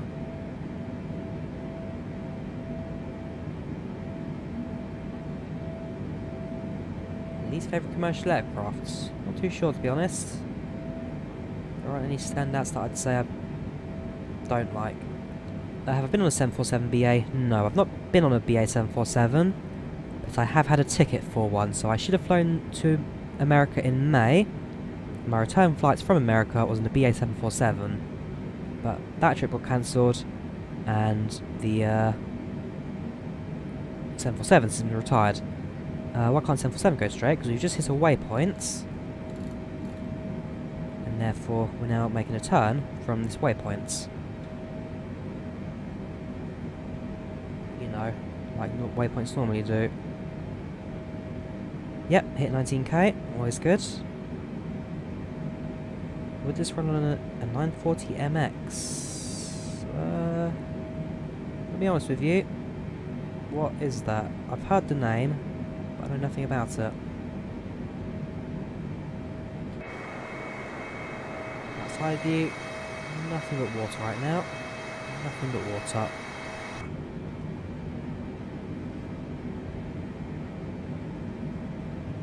Uh, 747 is default.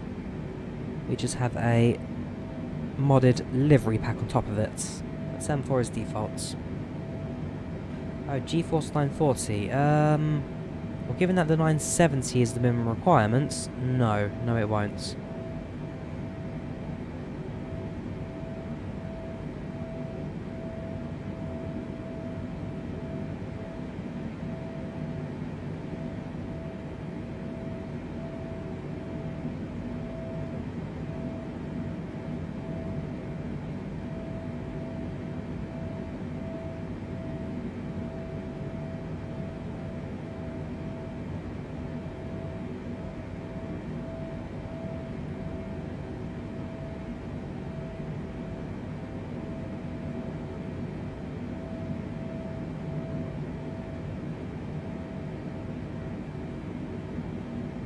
Where are we?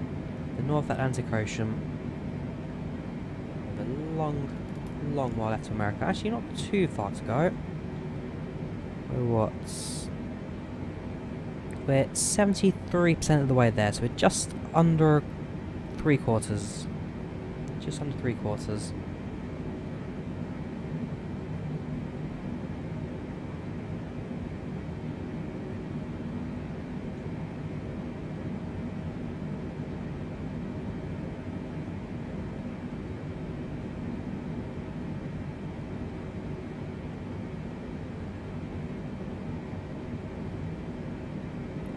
No major issues, nope.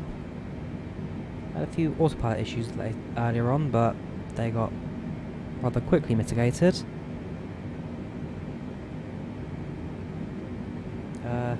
Probably not, Danny. I'll land the aircraft, it's straight to bed for me.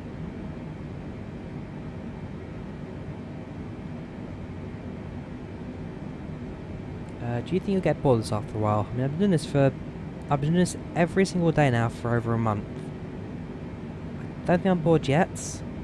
Well, I am going to take a small break from this constant daily streaming. I don't think we'll get bored anytime soon yet, no. I much prefer doing shorter flights. Well, I prefer doing shorter flights, but according to the stats, basically, so you look at view counts, look at how many people are watching, all that, my longer flights generally get a few more viewers than the shorter ones, so I prefer shorter, but for the most part, it looks like you guys enjoy the longer ones.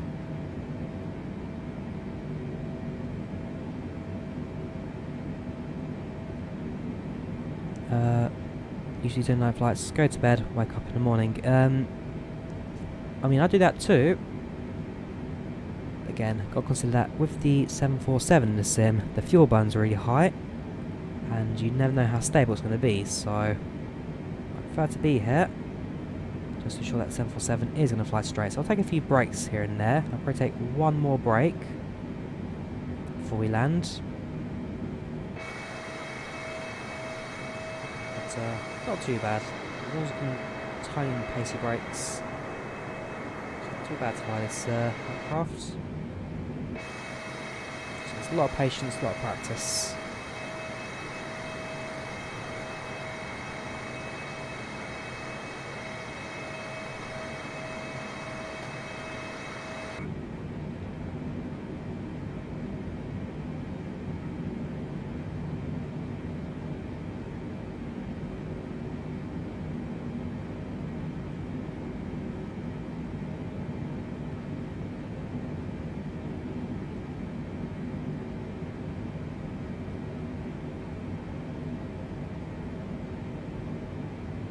Yeah, so I'm using the Thrustmaster HOTAS Warthog.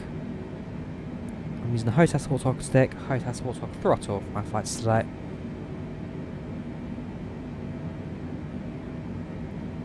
If in your like situation being a passenger and both pilots are incapacitated, would you feel comfortable to using sim to try and land it? 50-50. I'd certainly wait to see if anybody else stands up first. It really depends, I guess, how desperate the situation is, but let me tell you, flying in a sim compared to flying a real aircraft, two very different experiences. If you've never done a real life flight before, I highly recommend it. Look at your local air school and do a trial flight. It costs about 70-80 quid. They get you about 30-40 minutes in the air. During it, you'll get some hands-on flying as well. It's one of those things where, let's say, if you've never flown in real life before, but you fly sims regularly, go for a trial flight. It's well worth the experience.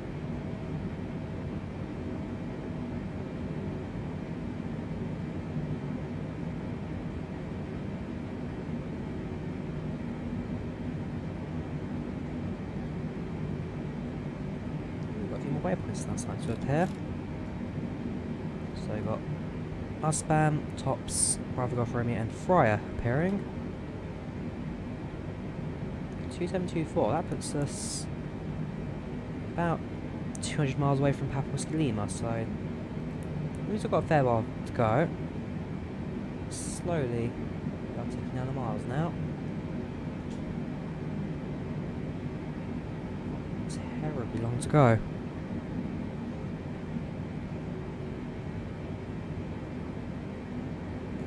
Our approach, shall we? So, give me a second.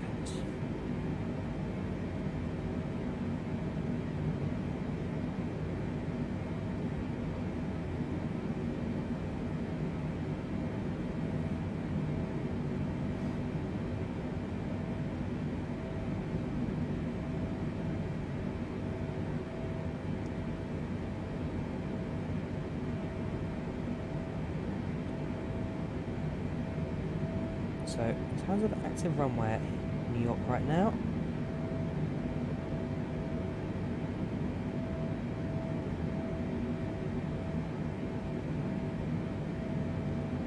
if flight radar can load, that's Providence, there we go.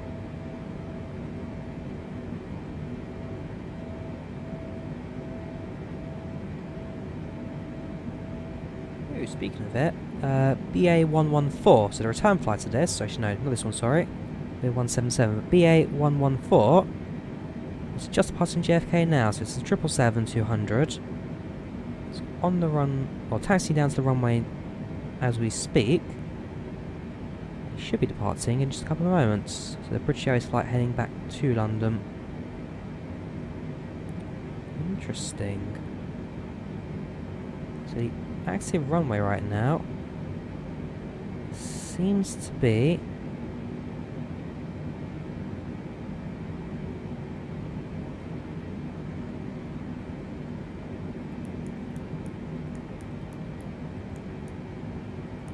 minutes.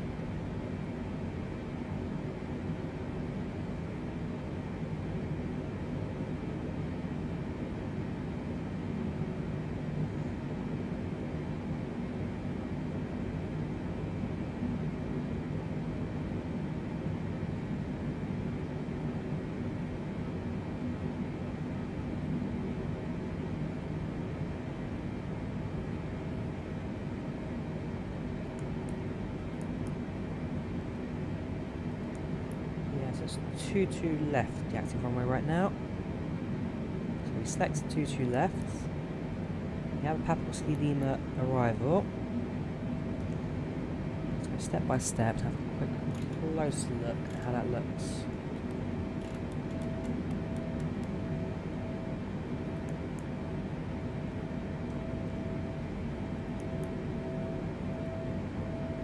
Will this work properly? Probably.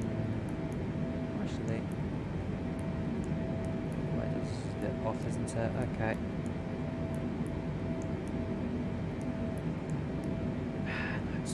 Okay. In that case, I'll presume that that's correct. I know you should never presume this stuff, but we can always change it later. So we'll set that up. I'm happy with that. Activate and execute. So our arrival information into New York's now set.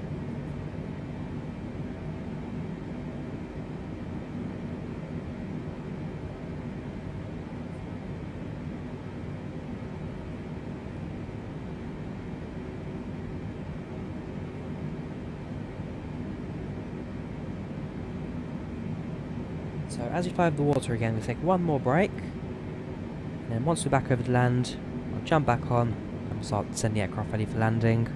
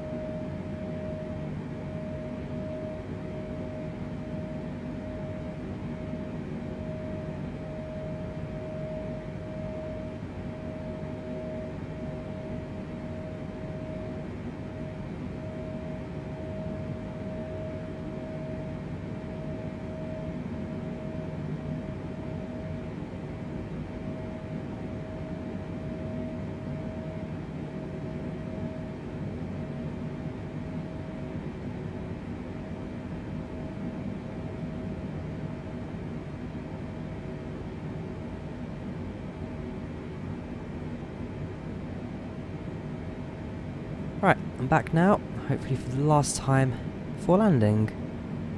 We're 84% of the way there. Another hour or so to landing. Not long to go now. Not long at all. Flying over Canada now.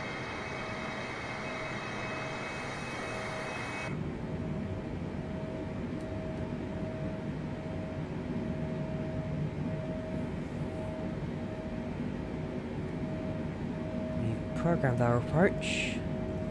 Whether I want to get the rings.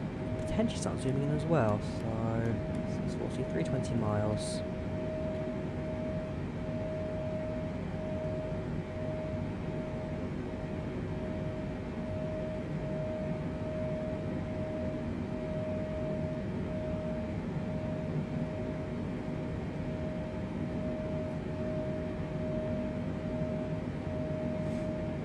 At this point, we're now heading not quite southern yet. We'll head towards the Alpha Lima Bravo point, make a left-hand turn, and then that's a straight line path south. And for the most part, well, it is just a straight line path south. So we head south. A few small adjustments, part of the star into New York.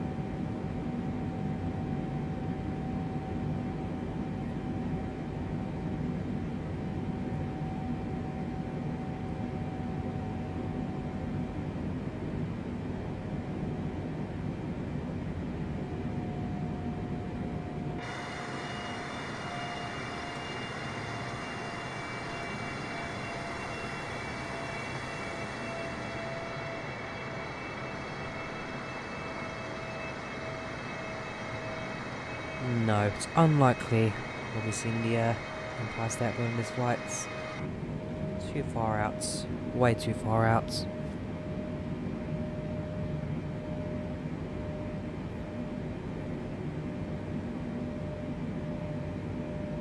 Not sure we'll see LaGuardia either.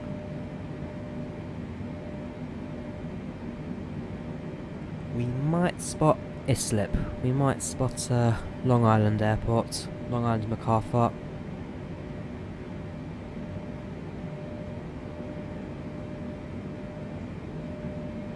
I've still got Explain installed. In fact, one of my last streams on that was transatlantic in Norwegian Airlines from London Gatwick to New York. This is my first time doing transatlantic in Microsoft FlyLive, so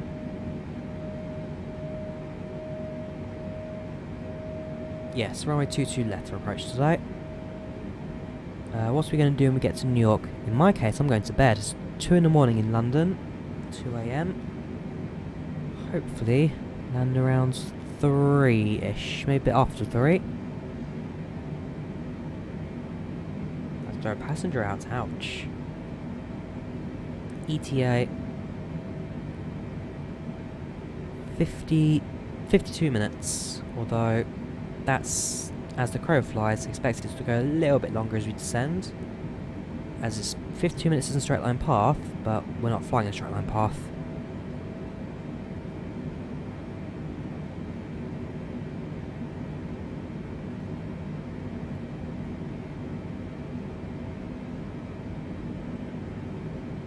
Yes, I have got more work in the morning.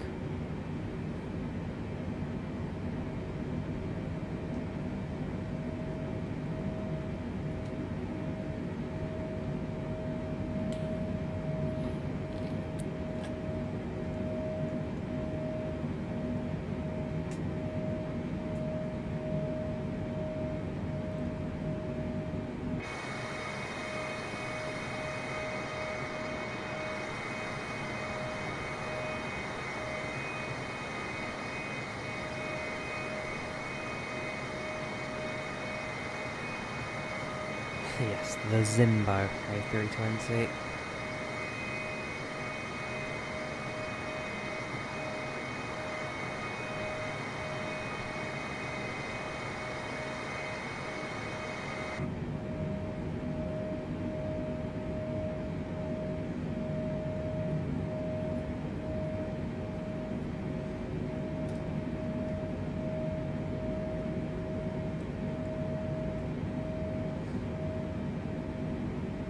Got a few legs to our right hand side.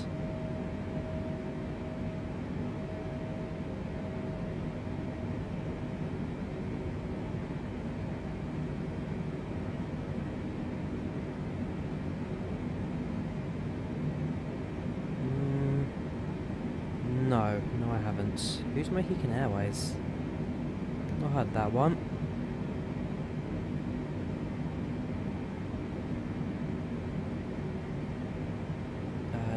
If you don't tell your co-workers that he spends Sunday night on a flight from New York, you'll be disappointed.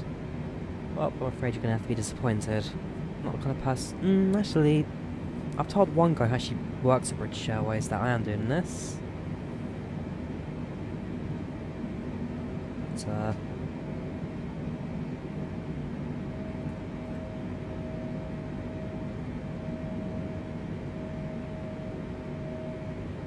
no, for the most part, it seems alright.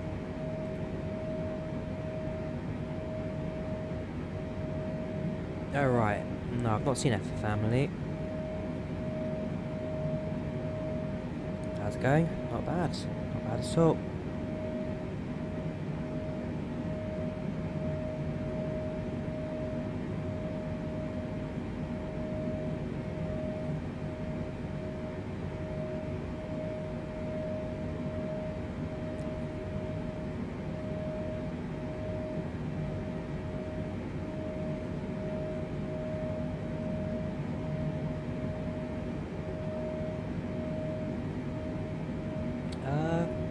Switzerland could do at some point, for sure.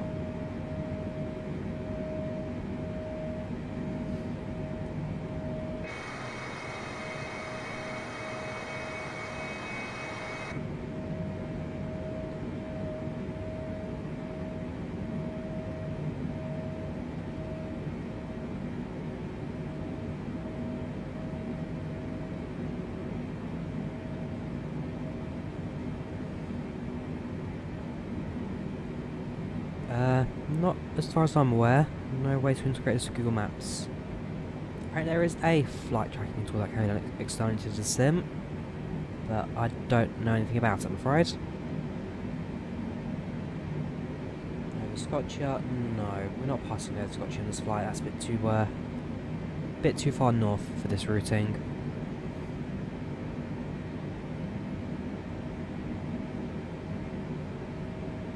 Yes. That there is the ground.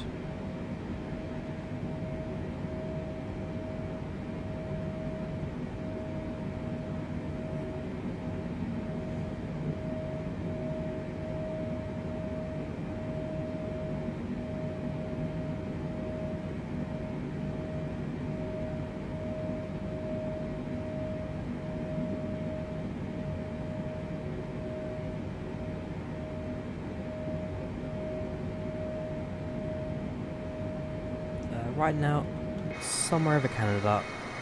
Not exactly sure where exactly. But it's west of Newfoundland, south of Nova Scotia.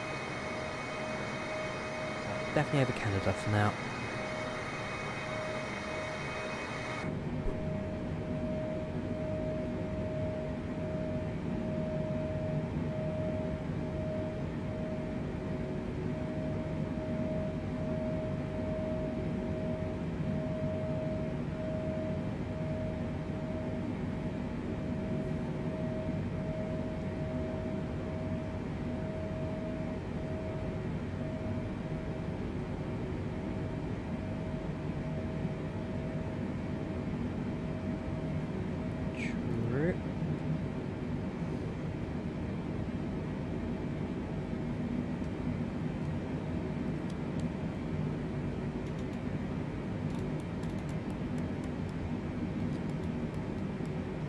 Kilo Papa November November. If anyone knows what that is, then that's where we're at now. Kilo Papa November November.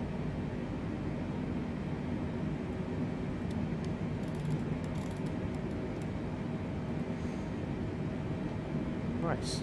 300 miles to go. Are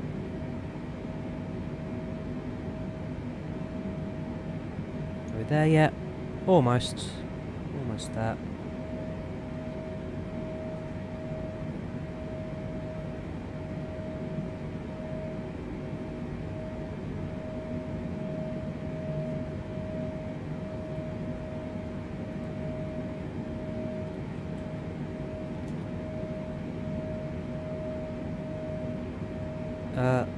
We're over Vermont right now.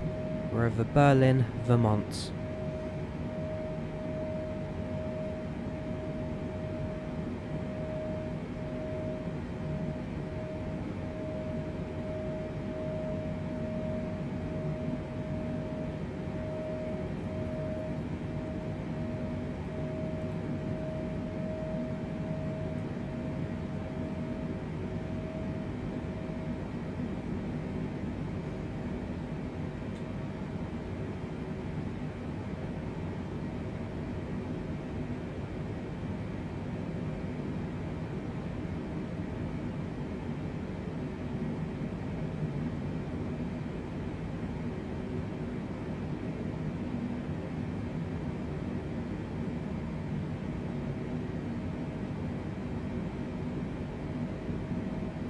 Going to New York today.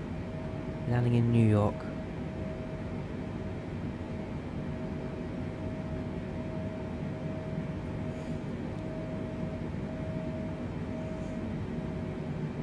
We shall be flying over Long Island, I think.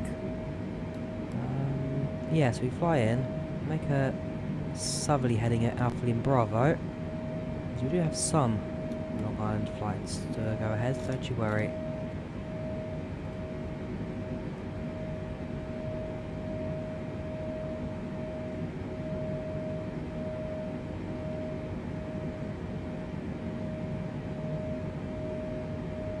Window view, you can save some custom window viewpoints within the simulator just using the number keys. Default settings.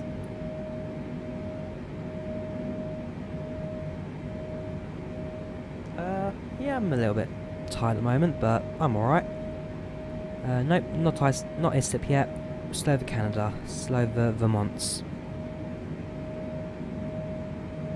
A free alternative to PACX, there is none. Perhaps smart cars, but same developer, but a bit tenuous that one.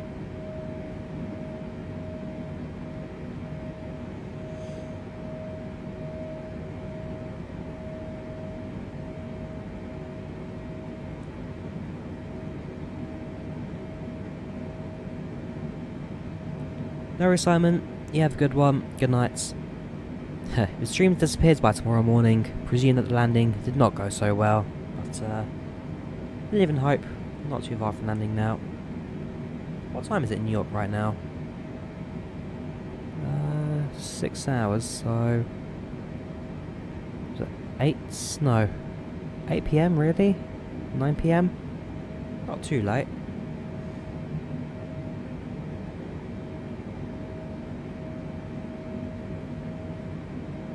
I don't mind long haul flights, I prefer short haul, but in terms of, I mean, like I said, look at the stats, look at the thumbs up, thumbs down ratio, look at the view counts. Most people seem to enjoy the, well, more people watch the long haul flights, so, well, I enjoy doing the short stuff. Long haul seems to get more popular. Okay, so it's 5 hours difference, it's 9 PM in New York right now. So potentially get a couple of New Yorkers tune in for the approach.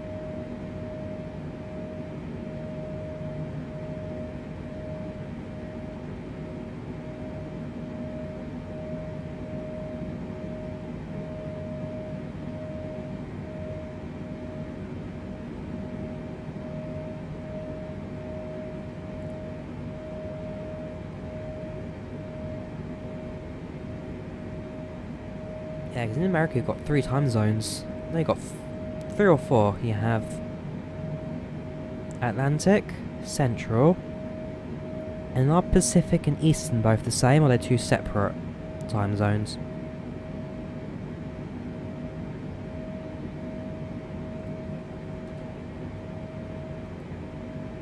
So far, ATX and satisfaction. Passengers seem alright. Expects arrival on 2 hours 33, so we might actually come in about an hour early if all goes to plan. Which work, if we do make it an hour early, it makes my life so much grander.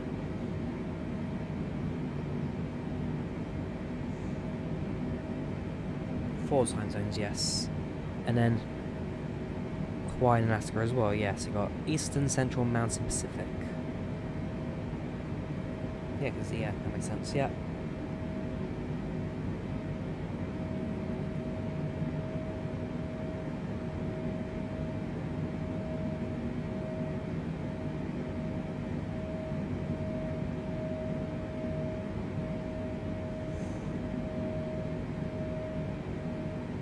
So in a couple of minutes I'll do an announcement that we are coming in early. I won't make the announcements just yet. New York Slate. I want to look at that. Alpha Lima Bravo. What happens next? So it's to Athos. It's fine. To Bravo Golf Romeo, to Drawyah, to Alpha Lima Bravo, to Athos, to Papa Whiskey Lima. Ah, I see what's happened there. Okay, it's next page.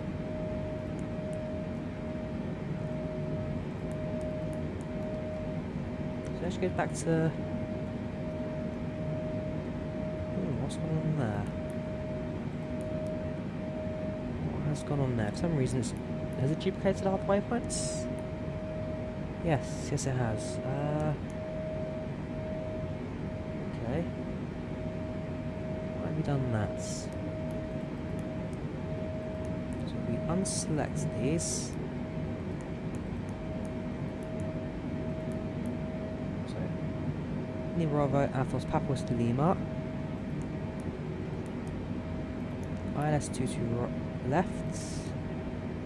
By Papa Whiskey Lima. Activate that, execute.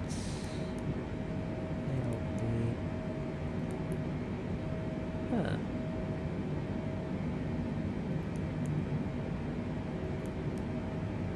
Now, very strange. Let me remove that again. Worst case scenario, we try something a bit different. Delete Papa Whiskey Lima if we can. No, we can't.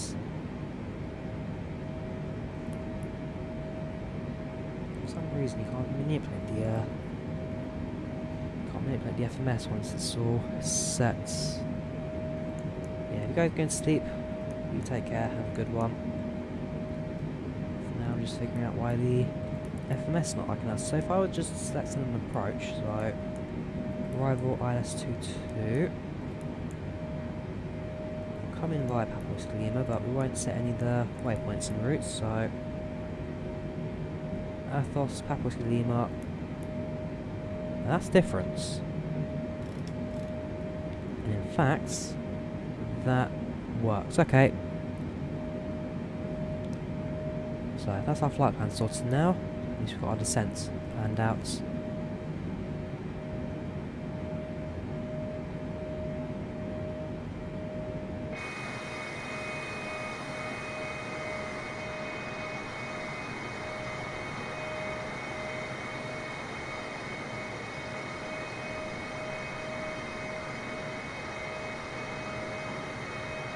At night, this would be pitch black. Dreamy. Nothing to look at. Especially over the Atlantic.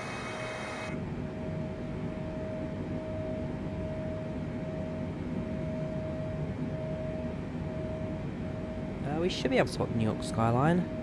That'd be to our right hand side, yes.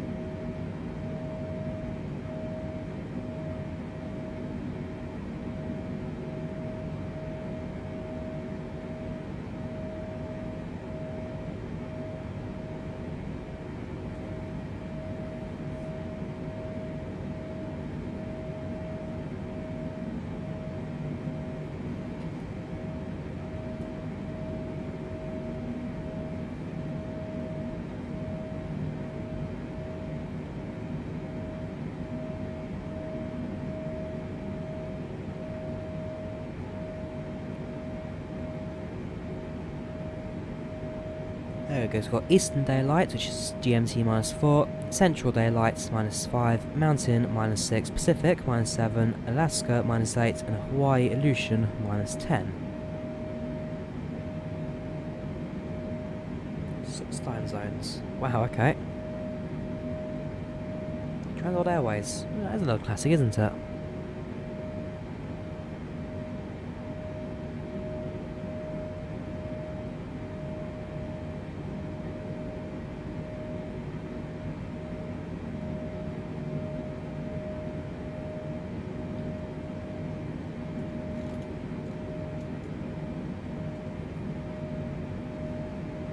Less than 300 miles now. Less than 300 miles.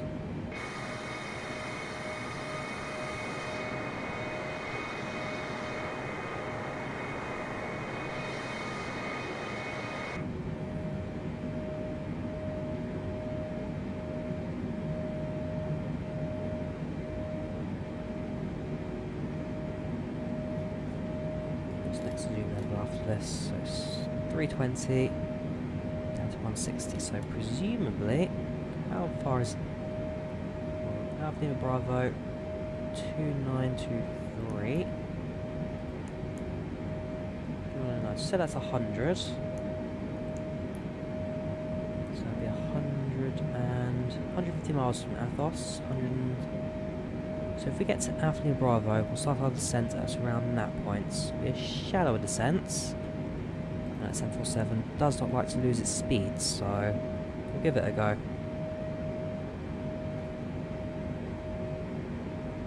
BST is Zulu +1, UTC +1.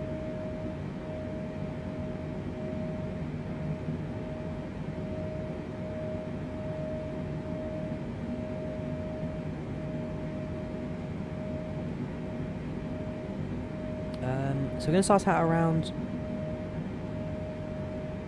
Oh, is that right? 180 miles out, 1,800 feet per minute. We'll push that down to 2,000 towards the latter stages. See how that goes. So as soon as we hit the next waypoint, Alpha Lima Bravo, that's when we start our descent. Ooh. Huh. What's it doing there?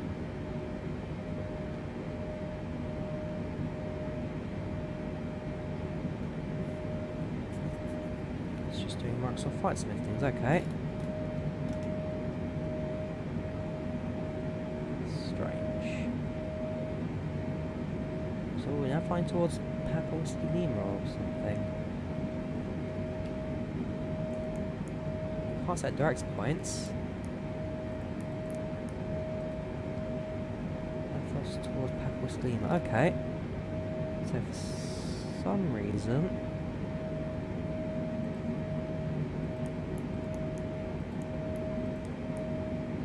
there we go. Okay, thanks for that Microsoft Flight Sim.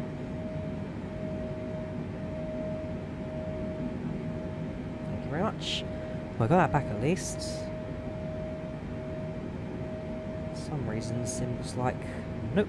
I'm flying you to Alpha Lima Bravo. I'll send you in a random direction towards the general idea of where the airport is.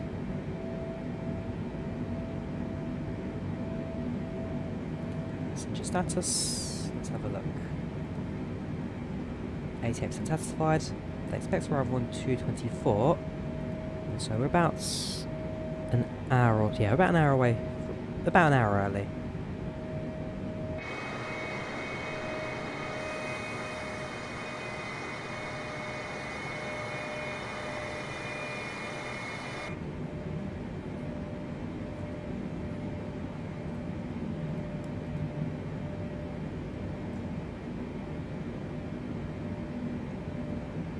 Yes, I have got the new version of the A320neo projects, the 0.2.0 latest version, yes.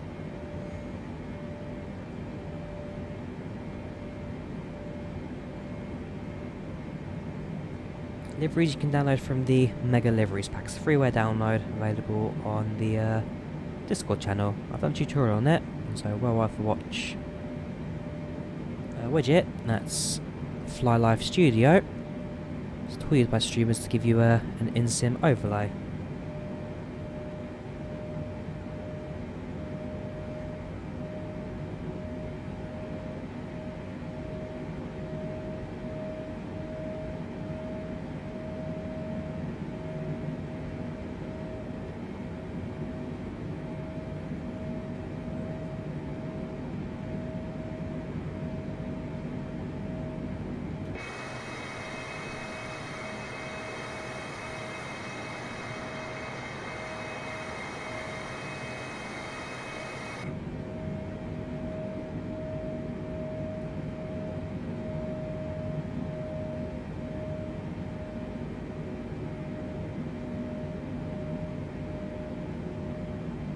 From Long Island, you see a lot of planes over your house. You might see, oh, nice one, Aiden.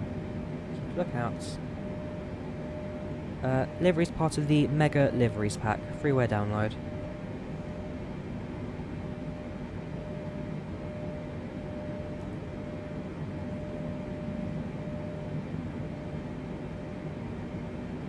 Yes, so TFDi Design are currently working on an MD-11.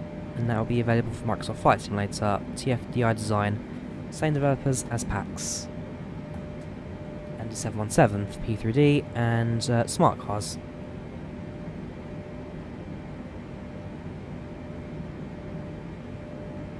The problem is especially the JFK route right now, because nobody's flying between the UK and America. Putting a 747 on it is just uneconomical. Too big, too expensive. Never fill it.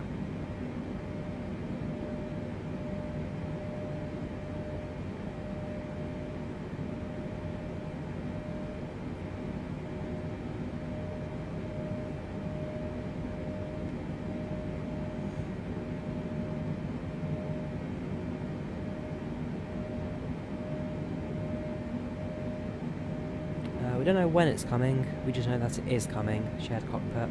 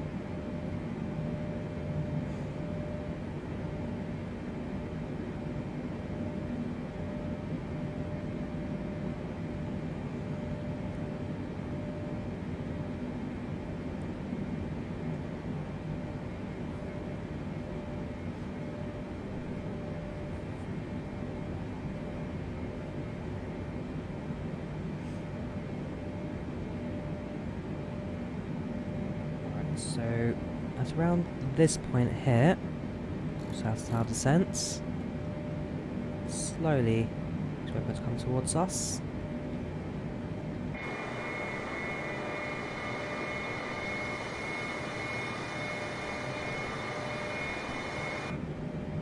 It's heading by work correctly to 787. Presumably. Yeah, matched up with the compass.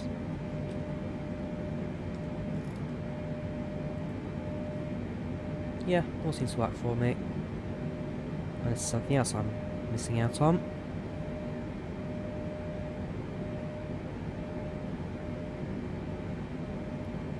Right, I'm going to make one more toilet break, and then when I get back, time to start descending the aircraft.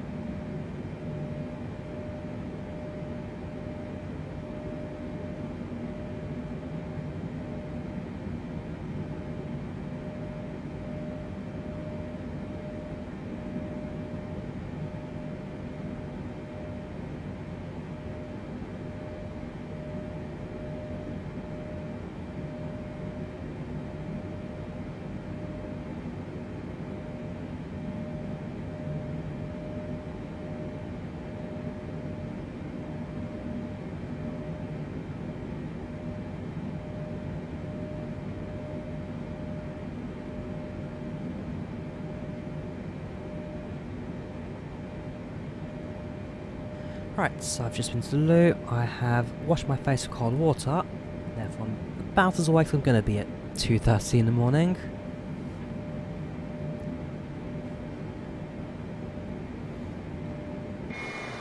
So I thought I'm not going to fall for that one.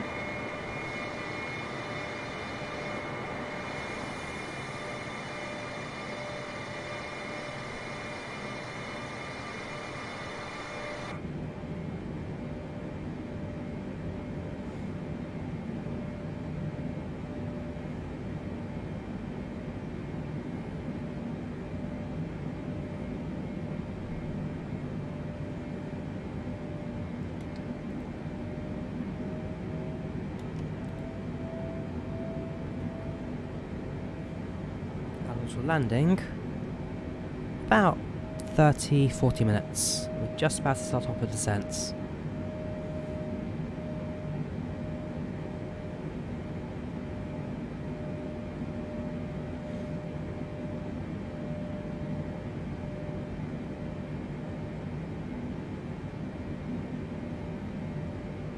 Yes, this is live weather right now. Live weather for New York.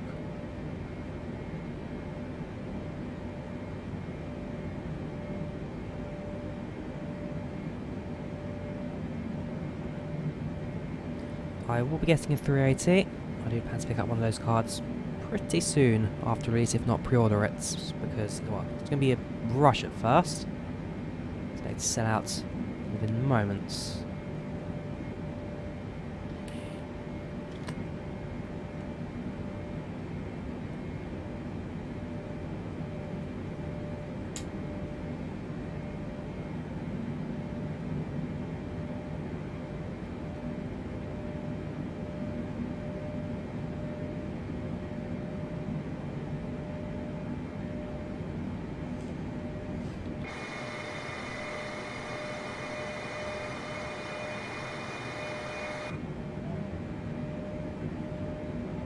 Yeah, waiting for pre-order, may the best man win. Yeah, it'll be interesting to see how long it takes some of those cards to deliver. It's a big announcement, and a lot of people are excited for it. Who's going to get the first hands on the card? Oh, there's an airport down there. Let's stand there instead. Forget New York, I like that runway.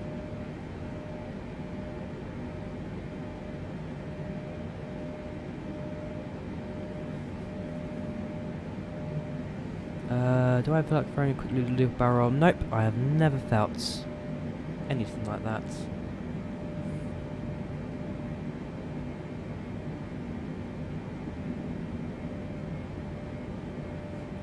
I get much better frames in X-Plane than this. Much better frames. Especially after they released, what's it called? Vulcan. Also, back in X-Plane, I didn't overclock my graphics card. For this one, I do.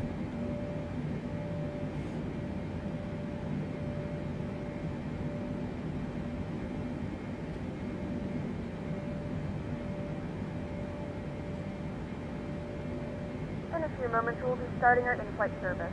We'll be serving complimentary One more drinks and service to snacks. go through. Please look in your seat back for a list of complimentary and premium drinks. Premium drinks are available for a small charge. If you wish to make So an actually, additional that works out purchase, quite we only nicely accept credit because cards. as they go through the aircrafts, satisfaction will go up. So we've got one more final snack service. Satisfaction goes up. We announced that we're an hour early. Goes up even higher. And we're all good for the landing.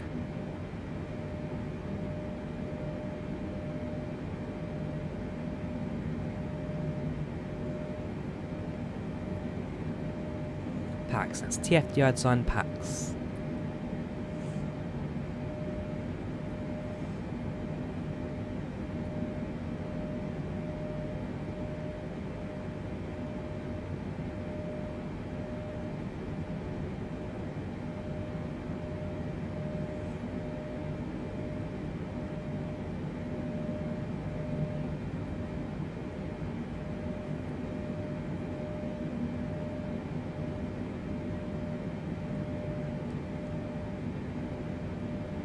Nope, no VATSIM, IVAO.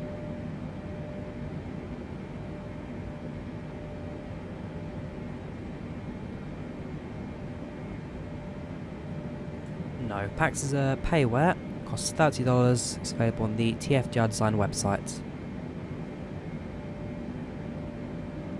Now that sim, my account's suspended and they're not willing to talk to me about it.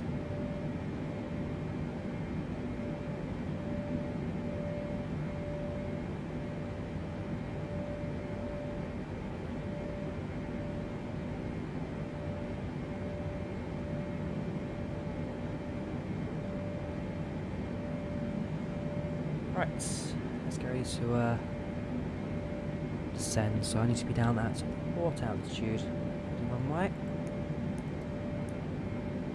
Need to be at, well, apparently it's 1,800. Seems a bit low, in my opinion, but then again that is, what, 7 miles out, so okay, we'll do that.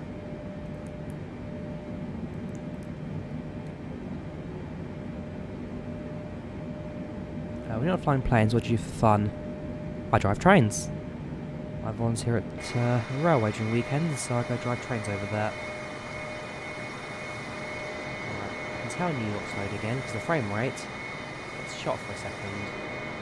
And then it's loaded, and it's silky smooth again. So expect the frame rate to get a little bit choppy at times. That's just because it's trying to load in one of the biggest cities in the world to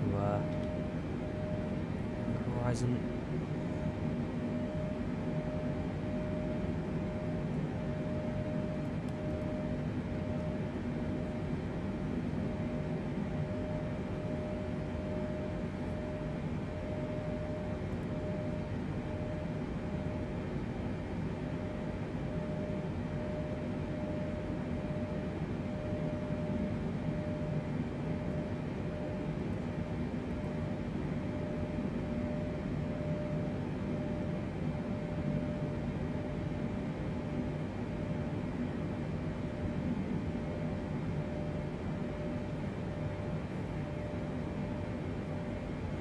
What do you do when you're on these long haul flights?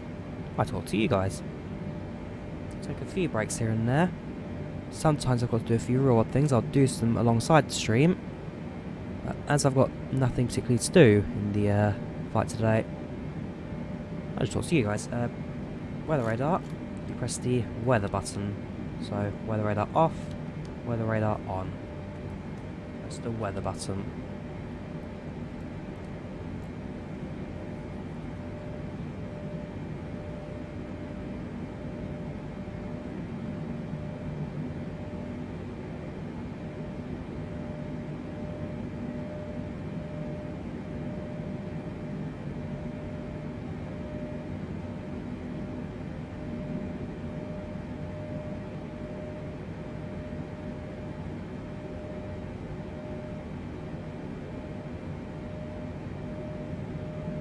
Does first person view work? I mean, presumably we're in first person view right now.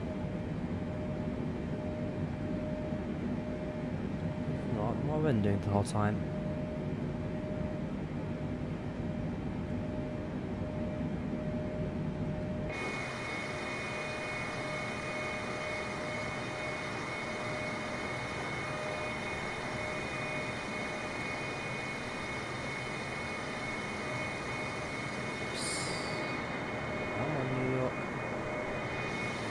Big, heavy city to load, but you can do best than that, surely.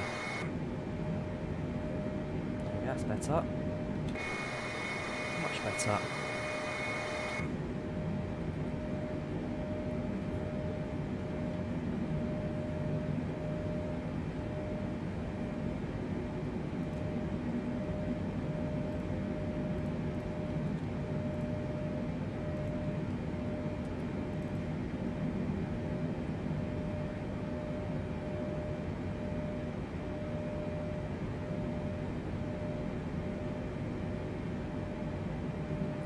I've not been to New York in real life, but I should have gone in May. I should have gone to New York in May. I had a ticket for the 747, but because of COVID and the civil unrest in America, my flights got cancelled, and the 747 got retired, so unfortunately it's one of those things that I got so close. I had the ticket in my hand. I should have been on the plane. Sadly, one dream that's not going to get realised. No, PACX is not common with ATC. It's a passenger and cabin crew simulation.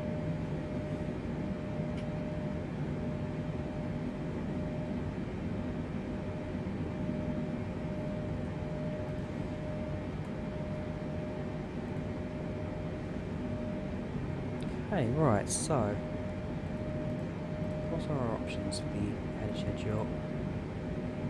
So we're about easily 30 minutes in, so we'll shoot to the passengers now, shall we? Hello ladies and gentlemen, an update from the flight deck.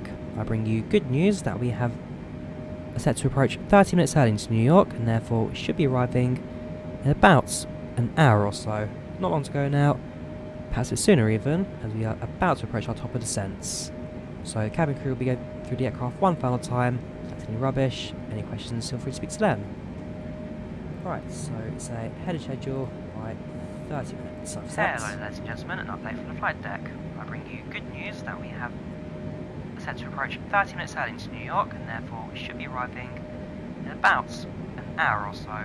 Not long to go now, perhaps a bit sooner even, as we are about to approach our top of descents.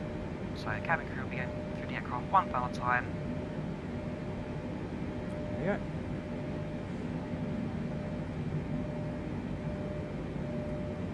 Right, so 1,700 apparently.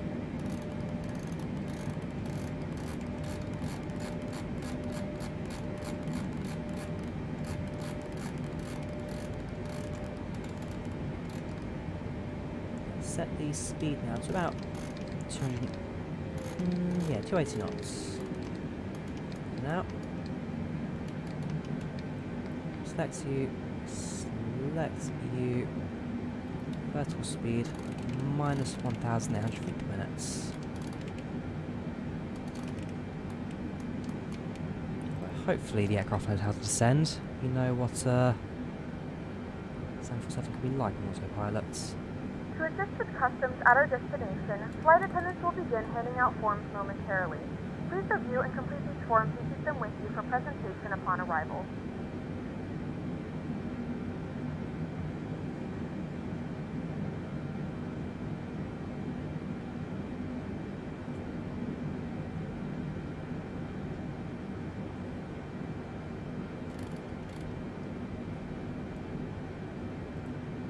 What approach is this? Yeah, if we need to do some manual vectoring, we can do. Quite an interesting approach there, it's not decided for us.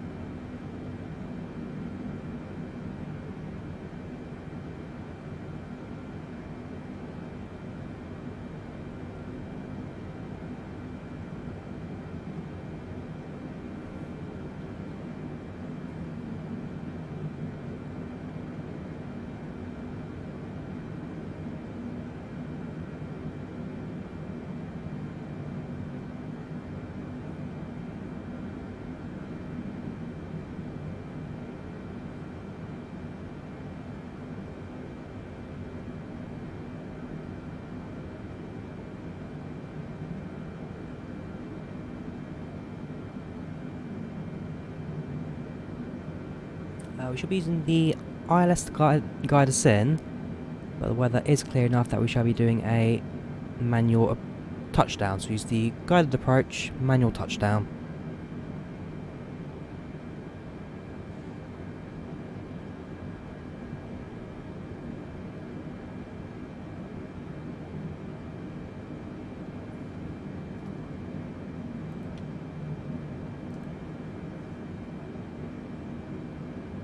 .747 works on LNAV, not VNAV. Works absolutely fine on LNAV.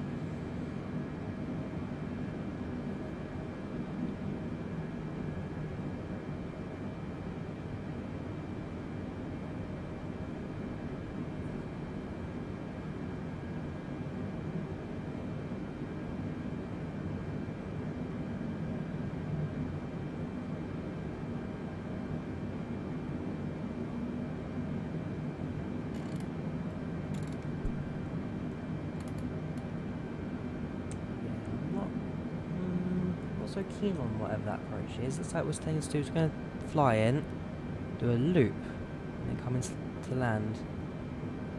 I'm not so sure about that.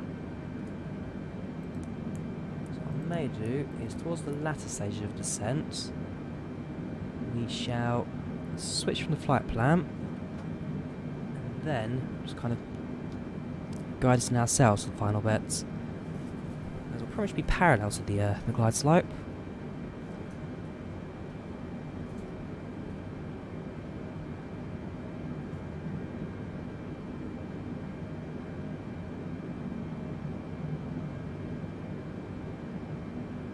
Again, something for us to deal with a bit later. And then 198.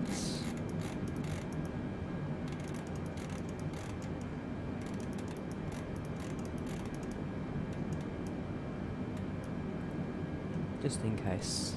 Just in case. Do the approach. It really comes down to the fact that as it directly overflies the airports, can't do that in New York. Yeah, the girlfriend lives in Hicksville. Meeting old Beast Boy. Ah, right. Marking his fantasies.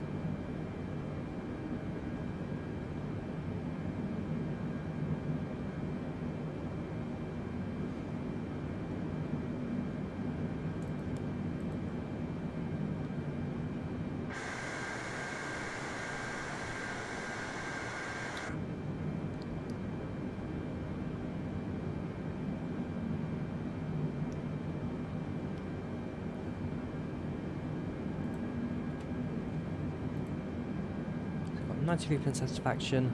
There's quite a few snacks being handed out, I guess, at this point. Whatever's left in the back of the aircraft. In a couple of moments, we'll switch the seatbelt signs back on.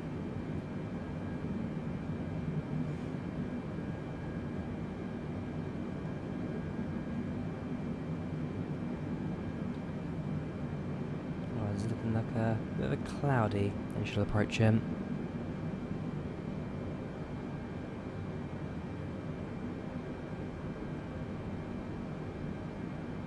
Also, transition out to 18,000. I should probably get the Meteor information ready for this. Super early. Kilo JFK Meteor. There we go.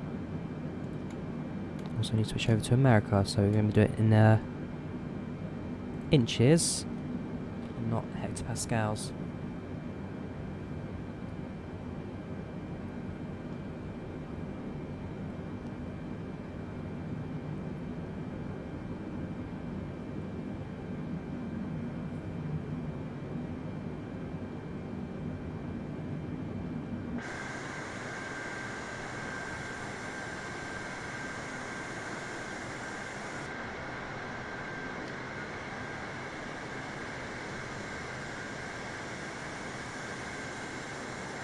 There we go. Yeah, so just give Sim a couple of seconds to load everything in. As soon as it does, it'll run nicely smooth. Just give it the time to load.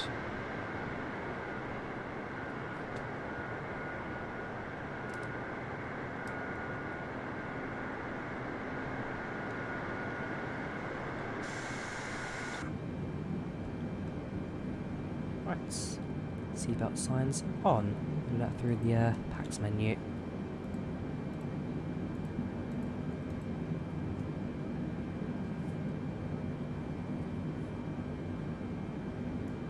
Ladies and gentlemen, the flight crew has turned on the fasten seatbelt sign. Please return to your seats and fasten your seatbelt. So that's 250 knots.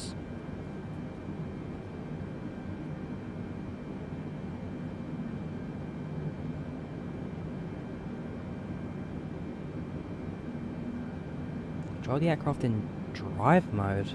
I'm not sure what I mean by that, pilot bite.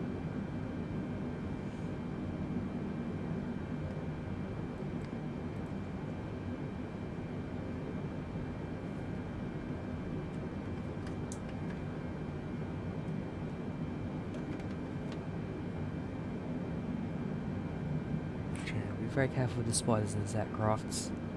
One movement and you send it well off track. Try not to use speed brakes again, Drawyah, if possible.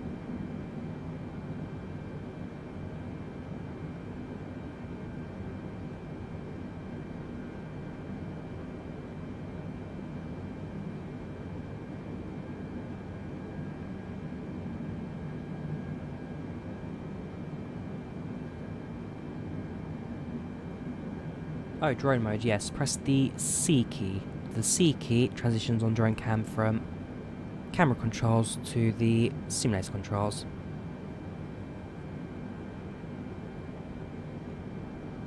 Right, so what we're going to do now is we're actually going to break away from our initial path.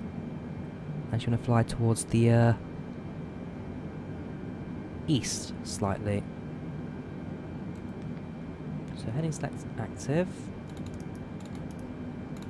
I'm going to head to 170. Actually 175 will do. And then what we shall do is we'll then enter the approach via Long Island. Actually, yeah, 170 will do its best. It gives us more time to descend. Gives the proper approach into New York as well.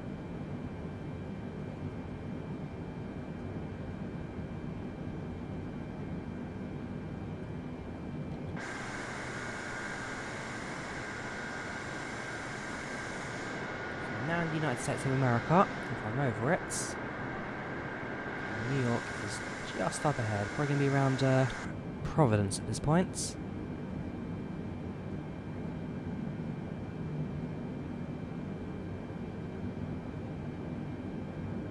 Trust me, it's not as simple as going direct to house in the Microsoft Flight Simulator. Not as simple as that.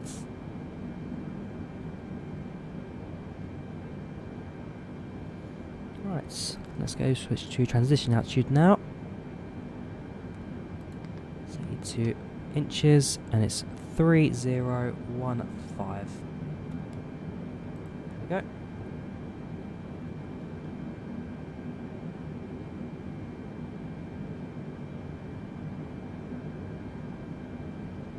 As it stands, it's few clouds at 2,000. No, few clouds at 25,000. So that'll be the clouds we're about to pass through. Well, actually, down at 18,000, but we've got a few high altitude clouds ahead of us.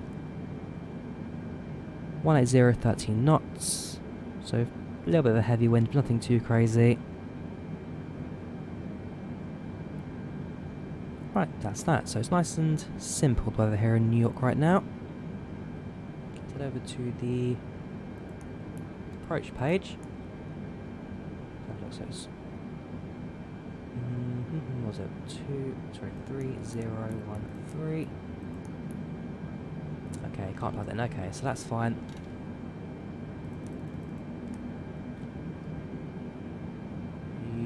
We'll do 30 degrees flaps. So speed there 259. Ignore that. It's more like 159. Let's just plug that in. So 30 stroke 159. There we go.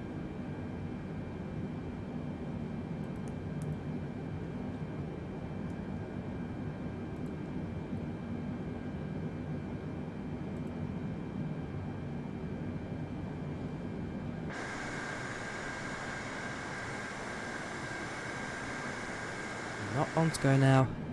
Not long at all.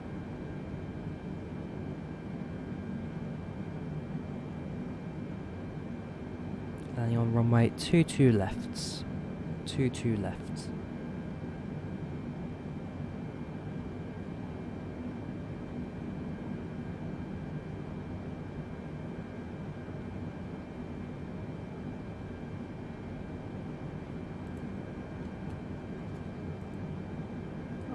Nice tube set satisfaction, that's always good to see.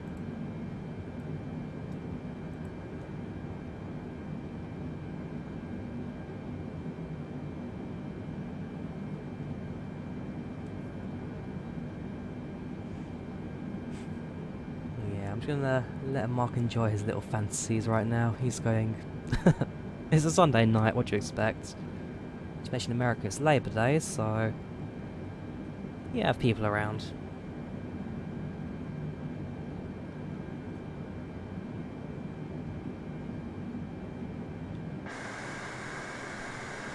Yeah, that's just one shot ride at the moment. Very nice indeed.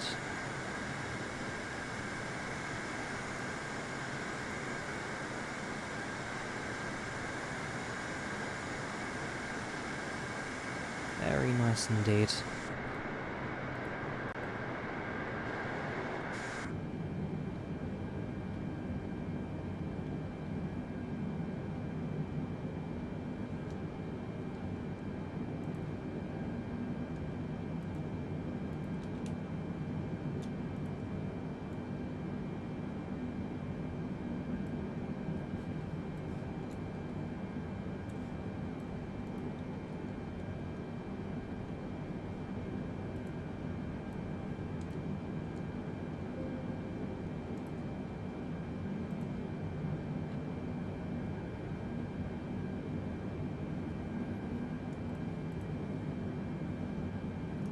You've tuned in now for approach.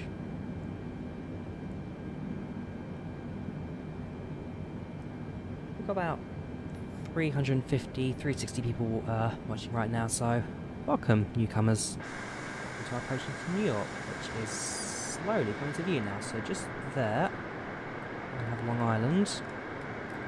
In a couple of moments, we can right hand turn, and then yeah, bring it into final.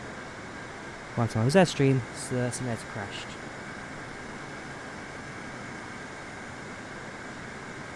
So many good screenshots. So little time to take them all.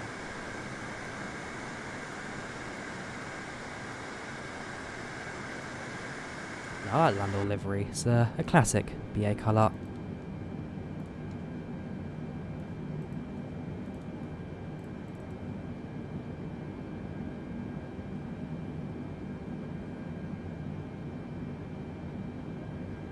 Decrease our descent rate slightly now.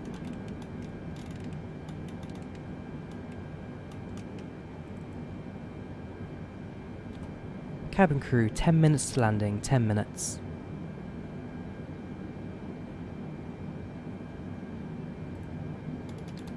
Cabin crew, 10 minutes to landing, 10 minutes.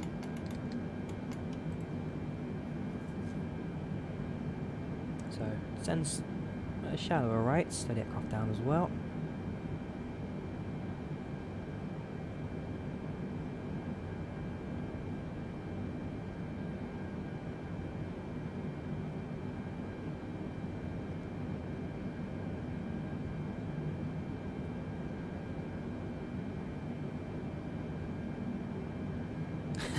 True.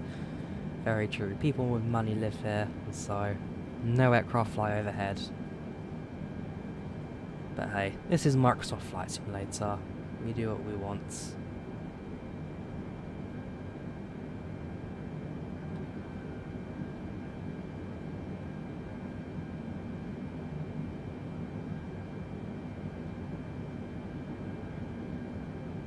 Very shortly, about past through 10,000.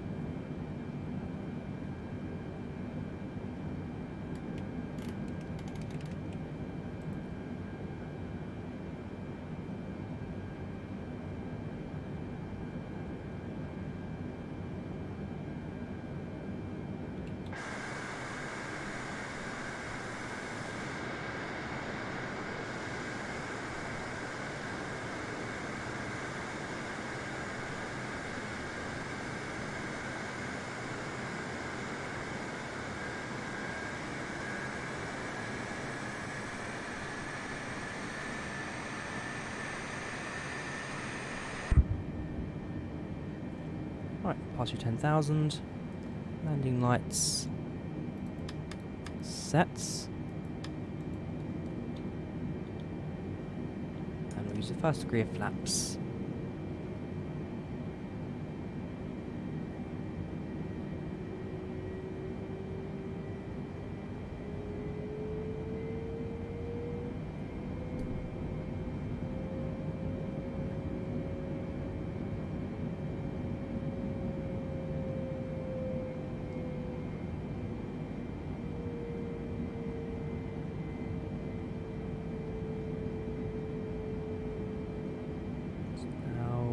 We'll give it a couple of moments, then we'll make a right hand turn.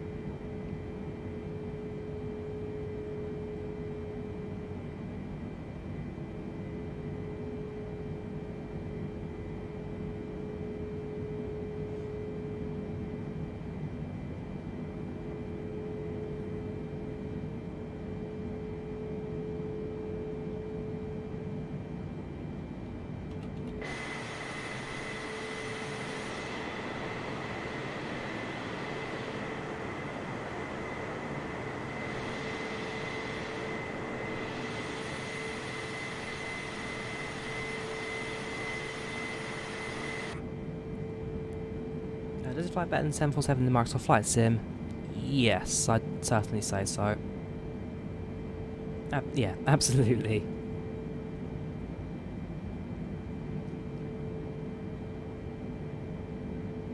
So down to 220 knots. That's 230 knots, but it's just balancing on the 9 to 0 there. Not enough for it to tick over. Now entering Port Washington now. Nope. You guys are wrong. Just break your record of 130. I mean, my softest touchdown is positive 39 degrees, sorry, positive 39 feet per minute. Landing at Seattle on an uphill bit of runway. No worries, Warren. Always happy to help people out.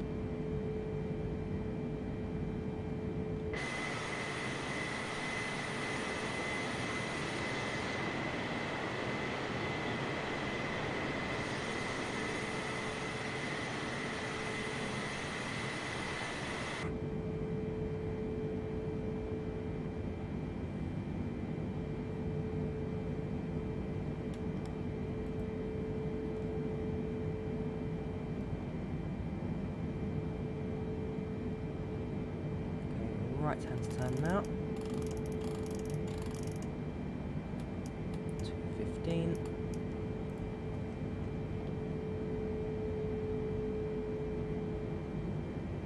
So down to 220 knots. Start loading the flaps now. It's down to 5 degrees. Increase descent rates to about 1,200 feet per minute.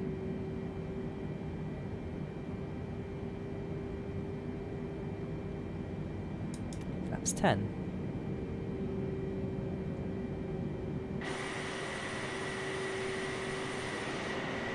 Welcome to Long Island. That there, I believe, is Long Island MacArthur Airport, so I could be wrong if that's not an airport there. I know that we're not too far from MacArthur. Is that it? That Islip.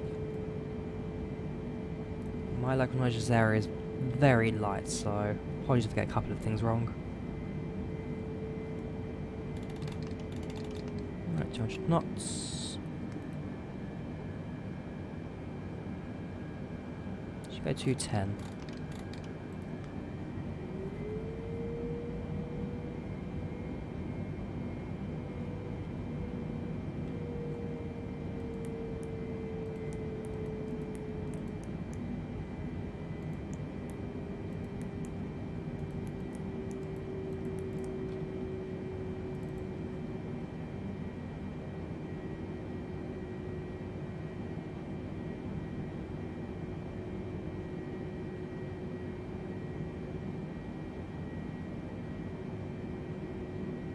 So Lake Ronkonkoma, yes.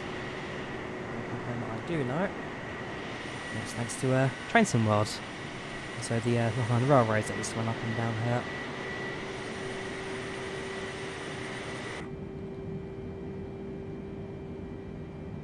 Not yet ready to intercept. Needs to send a little bit more to configure the rest of our flaps.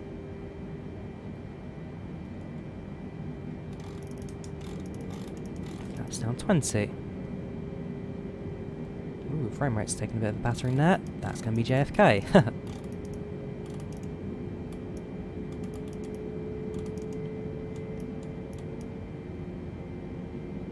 280.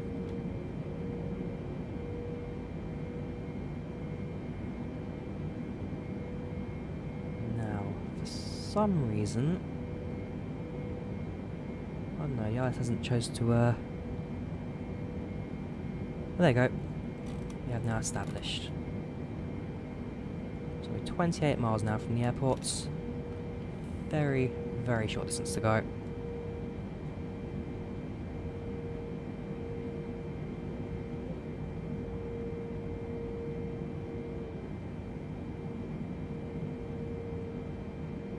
A little bit of wing flex in that.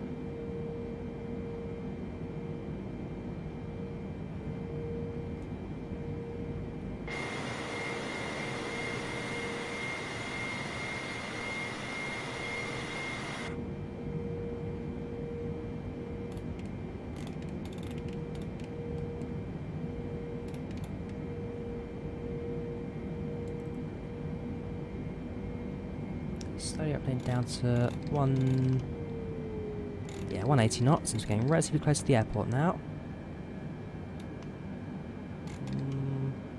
185. Zoom back on the ND there. So at this point now, we're just slowly adjusting our approach. Flaps down 30. I'd say 747's easy. 787's easiest fly at cruise. 74 for landing, definitely.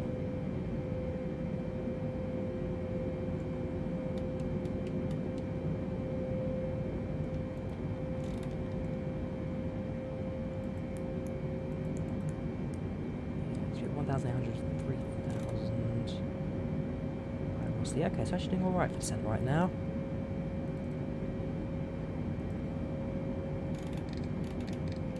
So it's 159. BREF, so go 170.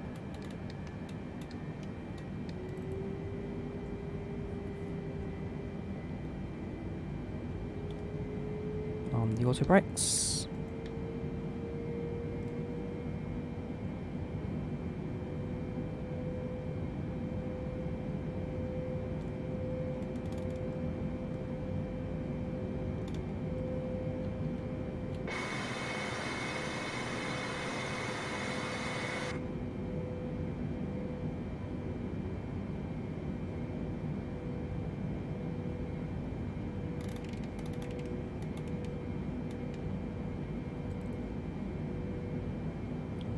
Level the aircraft off here now. That will guide us into airport. No gear yet. Gear comes down in 10 miles, so we're about, well, we're 20 miles from the airport now. Gear comes down in just a moment.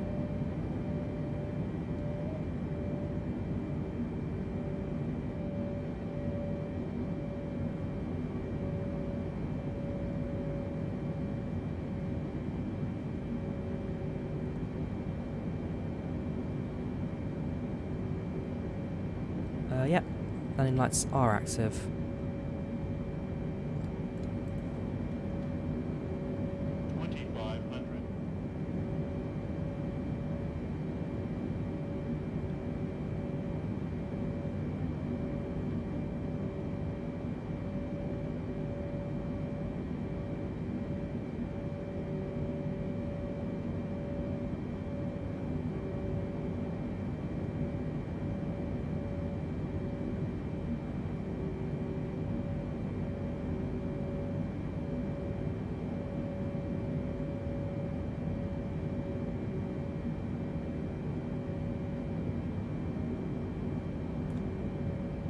Oyster Bay, thank you local knowledge people.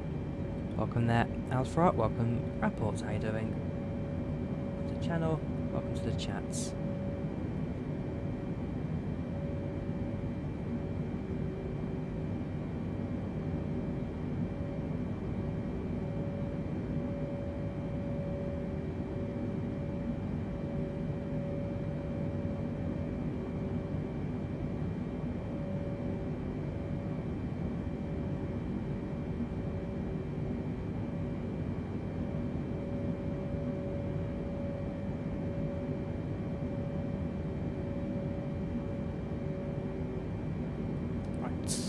So now bring it to the approach speed of 159.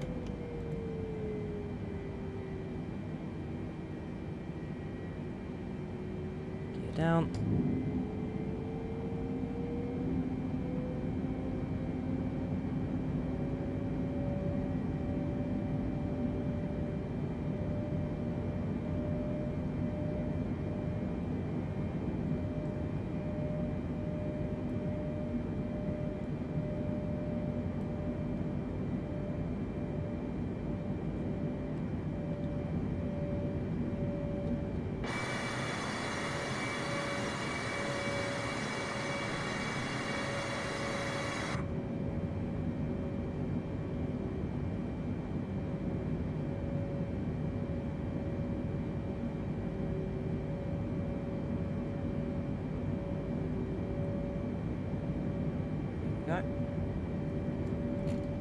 So I'm now just watching the two diamonds. Very shortly they both should start aligning towards the central screen there. First of all will be the localizer, the horizontal, and then shall be the approach, the vertical.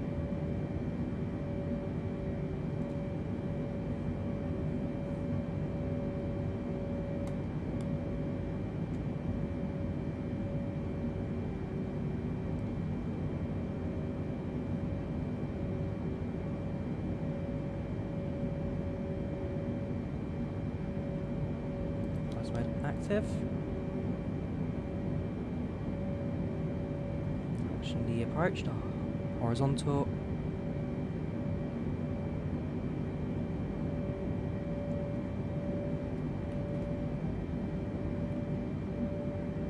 Going to be sending right into the sunset by these things, so it's going to be right on my side today. Cabin crew, please be seated for landing. Please be seated for landing.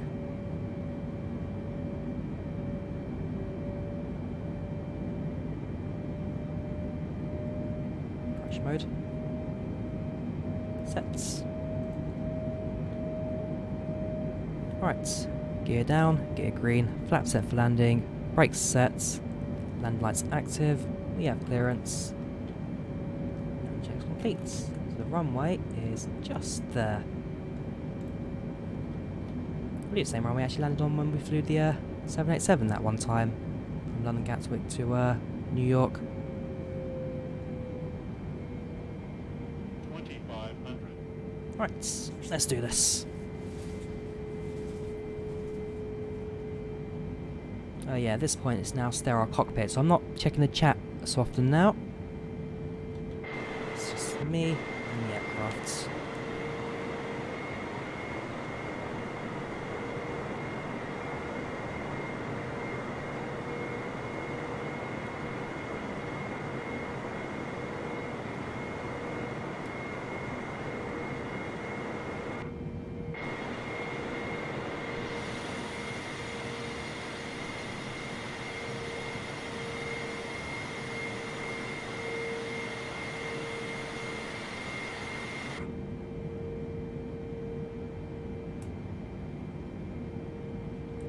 Through 1,700.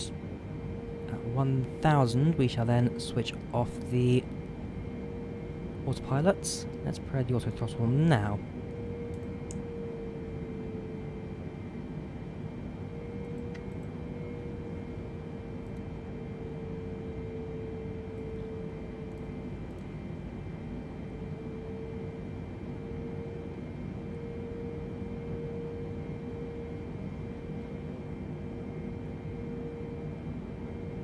Shadow.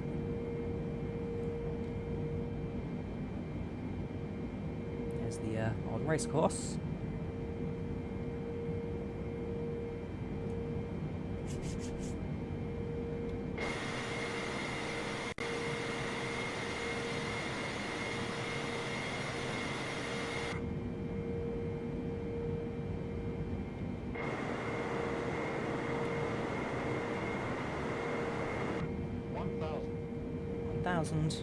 Pilots off. A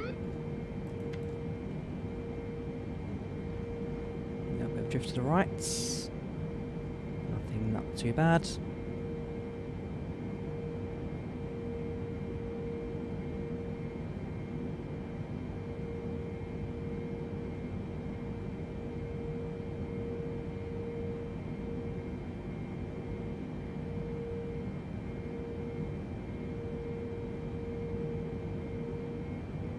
Increase the throttle slightly. Get back towards the runway alignment, which is looking good. A little bit on the high side. Actually, no. 747, it's 3 whites, 1 red, as we're on the upper deck, on the higher level, so bang on for glide slope right now.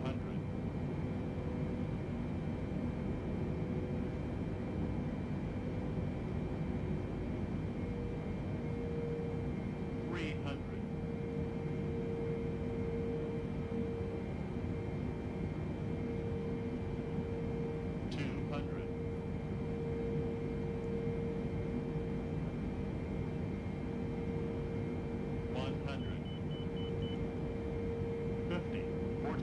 Clear. Idle. 20, 10, And reverse thrust sets.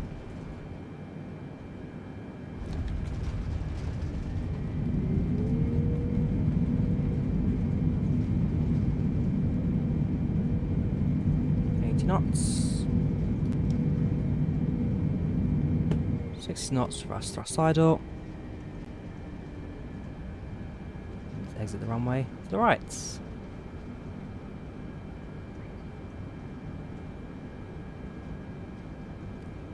Ladies and gentlemen, welcome to New York City. Bit of a bumpy landing that, but well, what do you expect for 747? It's a big, heavy jet aircraft. Ladies and gentlemen, welcome to New York. The local time is 6:27 p.m. and it's currently about 73 degrees Fahrenheit. You can now use your mobile devices. Please remain seated until the aircraft has come to a complete stop and the We have seatbelt got sign is one turned more off. active runway to Remember cross, so we'll leave the landing lights on for a short period. Items may have shifted during the flight. If this is your final destination, we thank you for flying with us and we hope to see you again soon.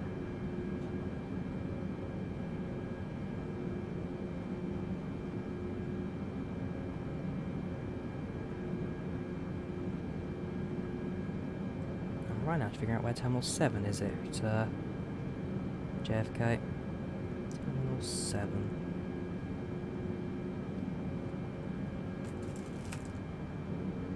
So increase throttle slightly. Let's taxi towards the gates. Okay, got a little bit of taxiing to do today. Not terrible.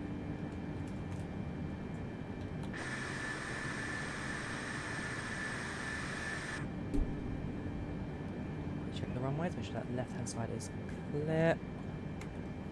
Right hand side, also clear. Nobody's on approach, nobody's departing right now.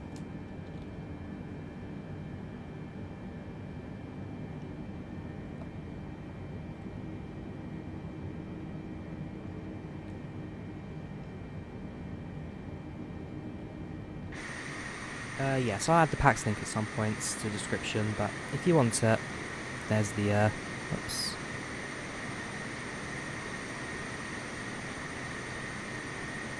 There. This is the link to PACX. This is the passenger and crew experience ad I'm using right now.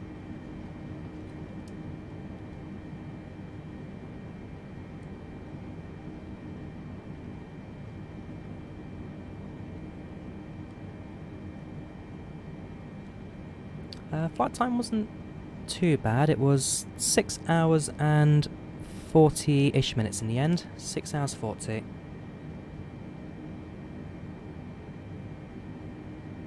Any kangaroos on the runway? Not in New York, my friend.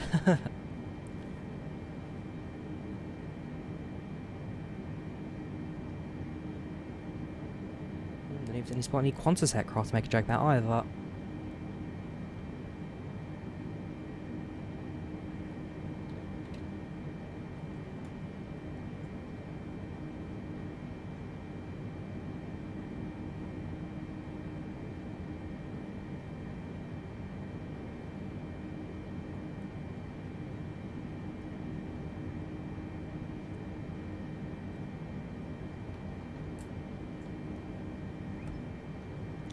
Now we've cleared the runway, let's turn off the landing lights, turn on the taxi lights, and let us start the APU. So, let's start.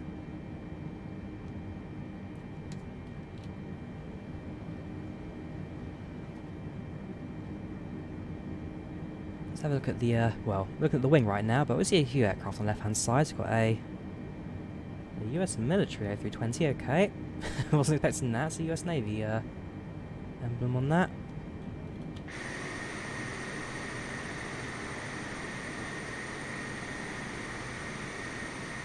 Rather quiet in New York. Well, it's Labor Day, so no one's working at this point.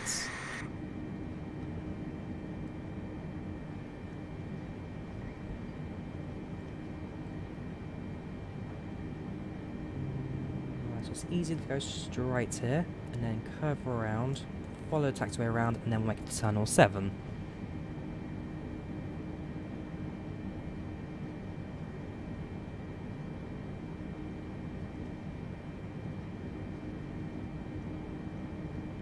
from Athens Airport.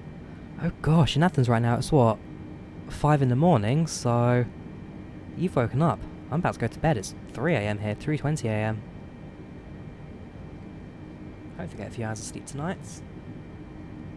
I must say, the flight was worth it. I very much enjoyed this.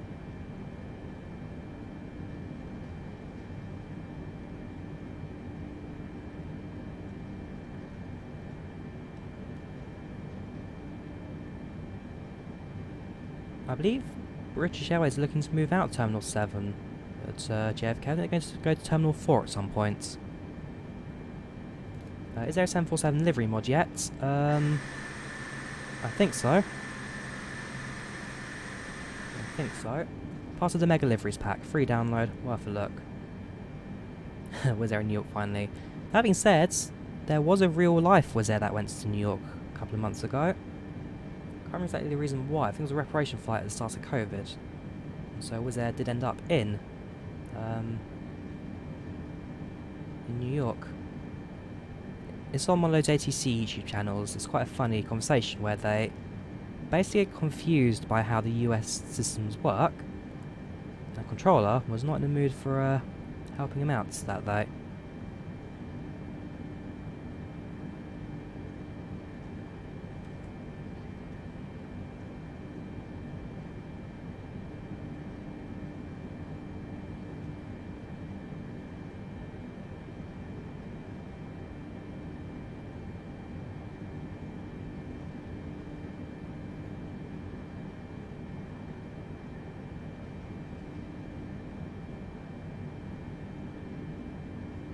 VSync's known to cause a little bit of a slowdown in Microsoft Flight Simulator. Okay. Do we make a left now? Do we make a left next? I think we're going to miss this one anyway, so we'll make a left hand turn next, that's right. And then that right there is Terminal 7.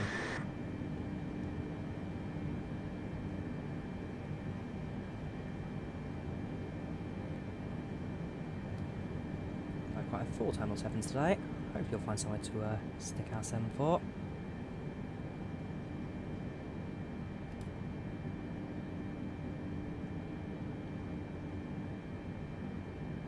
You take care, Mason. Have a good one.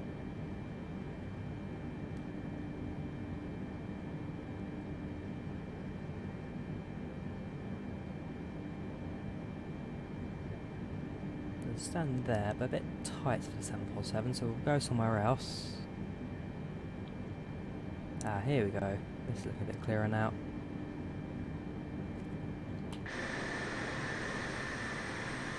Perfect. Just there. The rest of our plane.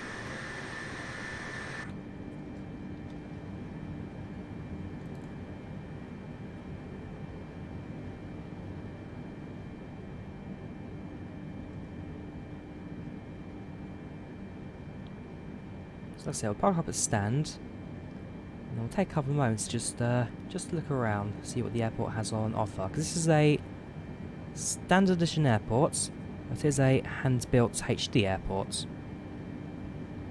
worth having a look around for sure.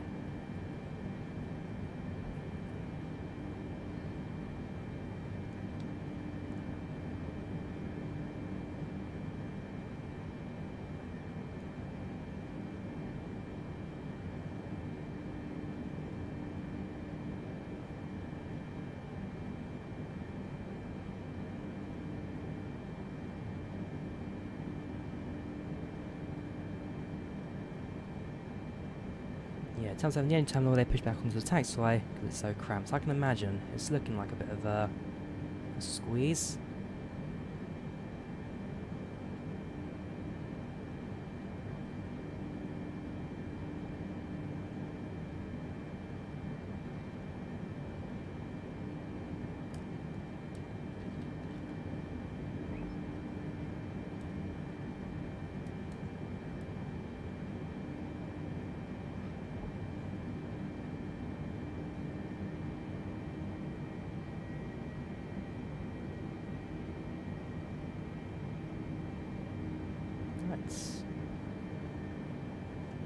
Into position and hold it there. Parking brake set. APU generators available. Engines off.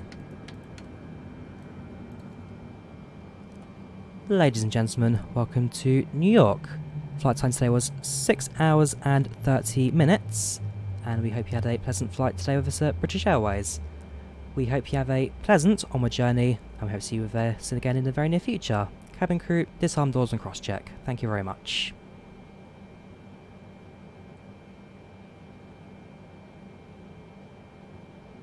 So, that was a generic public address.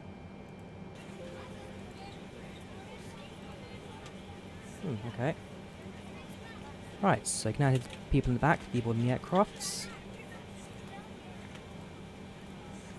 We shall connect the jet bridge to the aeroplane. Ground services.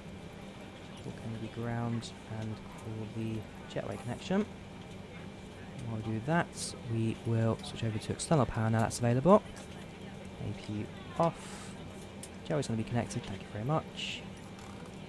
Turn off the taxi lights, turn off the beacon lights. Strobes can come off as well, couldn't they? Oh well. Strobes come off.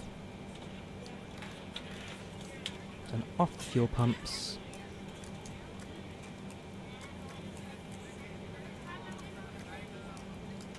Off the anti-icing.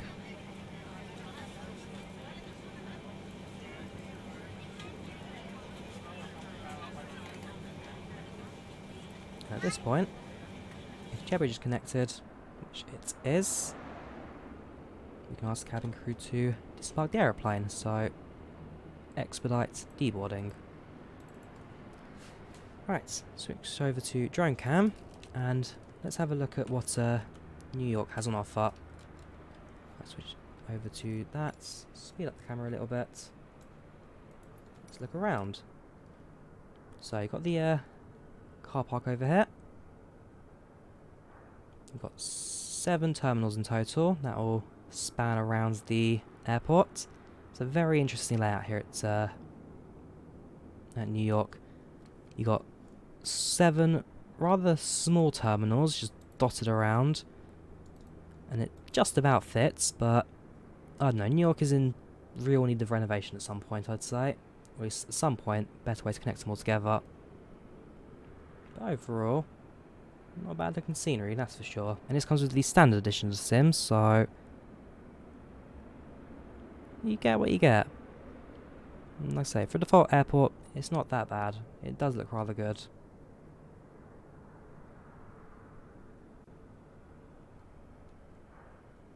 Yeah, I won't go around too much because unfortunately the frame rate really is horrible here right now.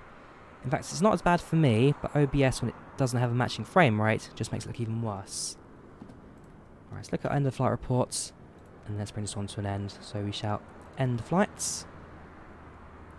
Right, so BA177 or a 748, not 744, from Heathrow to JFK, took us 6 hours 27 minutes. Planned departure was 1939, departed 1944. Planned arrival was 309, we arrived at 2:14, so we gained about an hour and a half, which is always good. Passengers 396, 90% satisfied, which is fine. And landing was a bit heavy, but again, for a 747, what do you expect? And block time was 6 hours and 52. We're a little bit ahead of schedule. Most people seem relatively happy. And we can now save that. Hopefully, if all goes to plan, we can not yet. It takes a bit of a moment. Okay, if you're on Discord, I'll drop the link to it in the Discords. But yeah, that is that for today. So thank you all for watching today. That was flights from London Heathrow to New York JFK. That was the Boeing 747. And that was the British Airways Landor livery. Thank you all very much for tuning in. You have a good one. And I will see you again in the very near future. Like I say, no more daily live streams. Today was the last of that. And so we're streaming on Wednesdays, Thursdays, Saturdays and Sundays. Maybe other days, we'll see how it goes. But until then, you guys have a good one. Thank you all very much for the support. It's been truly amazing this last month. I've been blown away with the amount of love I really didn't expect it, and it has just been a fantastic period for me. So, yeah, thank you very much. Good night, take care. See you soon.